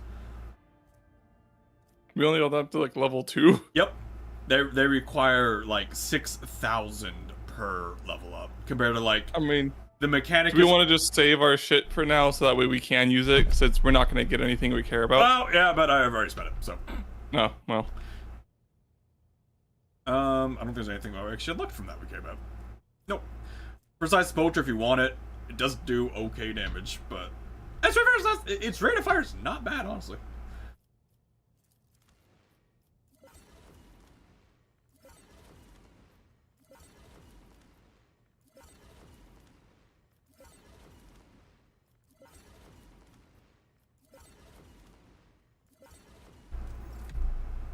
Okay, we take a moment to apply the loot.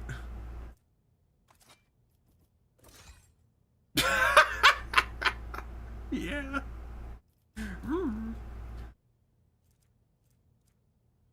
I didn't get any armor I cared about.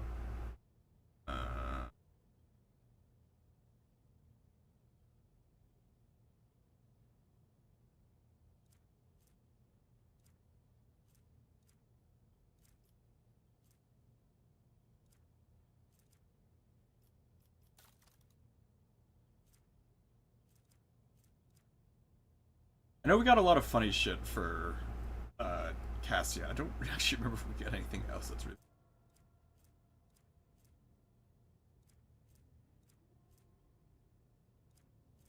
We got the funny ring for Pascal, so he has 2 funny rings.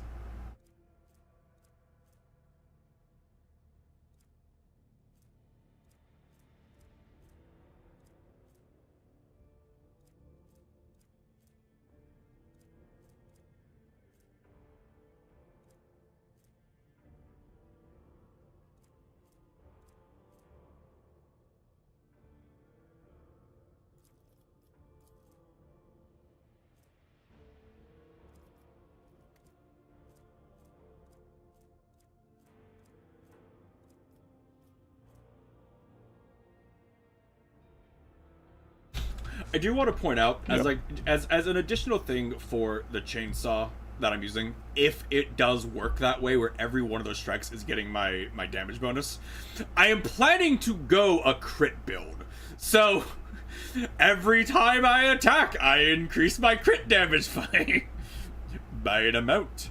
What's that scale? That scales off of my strength bonus divided by 2. I get a silly amount of strength.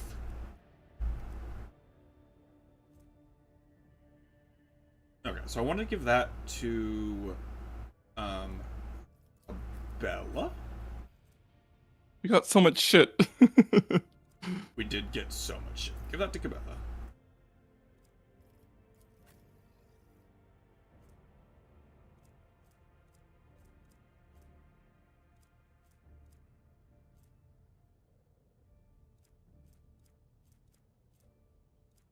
We have to just like take a moment, like,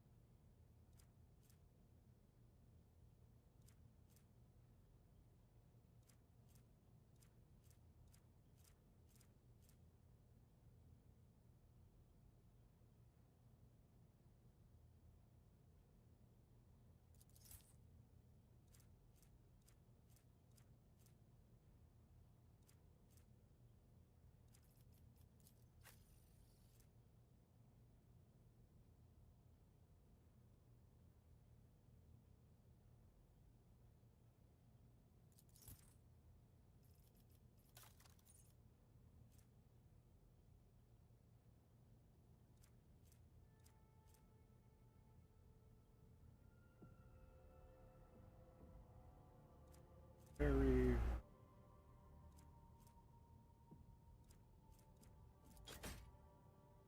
Giga Shield.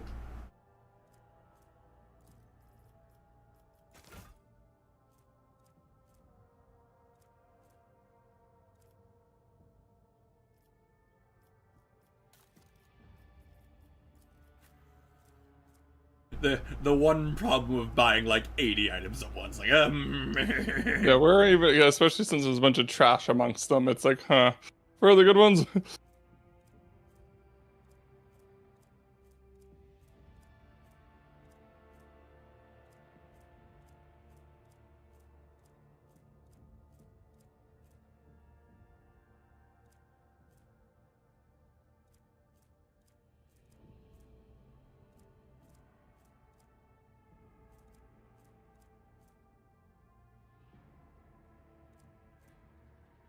oh.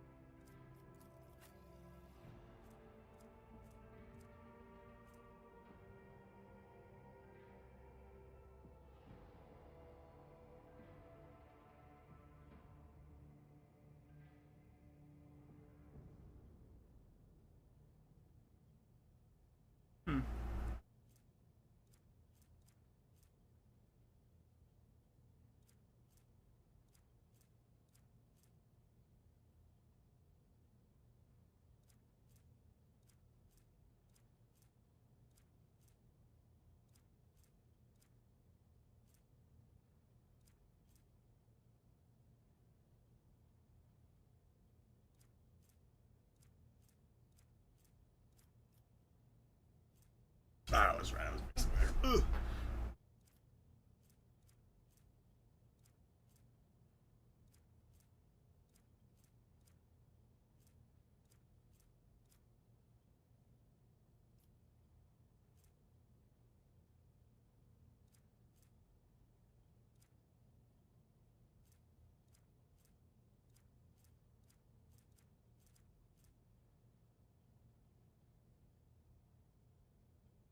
Oh, I was wondering why my damage was getting so high. I forgot about that funny part of the shield of my cloak. What does it do? So every single time I would do damage with a melee attack, I would get fucking what? 30 toughness bonus or 30 temp wounds or something? So every single time I land an attack, I'd get 30 temporary wounds, which would then increase my damage by 15 because, you know, half of my temp wounds. So that's why I went, you know, 50, 90, 120. Oh my god. That's why I was trying to figure out why the damage was going up, so I was like, that's why. And it's whenever you deal damage with a melee attack, my chainsaw does 4 attacks.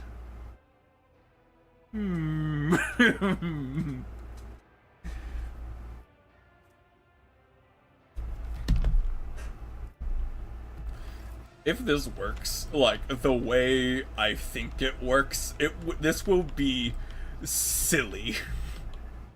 So Cassio's dodge is A lot.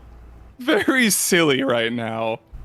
Because I also put the body armor on her that I think she has plus 30% dodge against enemies that have lower perception than her. But she has 75 perception.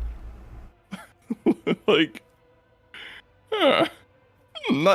90 base willpower just sitting on the ship. That's not silly. When you're ready, I really need a Chaos Marine to fucking board this ship. I want to run up there and just... So one of the upcoming bosses, we're not gonna get today probably, because it's like story progression, is a Defiler, who the gimmick to him is you're supposed to break like these power generators around to weaken him. There's an achievement for killing without doing that.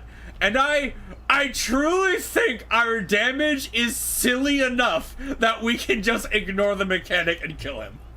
I think, yeah, probably, honestly.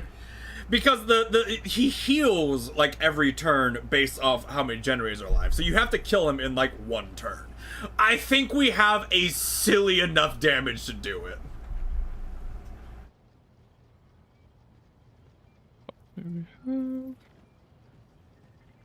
We'll see. I just really need to get to a fight to see if like each one of those saw attacks is getting my that toughness bonus.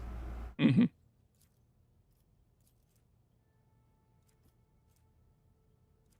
And the biggest issue is when I played the game the first time, strike count wasn't a thing. So I don't know how the mechanic works. I can look it up. I can look it up, but it's more fun to like, you know, find out instead of.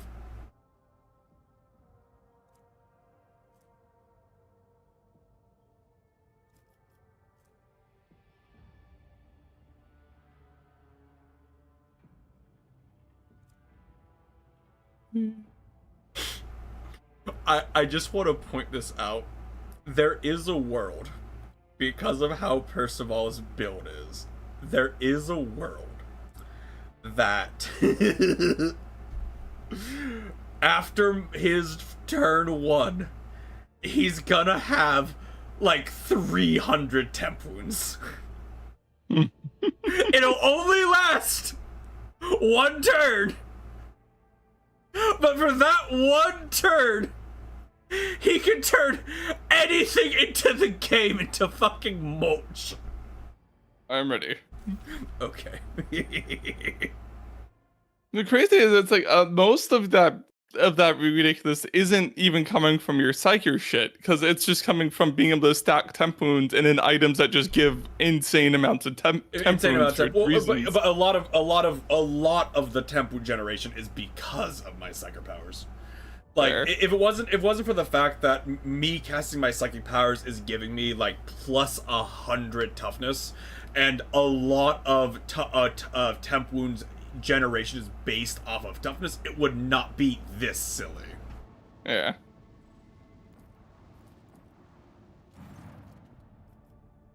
Oh, you're the same. Okay, whatever. Yeah, so we just need to do combats and get resources and shit. But you know, that's what we're planning to do anyway. Mm-hmm. Woo.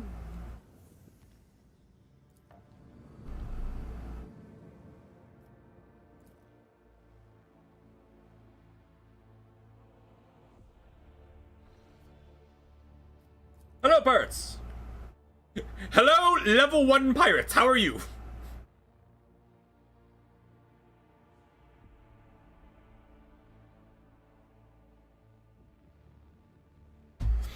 I feel like they are not prepared for the shit show about to show up.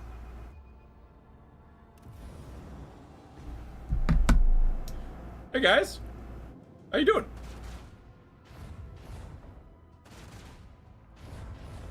Well, I'm gonna kill my destroyer, but I will be honest, that destroyer is just a meat shield. I don't think it has done literally anything, though, in any combat. Outside of eating shots.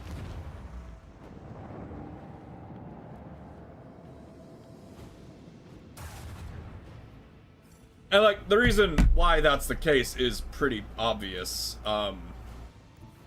They have, their only armament is a torpedo that has a 1-turn cooldown. Mm-hmm. And the AI is not the greatest using torpedoes.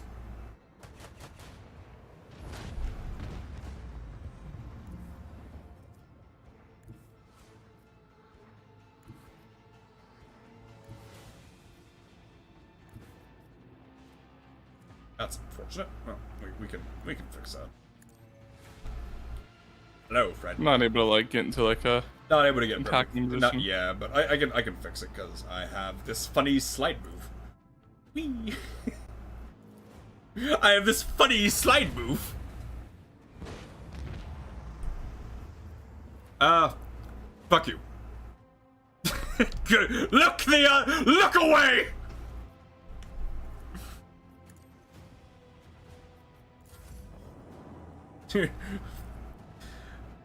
The turn is probably one of my favorite moves in the game, despite it being fucking terrible. It doesn't do anything like 90% of the time, but it's so funny.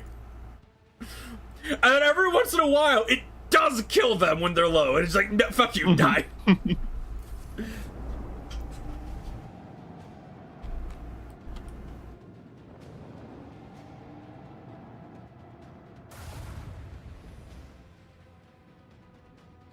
And it feels weird going to like these easy battles because like I've been doing like end of act battles, not in a game, just end of this act battles from the start. So it's really weird going to these easy battles.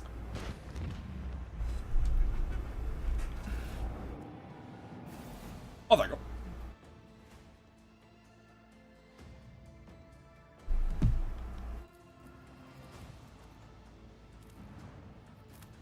We're getting this going. We have so much plasteel. I need to convert my plasteel to other shit. Hold on. We have too much plasteel, and we have not enough of other shit. Plasteel, problem vector. Sure, why not? Get out of here. Who else wants plasteel for like anything? If you want anything for it, it's yours. No, okay.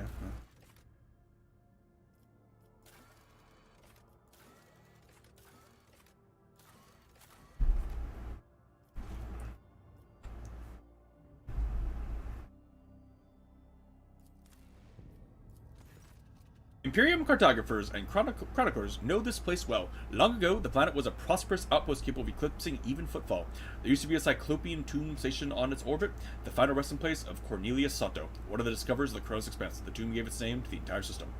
However, about 400 years ago, an unknown cosmic body rammed into the station, causing it to collapse onto the planet. Not only did the catastrophe kill the settlers, it also made the world uninhabitable for centuries. The crater formed by the station's impact can still be observed from orbit. Soto's tomb became a sepulcher for the entire planet. Yeah, but, alright. Fun lore, I guess. Goodbye.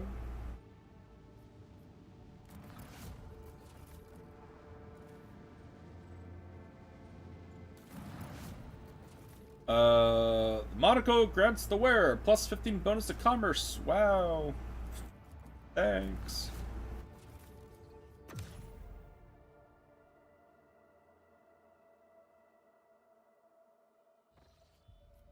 I think my favorite thing, Nick, like even though we're using like the auto ones, and because of that, we're not really like focusing on skills at all. Even despite that, the vast majority of the time, this is a bad exception, the vast majority of the time, the tests are like a 50% chance. Uh-huh. This is a bad example. But the vast majority of the time, we're at like a 50-ish%. During the warp voyage, the Navigator Sanctum reported there are warp reefs right on the ship's course. The warp reef. The fragment of the Sea of Souls is given material form. The Navigator may either steer the ship past the dangerous region or risk approaching. Do it! Following the Lord Captain's orders and Navigator's instructions, the voyage ship approached the warp reefs. And pass. That's a lot of insight. That's really good. I could actually start spending it, not really caring much. We're at like 40. I could actually start spending it. Yeah, well, I mean, like, there's still a reason to, though, because, like, it just makes us not do combat. Yeah, but I can start using it so, like, we have more, like, routes. So, like, Big- you know, like, big jumps. that frozen prince up there. So there's no routes there, so I can do a thing to get up there. Yeah. But you are right. Like, I'm totally fine with Yeah. having the events. I'm not gonna make it them, like, no events, but...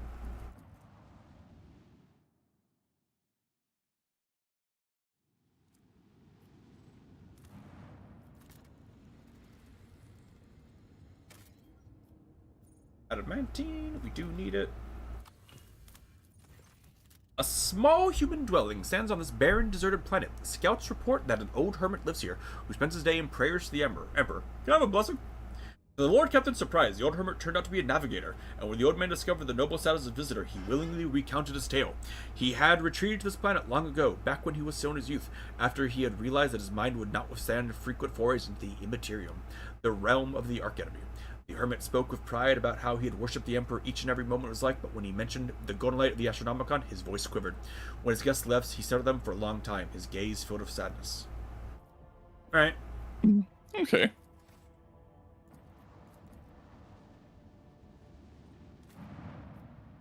We leveled up! Eat! Yeah, from, like, running around. One of the things, yeah. Running around, yeah. Please have a combat. I really want Percival to walk up to a guy and do 1,000 damage. Level up, level up. We visited half the optional locations, apparently. Nice!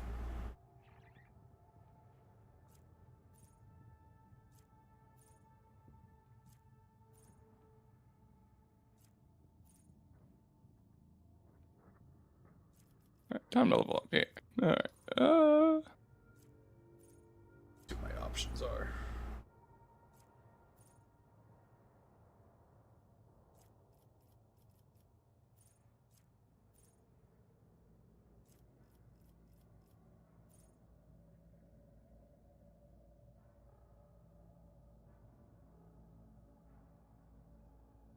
That would be really funny.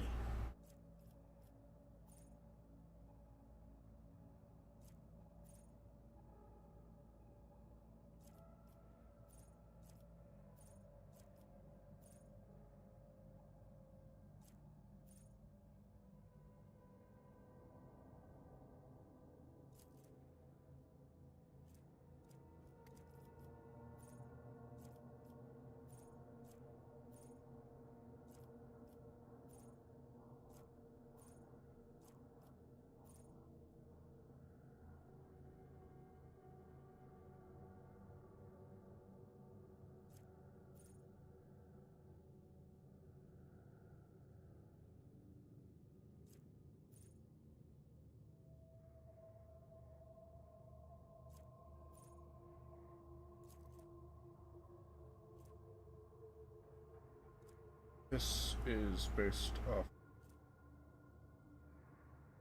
solve.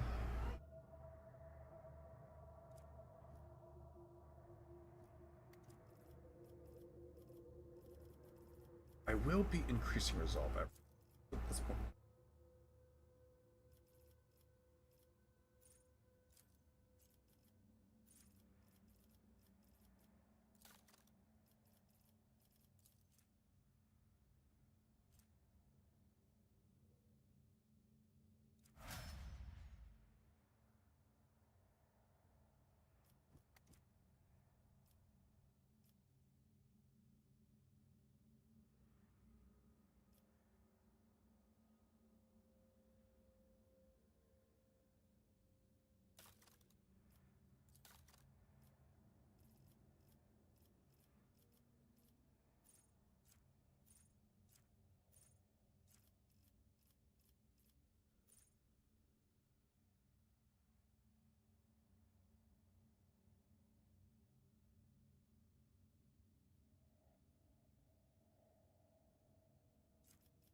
This one is funny.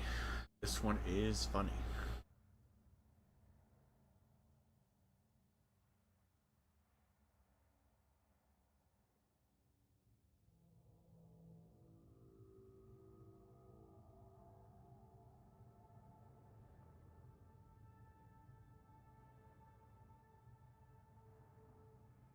This is the better one. That's the better one. I have to like think long and hard about what is optimal. What would be the funniest? You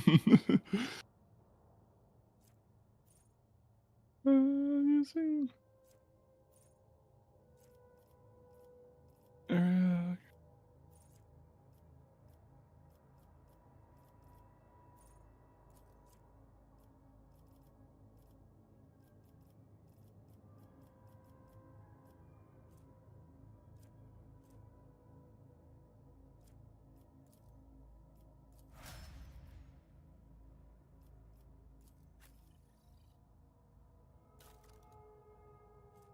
Okay.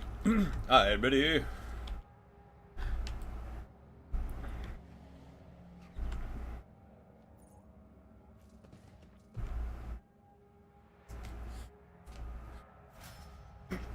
Hold up. Militant boy now. Scratch the kitty.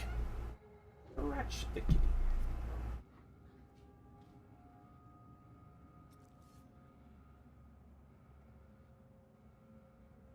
Arc militant man. Alright, that's okay.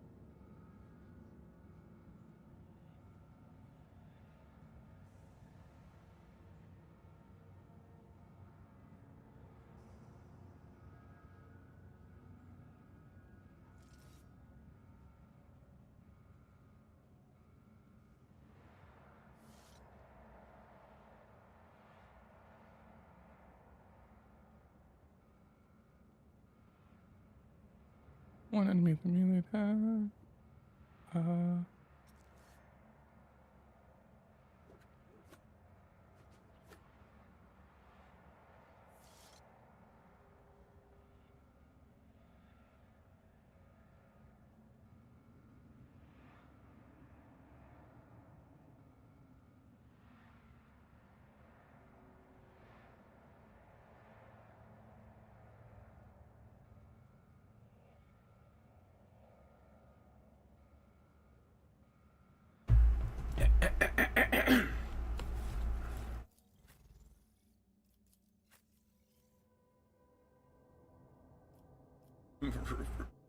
Oh, please, game. Let the damage calculations work this way. Let me run up onto a Necron Lord let me run up to the fucking Void Dragon in the end game and truly one-tap him.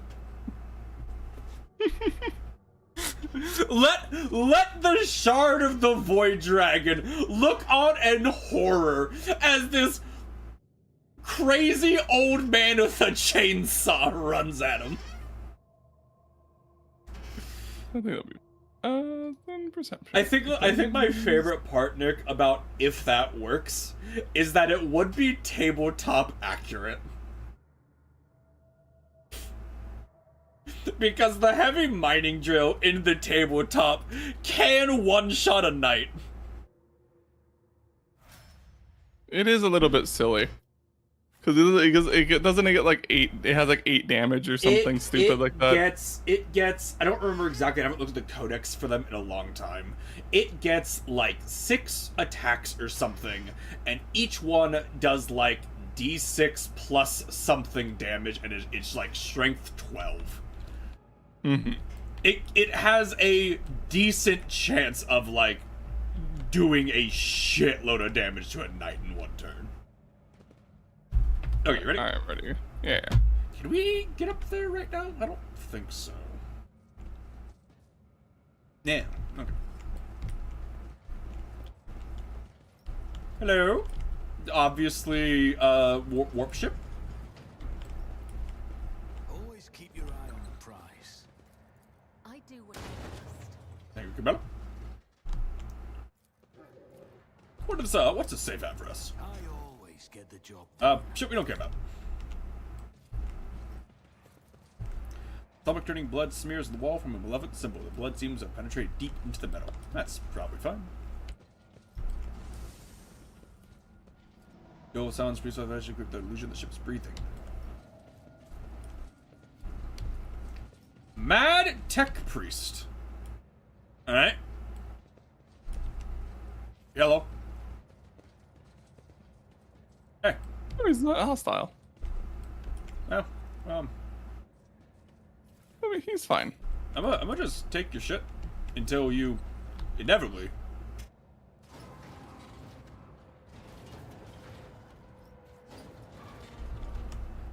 Alright.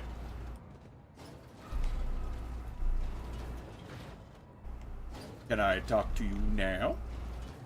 No. Secret door. Back. Well. Temporary setback. Ow, it did 0 damage.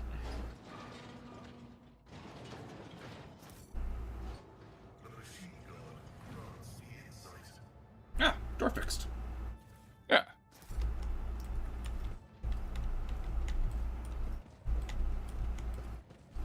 I always keep my options open. Hello. Are you good? Good enough. Servo swarm thing that we don't care about.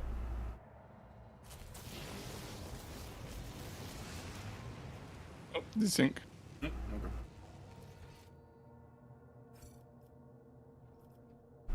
Right, so main ready, and then go ahead and save it. Save. Save.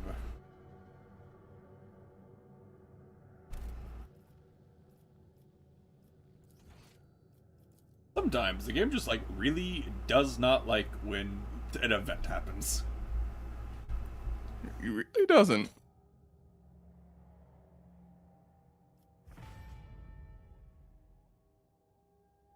Are we having that weird bug? I don't know if this is a bug or if it's just like it's loading or something. I assume it's a bug.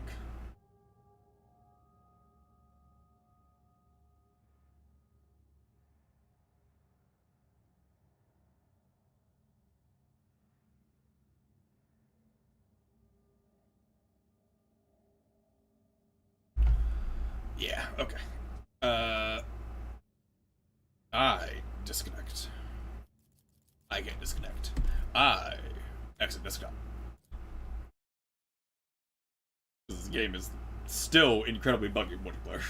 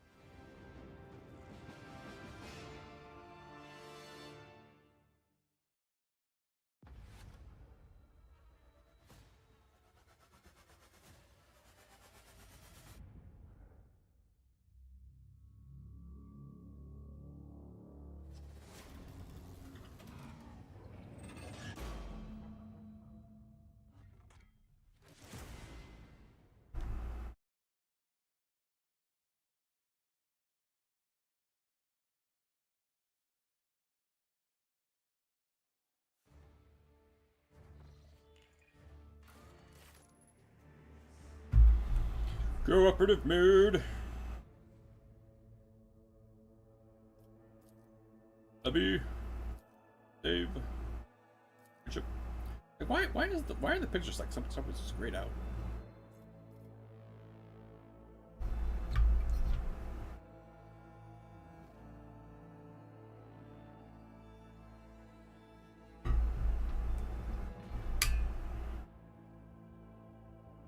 Did you get the invite, Nick? No, I did not.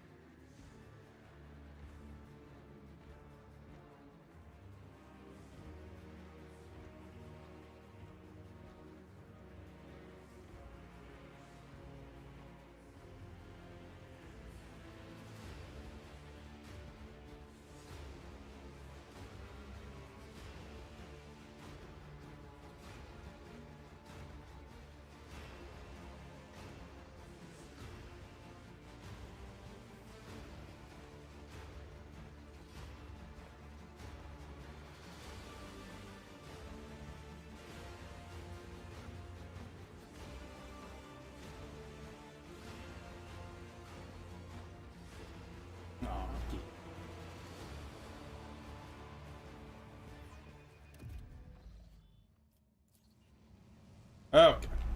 Can I just, like, run up and tech use to turn it off? That's how it's done. No. So we'd have to navigate the lightning. Like, there's obvious path we can take to avoid it, but I'm also like, I know how this game is with like moving as a group. Fate and fortune favor the bold. Rise to the top or get left in the dust. Get Percival over, and then hopefully I can just turn it off. There we go. Huzzah. Huzzah. Hey. Ooh, didn't like that. Ooh. That was bad. Nothing. No, don't worry about it. Hey, Mad Detective Matt, how you doing? Yep. Just as There are no signs of warp activity here. The bloody spectacle you witnessed may have been a simple illusion, or a vision of past or future. Who knows?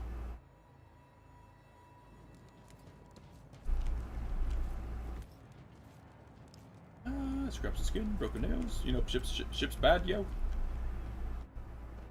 Hello.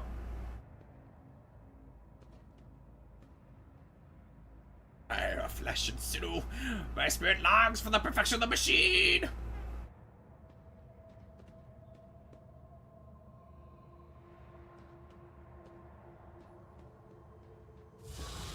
Ah! Oh. Oh.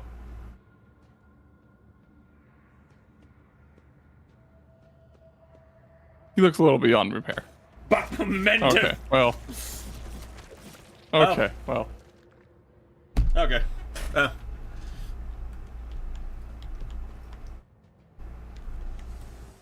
Hey. Zendorman bringing a Xenos into his retinue is some kind of elaborate trap. It does not. Oh, jump. Okay. and a taste for adventure.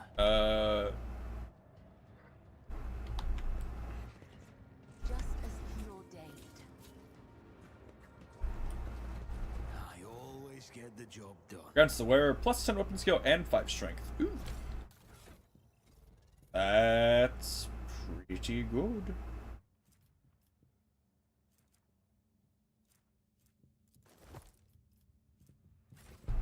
Always keep your eye on the prize.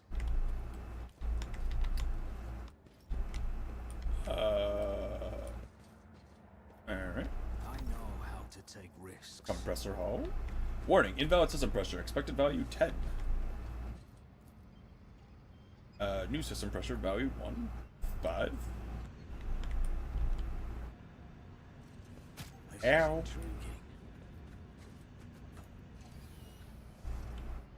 Alright, so 1, 4, Keep your wits about you. 7, 9. Press the one on the right by Cassia. Okay.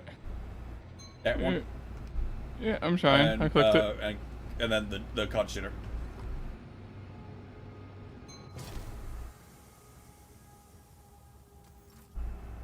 Eat. Success is the only outcome I accept. I'm sure it's fine. Desync again. Fucking Cool. game. Hold on, don't. Let me see if I can just resync it. Let the dialogue finish.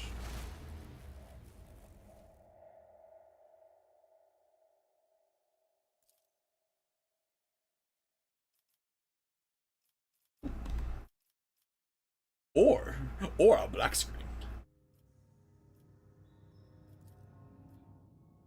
Or a black screen. That is also an option.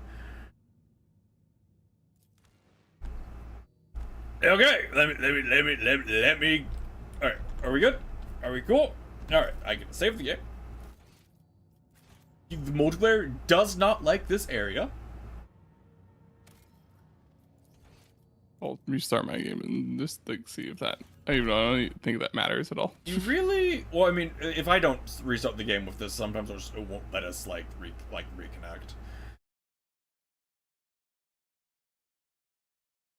Part of me is like, maybe it's because of the mod we're using, but like the mod wouldn't be interacting with this in any way.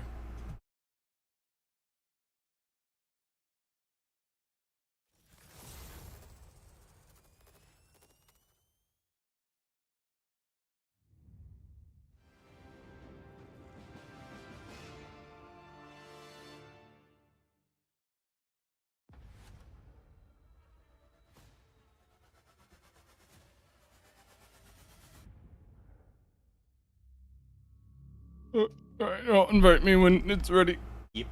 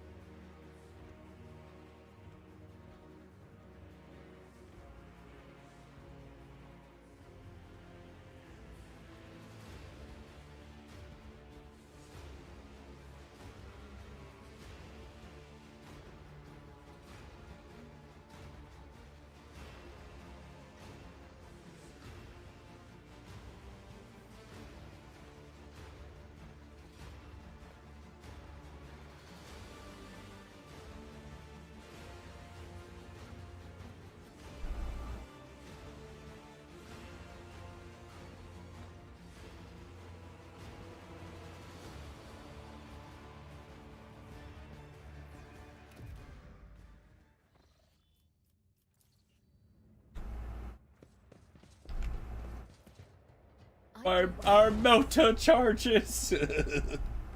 And that's where we save them. What do we have here? Fortune smiles on us, an ill omen. Just as I was taught. The Vizier, would he be proud? Am I?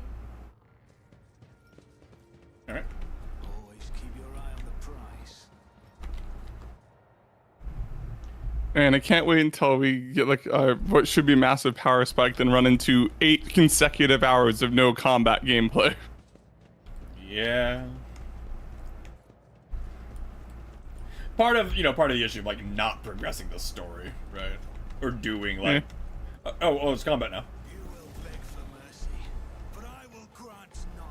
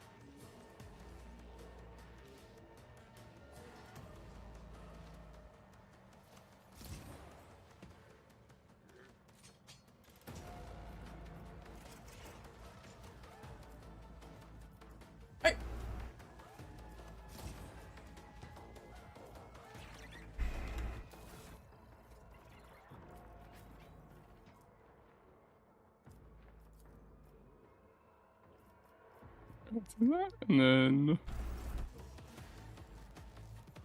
overwhelming.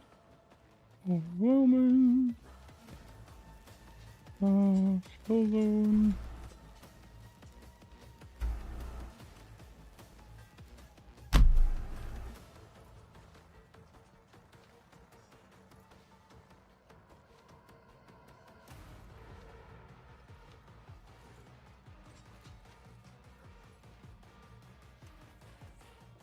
Whatever.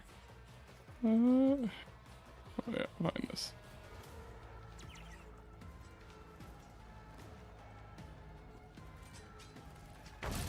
Pew. New laser. Oh, that was Cabela. Whatever. I wasn't really paying attention. I was just like, it's in range. I want to see what damage it does.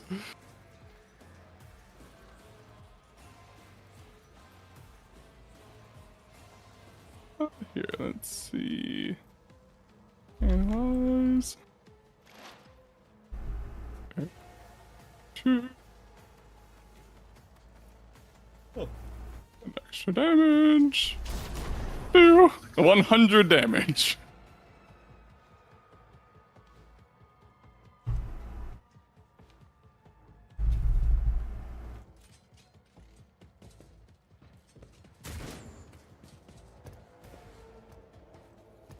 Yes, come closer. What? Uh-oh. Things that we need to shoot? Question mark? Probably. Death comes in silence. Can I hit it? I can melee them.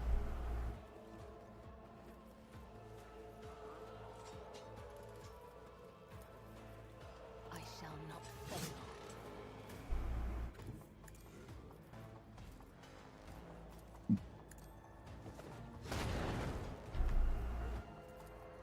As honor ordains, as the tenets demand, my blade whispers your name.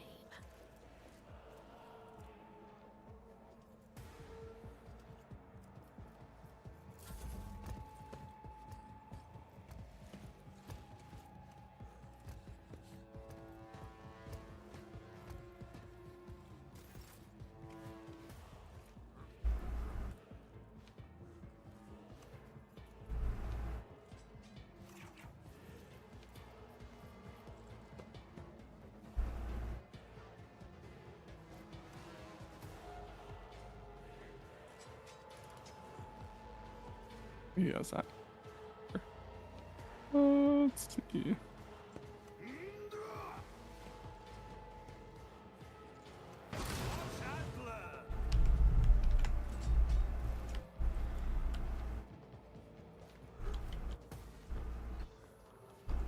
So when the health don't really go down, whatever.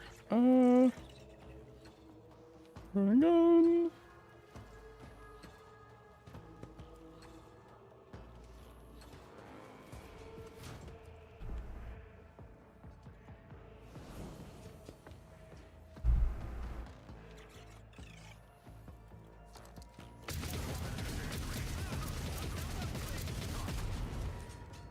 Nice.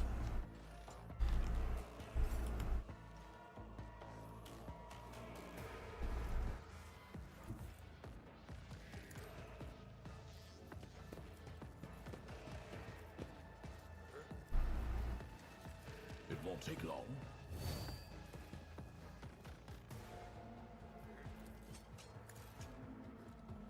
Got him. Get him.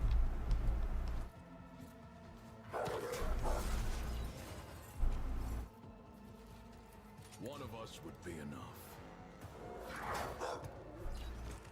Waste of time. No heretic escapes punishment. I'll take it as a priority. Accepted. Not a problem for a proctor.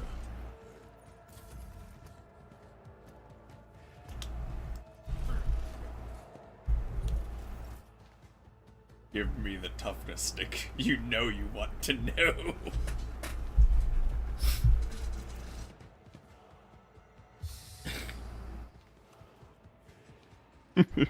So much. Yes.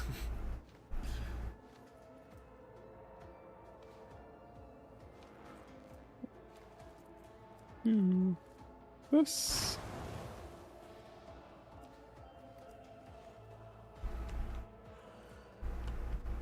And this. That way. Alright.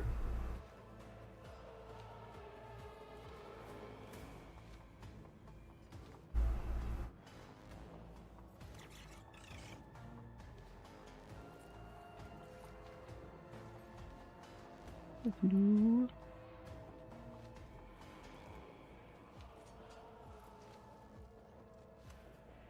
this. View. Get more.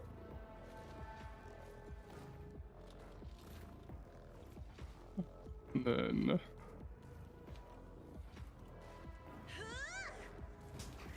245.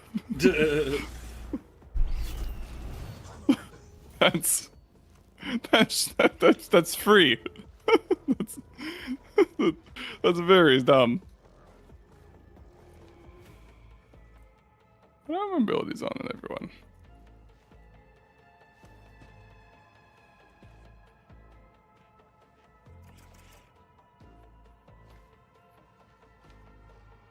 Oh, I see. That's what that is. Okay.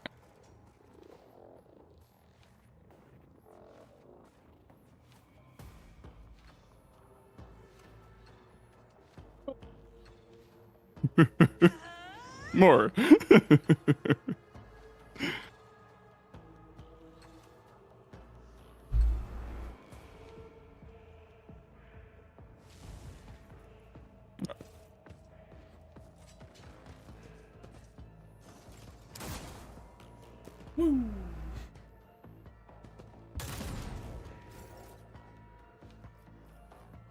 Okay, so the first buff. I have so much tempo, but I haven't even cast my buffs yet. On it. Who if not me?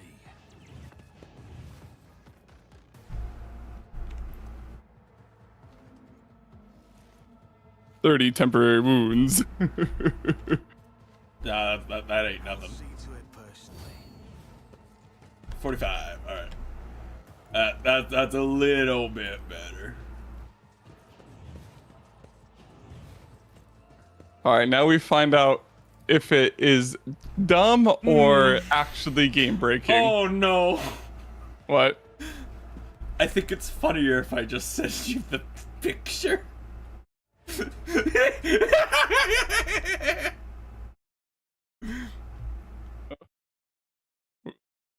Are you ready, Nick, for the picture? Yeah.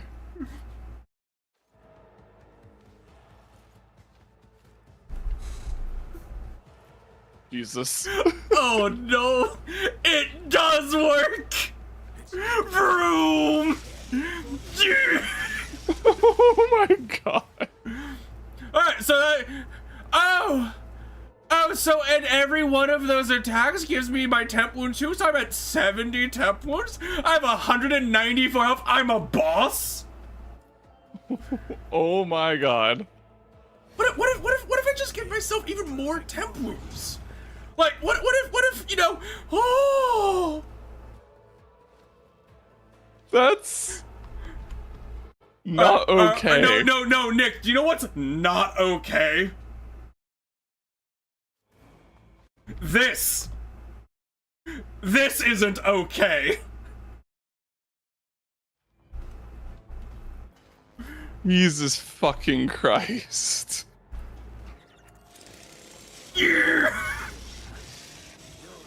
That's... Alright, game's broken. That's it.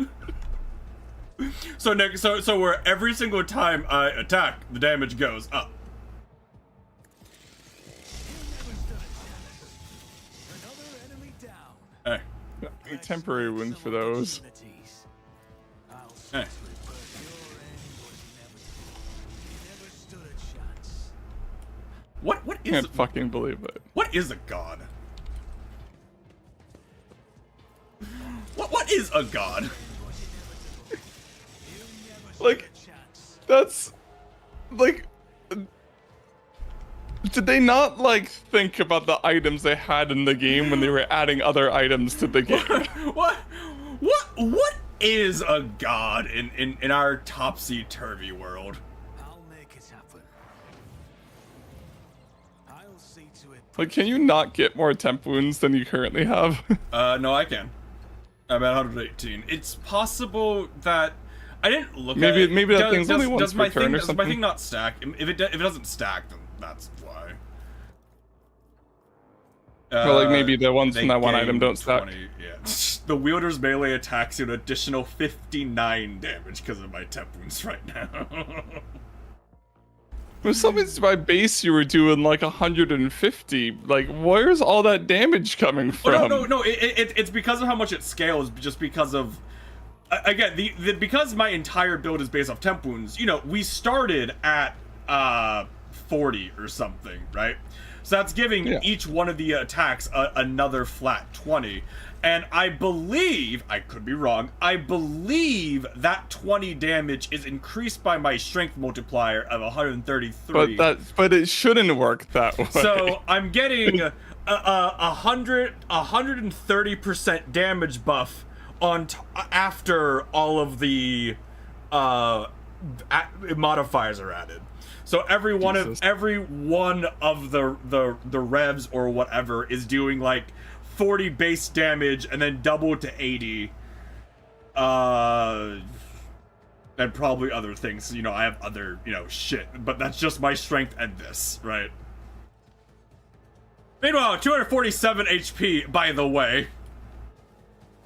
This is an every turn thing, Nick. If they can't do 100 damage to my mans and his 16 deflection, that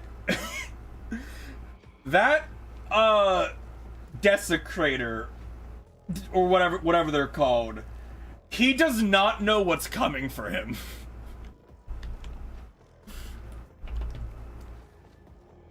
All right, well, Nick, Cabela has been usurped in terms of. Well, I think she still wins in like being able to kill everything on the She battlefield, still but you'll be able to wins in kill AoE. anything. Yeah.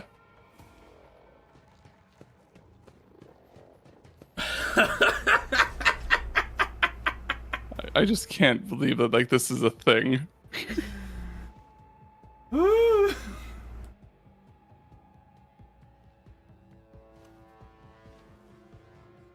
Oh, I might, and because of how it works, I might be able to skip phases.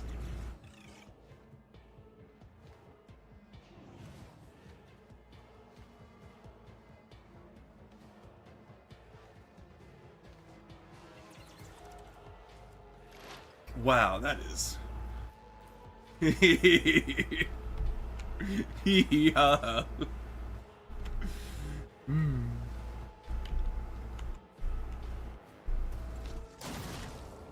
What is done cannot Boom. be undone.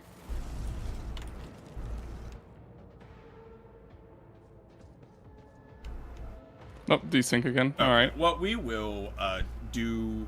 Actually, let's see if we just reconnect. Yeah. Let's see if it lets me just reconnect.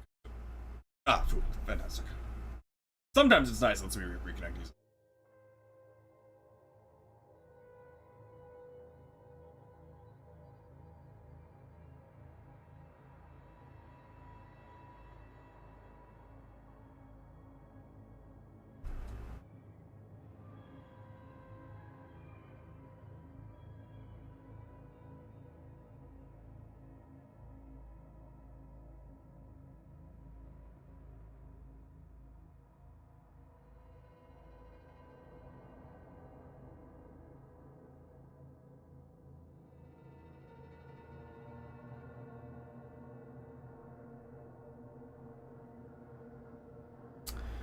I think the funniest thing is like, I can crit still, right? Yeah.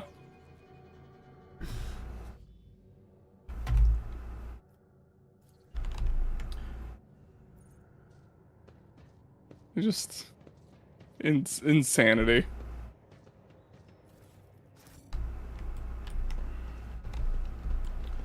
Alright, do we... Loot?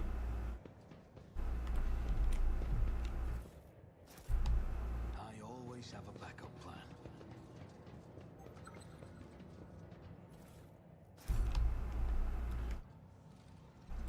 Alright. Okay. Cabello, are you smart enough to just path around it? No. Why would you be able? Serves.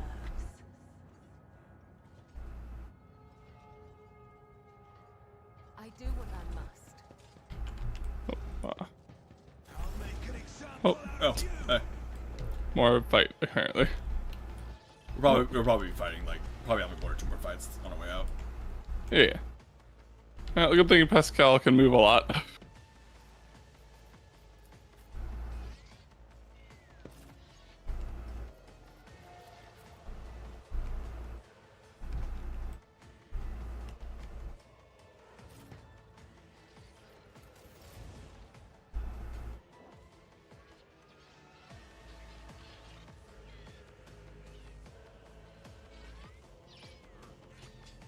She was gonna do this, so that way I can.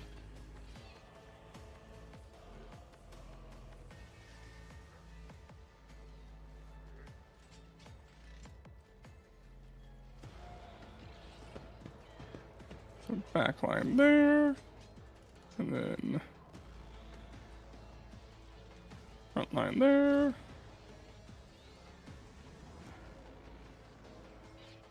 I might as well whatever rear there, and then.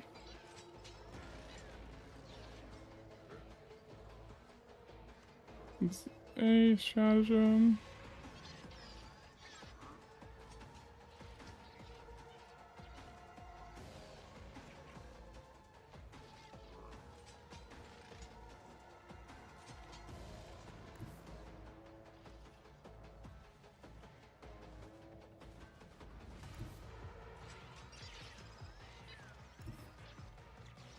That's all. No, I'd hit him.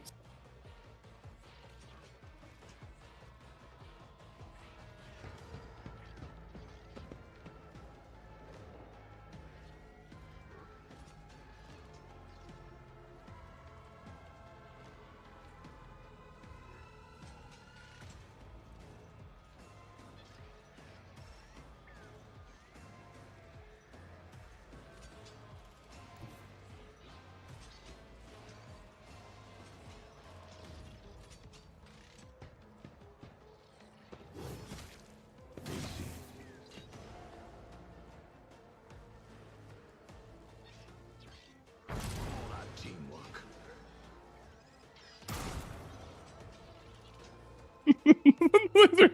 They're so stupid, but I like them. The rings are silly. I enjoy them. They are silly, though.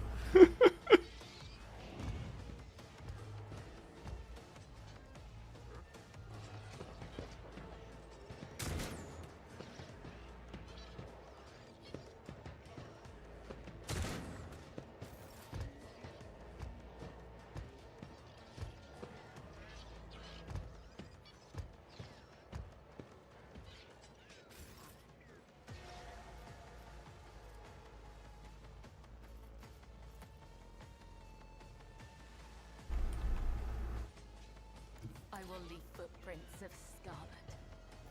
As honor Slap it. caught by the web. Slap it. Death is a blessing. I made the loudspeaker bleed. Trust me. I shall not fail.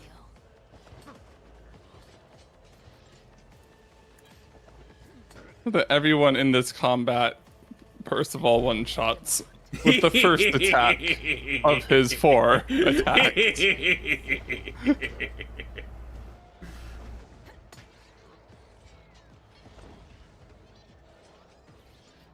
Yeah?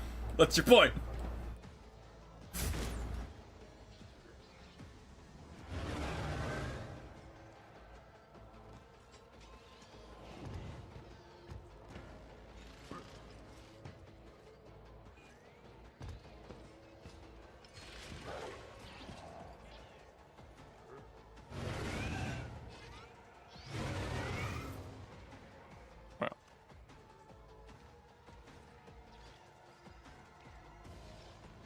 Well, I go all the way up here, which is neat.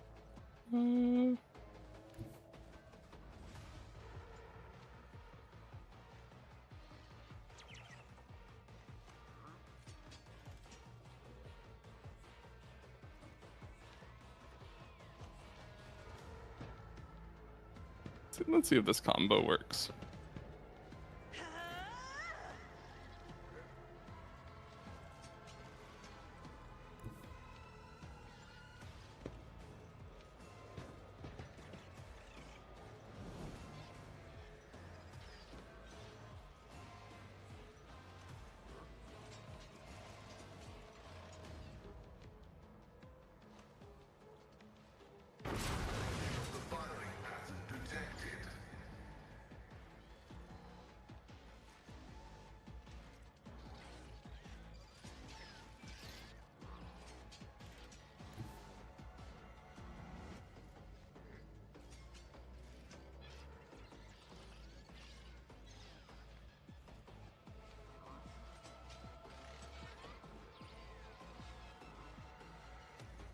Oh, yeah, it's gonna get it.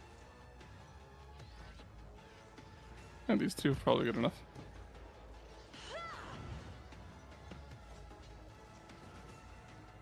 Let's hit all the allies and just give Cassium damage.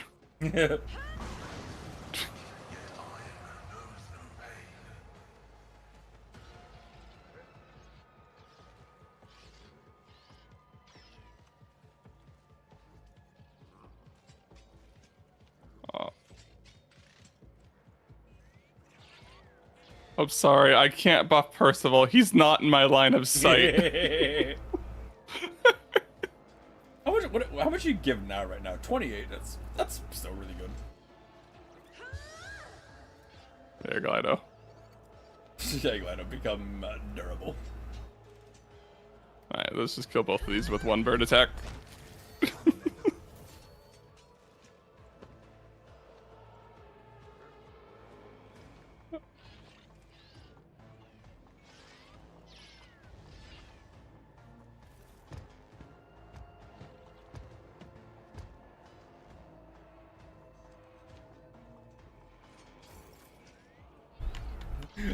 I'm coming. Who if not me? I'll see to it personally. It's as good as done. On it.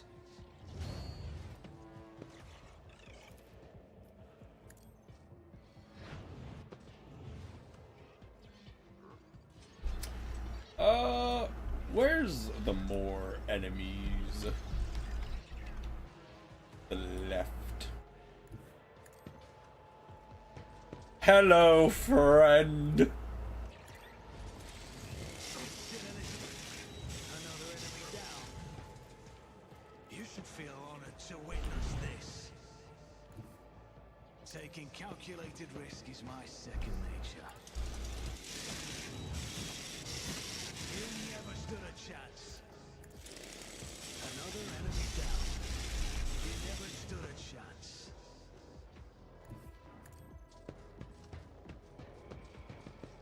Fucking, they never stood a chance. God. Hey, look at that! Her momentum's back.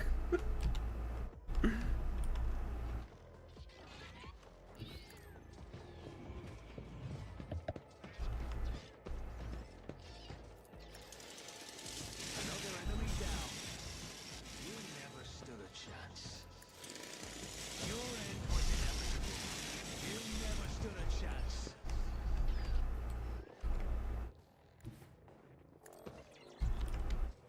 Dude, why do you still have more, like, attacks? It's so silly. The daring, whatever. Another enemy down. It makes it so for that turn I don't have an attack limit, so I have, I have 6 AP. Vroom, vroom.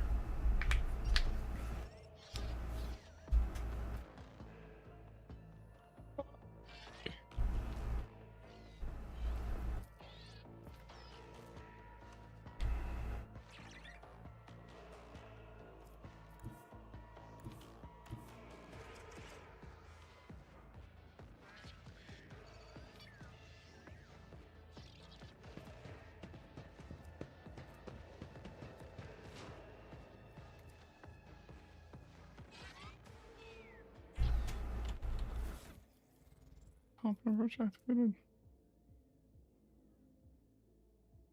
Yes. Alright, you can take it, don't worry. Zeros. Very silly.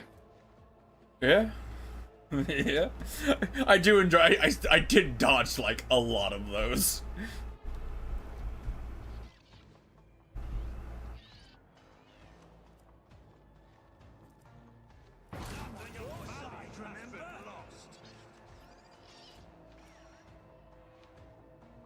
That the only enemy left? Yes. Technically, the loudspeakers are alive. I don't know if they need to be dead to. They didn't need to last turn. Okay, One, then, so. then that serval scope would be the last one. Or box skull.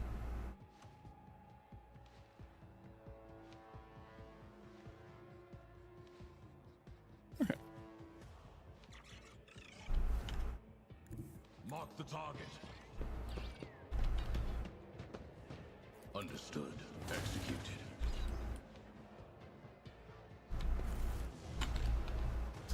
There's nothing wrong with this damage, Nick. I don't know what you're talking about.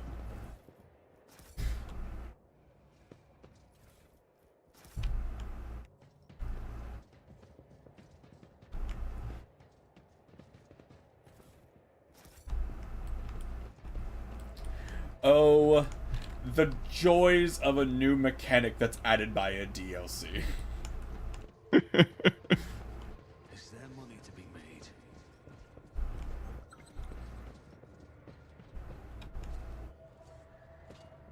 Just as he ordained. Just as I was taught. So many goddamn traps. I get why, because like this is like the mini dungeon or whatever. So like, you know, as soon as you leave, like all the punishment's gone from these, and you kind of need to be hit by a lot of them for them to actually do anything. Just as he ordained.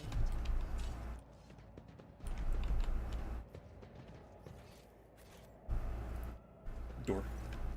A formidable looking door blocks the way into the next module. It's covered in scratches as if someone clawed at the cold metal for a very long time.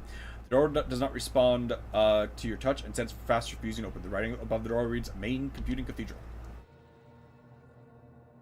The tech priest blesses himself with a protective symbol. His hand visibly is shaking. Shield us, O machine god, from the evil that has taken a hold on your temple. Save us, preserve us from the corruption, show us the way. The sacred metal that bars our path is weakened. Let us appeal to the machine spirit of one of the generators so the metal may drink from its blessed energies. There should be one hidden somewhere in this module. You alright? My true flesh resonates with the machines in this abode. Their pain and madness interfere with the workings of my cranial circuitry and cyber mental, suboptimal but surmountable. Further conversing is unproductive. The will of Nam Nasai has brought us to these doors, thus our task is clear. Search for a way to proceed beyond so we may discover the means of cleansing these halls. Look at the door. The door and the entire adjacent section of the bay have no power. There must be a backup generator somewhere nearby. Once you turn on, you should be able to proceed. Restore power. We already did that. Because we went off the sideway and said this main door when we first came on the ship.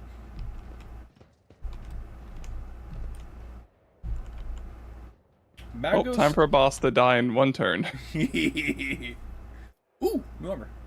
Not good armor. I mean, why was I expecting good armor in this area right next to the start of the game? Hey, Magos. How you doing? The air in the room is permeated by a wild mixture of miasmas of both mechanical and biological origin. Blood, rust, vomit, machine oil, excrement, kerosene. All these smells blend together in such a thick stench it almost feels palpable. Just as the air hears one mad tangle of odors, the device in front of you is a mishmash of wriggling wires and transplanted fragments. In all the clutter, one could almost miss the main component. A heavily augmented man, whose upper body is embedded in the frame of the machine, dozens of wires piercing his flesh. Juliet's keen eyes are the first to make out the human being amidst a jumble of wires, and she stiffens in shock and disgust. A crust of congealed blood and other bodily fluids covers the man's entire body, but his eyes are open and his gaze is keen. This gaze is turned to you, devoid of surprise or deference. Who are you? disturbing the peace of holy martyrs in the home of our grief. What do you want? The symbols are chaos? Your knowledge is lacking, Invader. Those are secret, holy symbols, secret, imparted to us by the Omnissiah. How else would my tech comrades have survived, if not for their protection? So many of us were devoured by evil. He falls silent, as if lost in thought.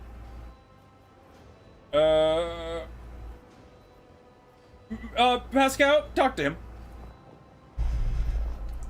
After a brief exchange of Binheric greetings, Tech Priest Vox barks out. You have been identified and recognized, Tech Sentinel. I express my sympathy for your malfunctions. May the Omnissiah strengthen your data vows, requesting information about the status of the blessed ship.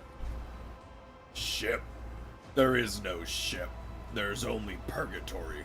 A world of evil. Made to harrow and torture those who follow the Omnissiah. It has already killed many of my brethren, but those who remain are strong, so very strong. We will keep the corruption of the machine at bay. I will hold it back. I have accepted a higher calling, the only one among my brethren to do so. As they keep the evil at bay of prayers and sacred symbols engraved on their traitorous flesh, I take this evil inside myself. I imbibe it as one does water. But it can do me no harm, for I am the Eye of Sanctity. I am the sacred filter, the link that protects other parts of the machine from this caustic taint. And for as long as I remain here, the corruption would not prevail. This statement is false. I am registering corruption in this unit identical to that surrounding us. I am registering a violation of the cleansing protocol, which dictates steering this ship into the heart of the nearest star for the purposes of cleansing annihilation. I am registering betrayal of the sacred machine spirits placed in charge of those weak in faith. Man looks at his comrade and replies with a long series of clicks in Technolink lingua. Permission to use the sacred language has been revoked. Impurity will not be permitted to enter the pure speech of Binheric. Your mortal shell will soon exhaust its vital energies. Pray mutely while you still have the time. Idira looks at the man over with expression of disgust and fear. I have seen similar symbols, caught a glimpse of them in my dreams. Whenever the warp wormed its way into them and whispered about its virulent gifts, I doubt these lunatics are given visions of these runes by their god. What evil? The great evil that pervades the universe, tempting with the unattainable, seducing with false knowledge. Evil has many names, but its essence remains the same. It was the evil that trapped us in here, but we were stronger. We all know which evil we mean, says Juliet, finally recovering herself. He is blind. He does not see that he's already let the darkness in. That is, it is here, all around us.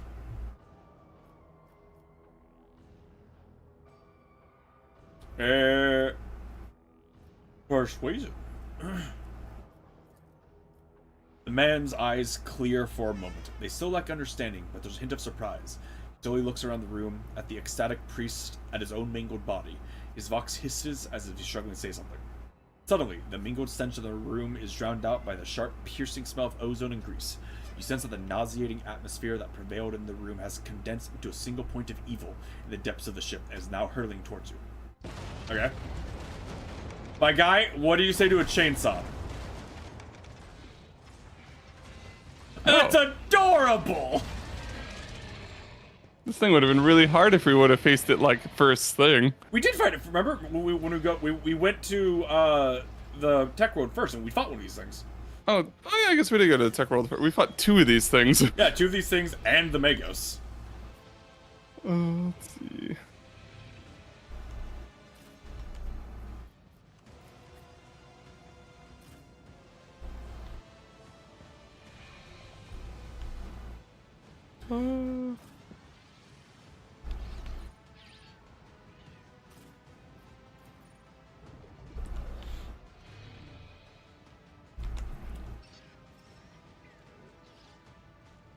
Hey, Forge Fiend, do you think you can survive one attack from Percival? He can't. He just can't. Is the thing.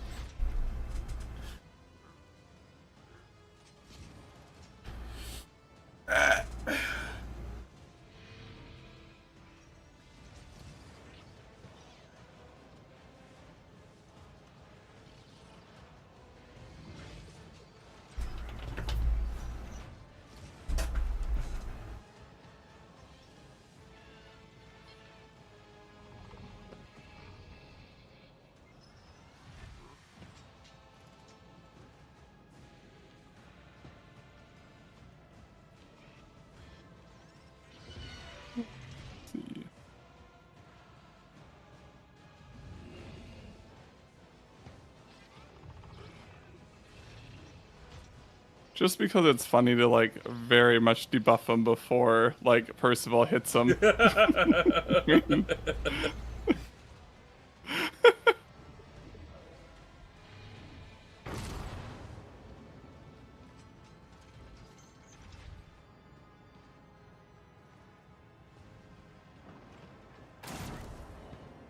Bang. And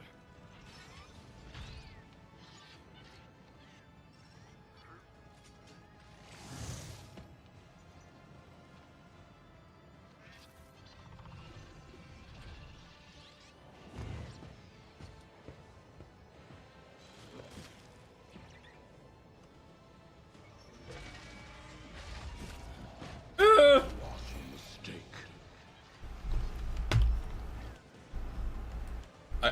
unfortunate. I also want to just leave him alone until Percival gets to go. Yeah. I Yeah. am your blade and shield. Trust me. As honor ordains. I shall not. As This day not taking damage. Yeah, they have. Honestly, I don't know why she's not doing that much damage to him. Honestly, I don't know why. She should be doing like a decent amount because she's 100% armor bend. They have 3 deflection, but that's not really that much.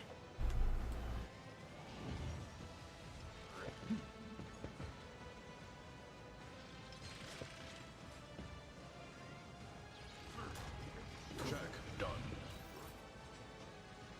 Provide the buffs. Where is Percival Alright. actually? Where is he? Oh, he's back there. He's up there. I should remember where I put him.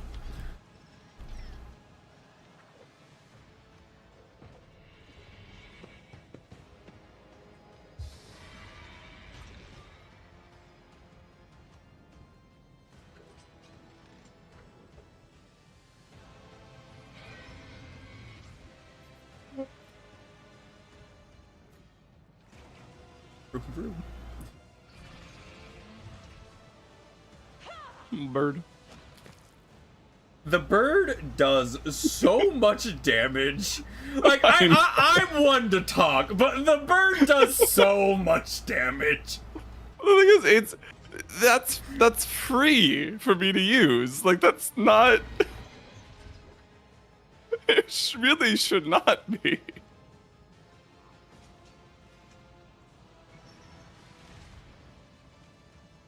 I think it's like the first one is free, but it's all we really need. And then it costs like a 1. It's like, oh my. Let's see. Because it's funny. And then tactics and fire.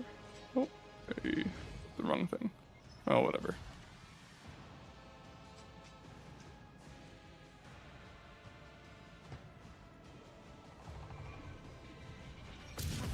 Bang. Problem for Proctor. And then she gets to do her thing now.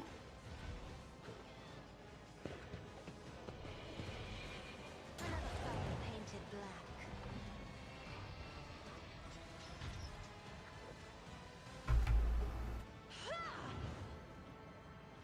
There we are.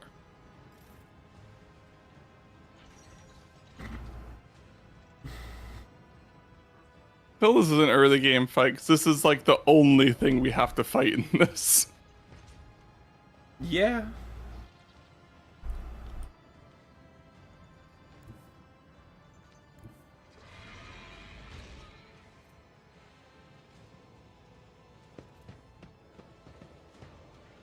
Trusting me was your biggest mistake.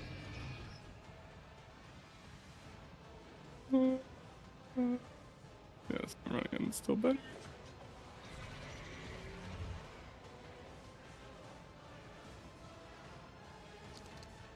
Stand a chance.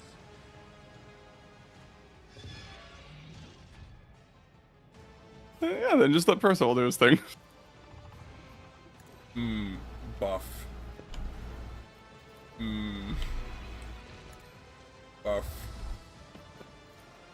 Barf. To it personally.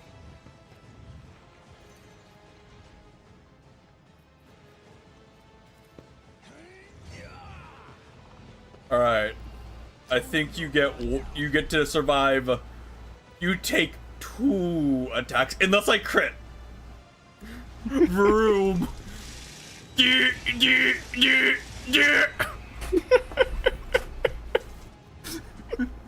God damn it. Got the crit in, baby. 20% crit chance. Let's go.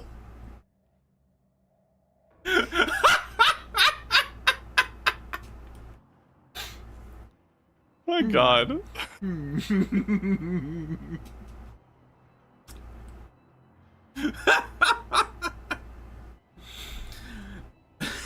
The man's mutilated body is racked by wave after wave of convulsions. Evil. That was evil incarnate. Evil. The corruption that watches us day and night. Suddenly the man raises and looks at you straight in the eye. You have banished the evil. You tried to warn me, but I was deaf.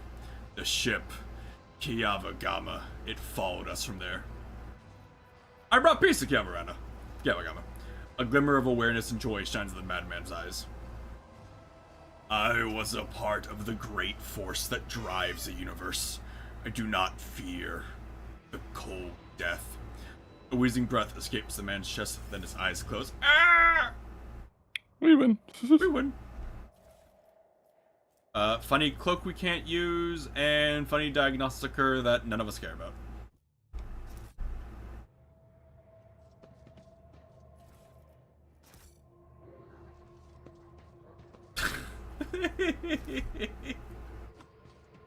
Just as I planned. The empty shell of a demon engine. It was this creation, a horrifying mix of real specs technology and the deranged powers of the warp that disrupted the ship system and twisted the tech priest's minds.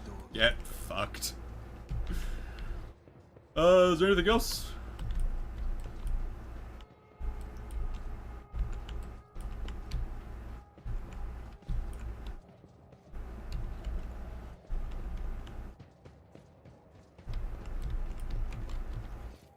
Alright, I guess that's it. Goodbye, void ship!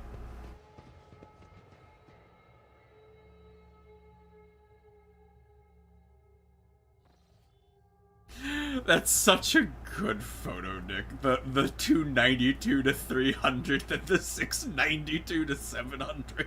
Uh-huh. I think my favorite part is because of all the damage is purely from flat modifiers that the range is so small.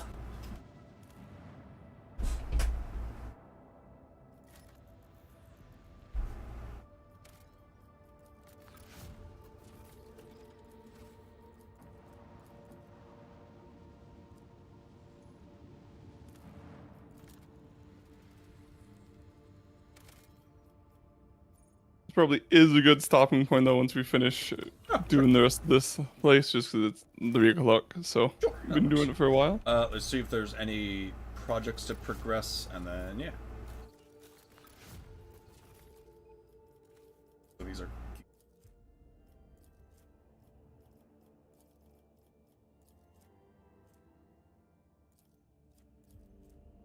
It might be worth getting. Not blood sports, because we don't really need profit factor, but we do need people. For what? The Viabos 6. Ah, I was gonna get blood sports because like the complacency would be nice, but we don't really need profit factor anymore. true. Not really. So I'm gonna get the test of wills, because we need people though, because our people's at 4. So. And making the torpedoes do more damage will also be funny. So Yeah. Especially since like the next upgrade we're getting is for us to fire 3 torpedoes a turn.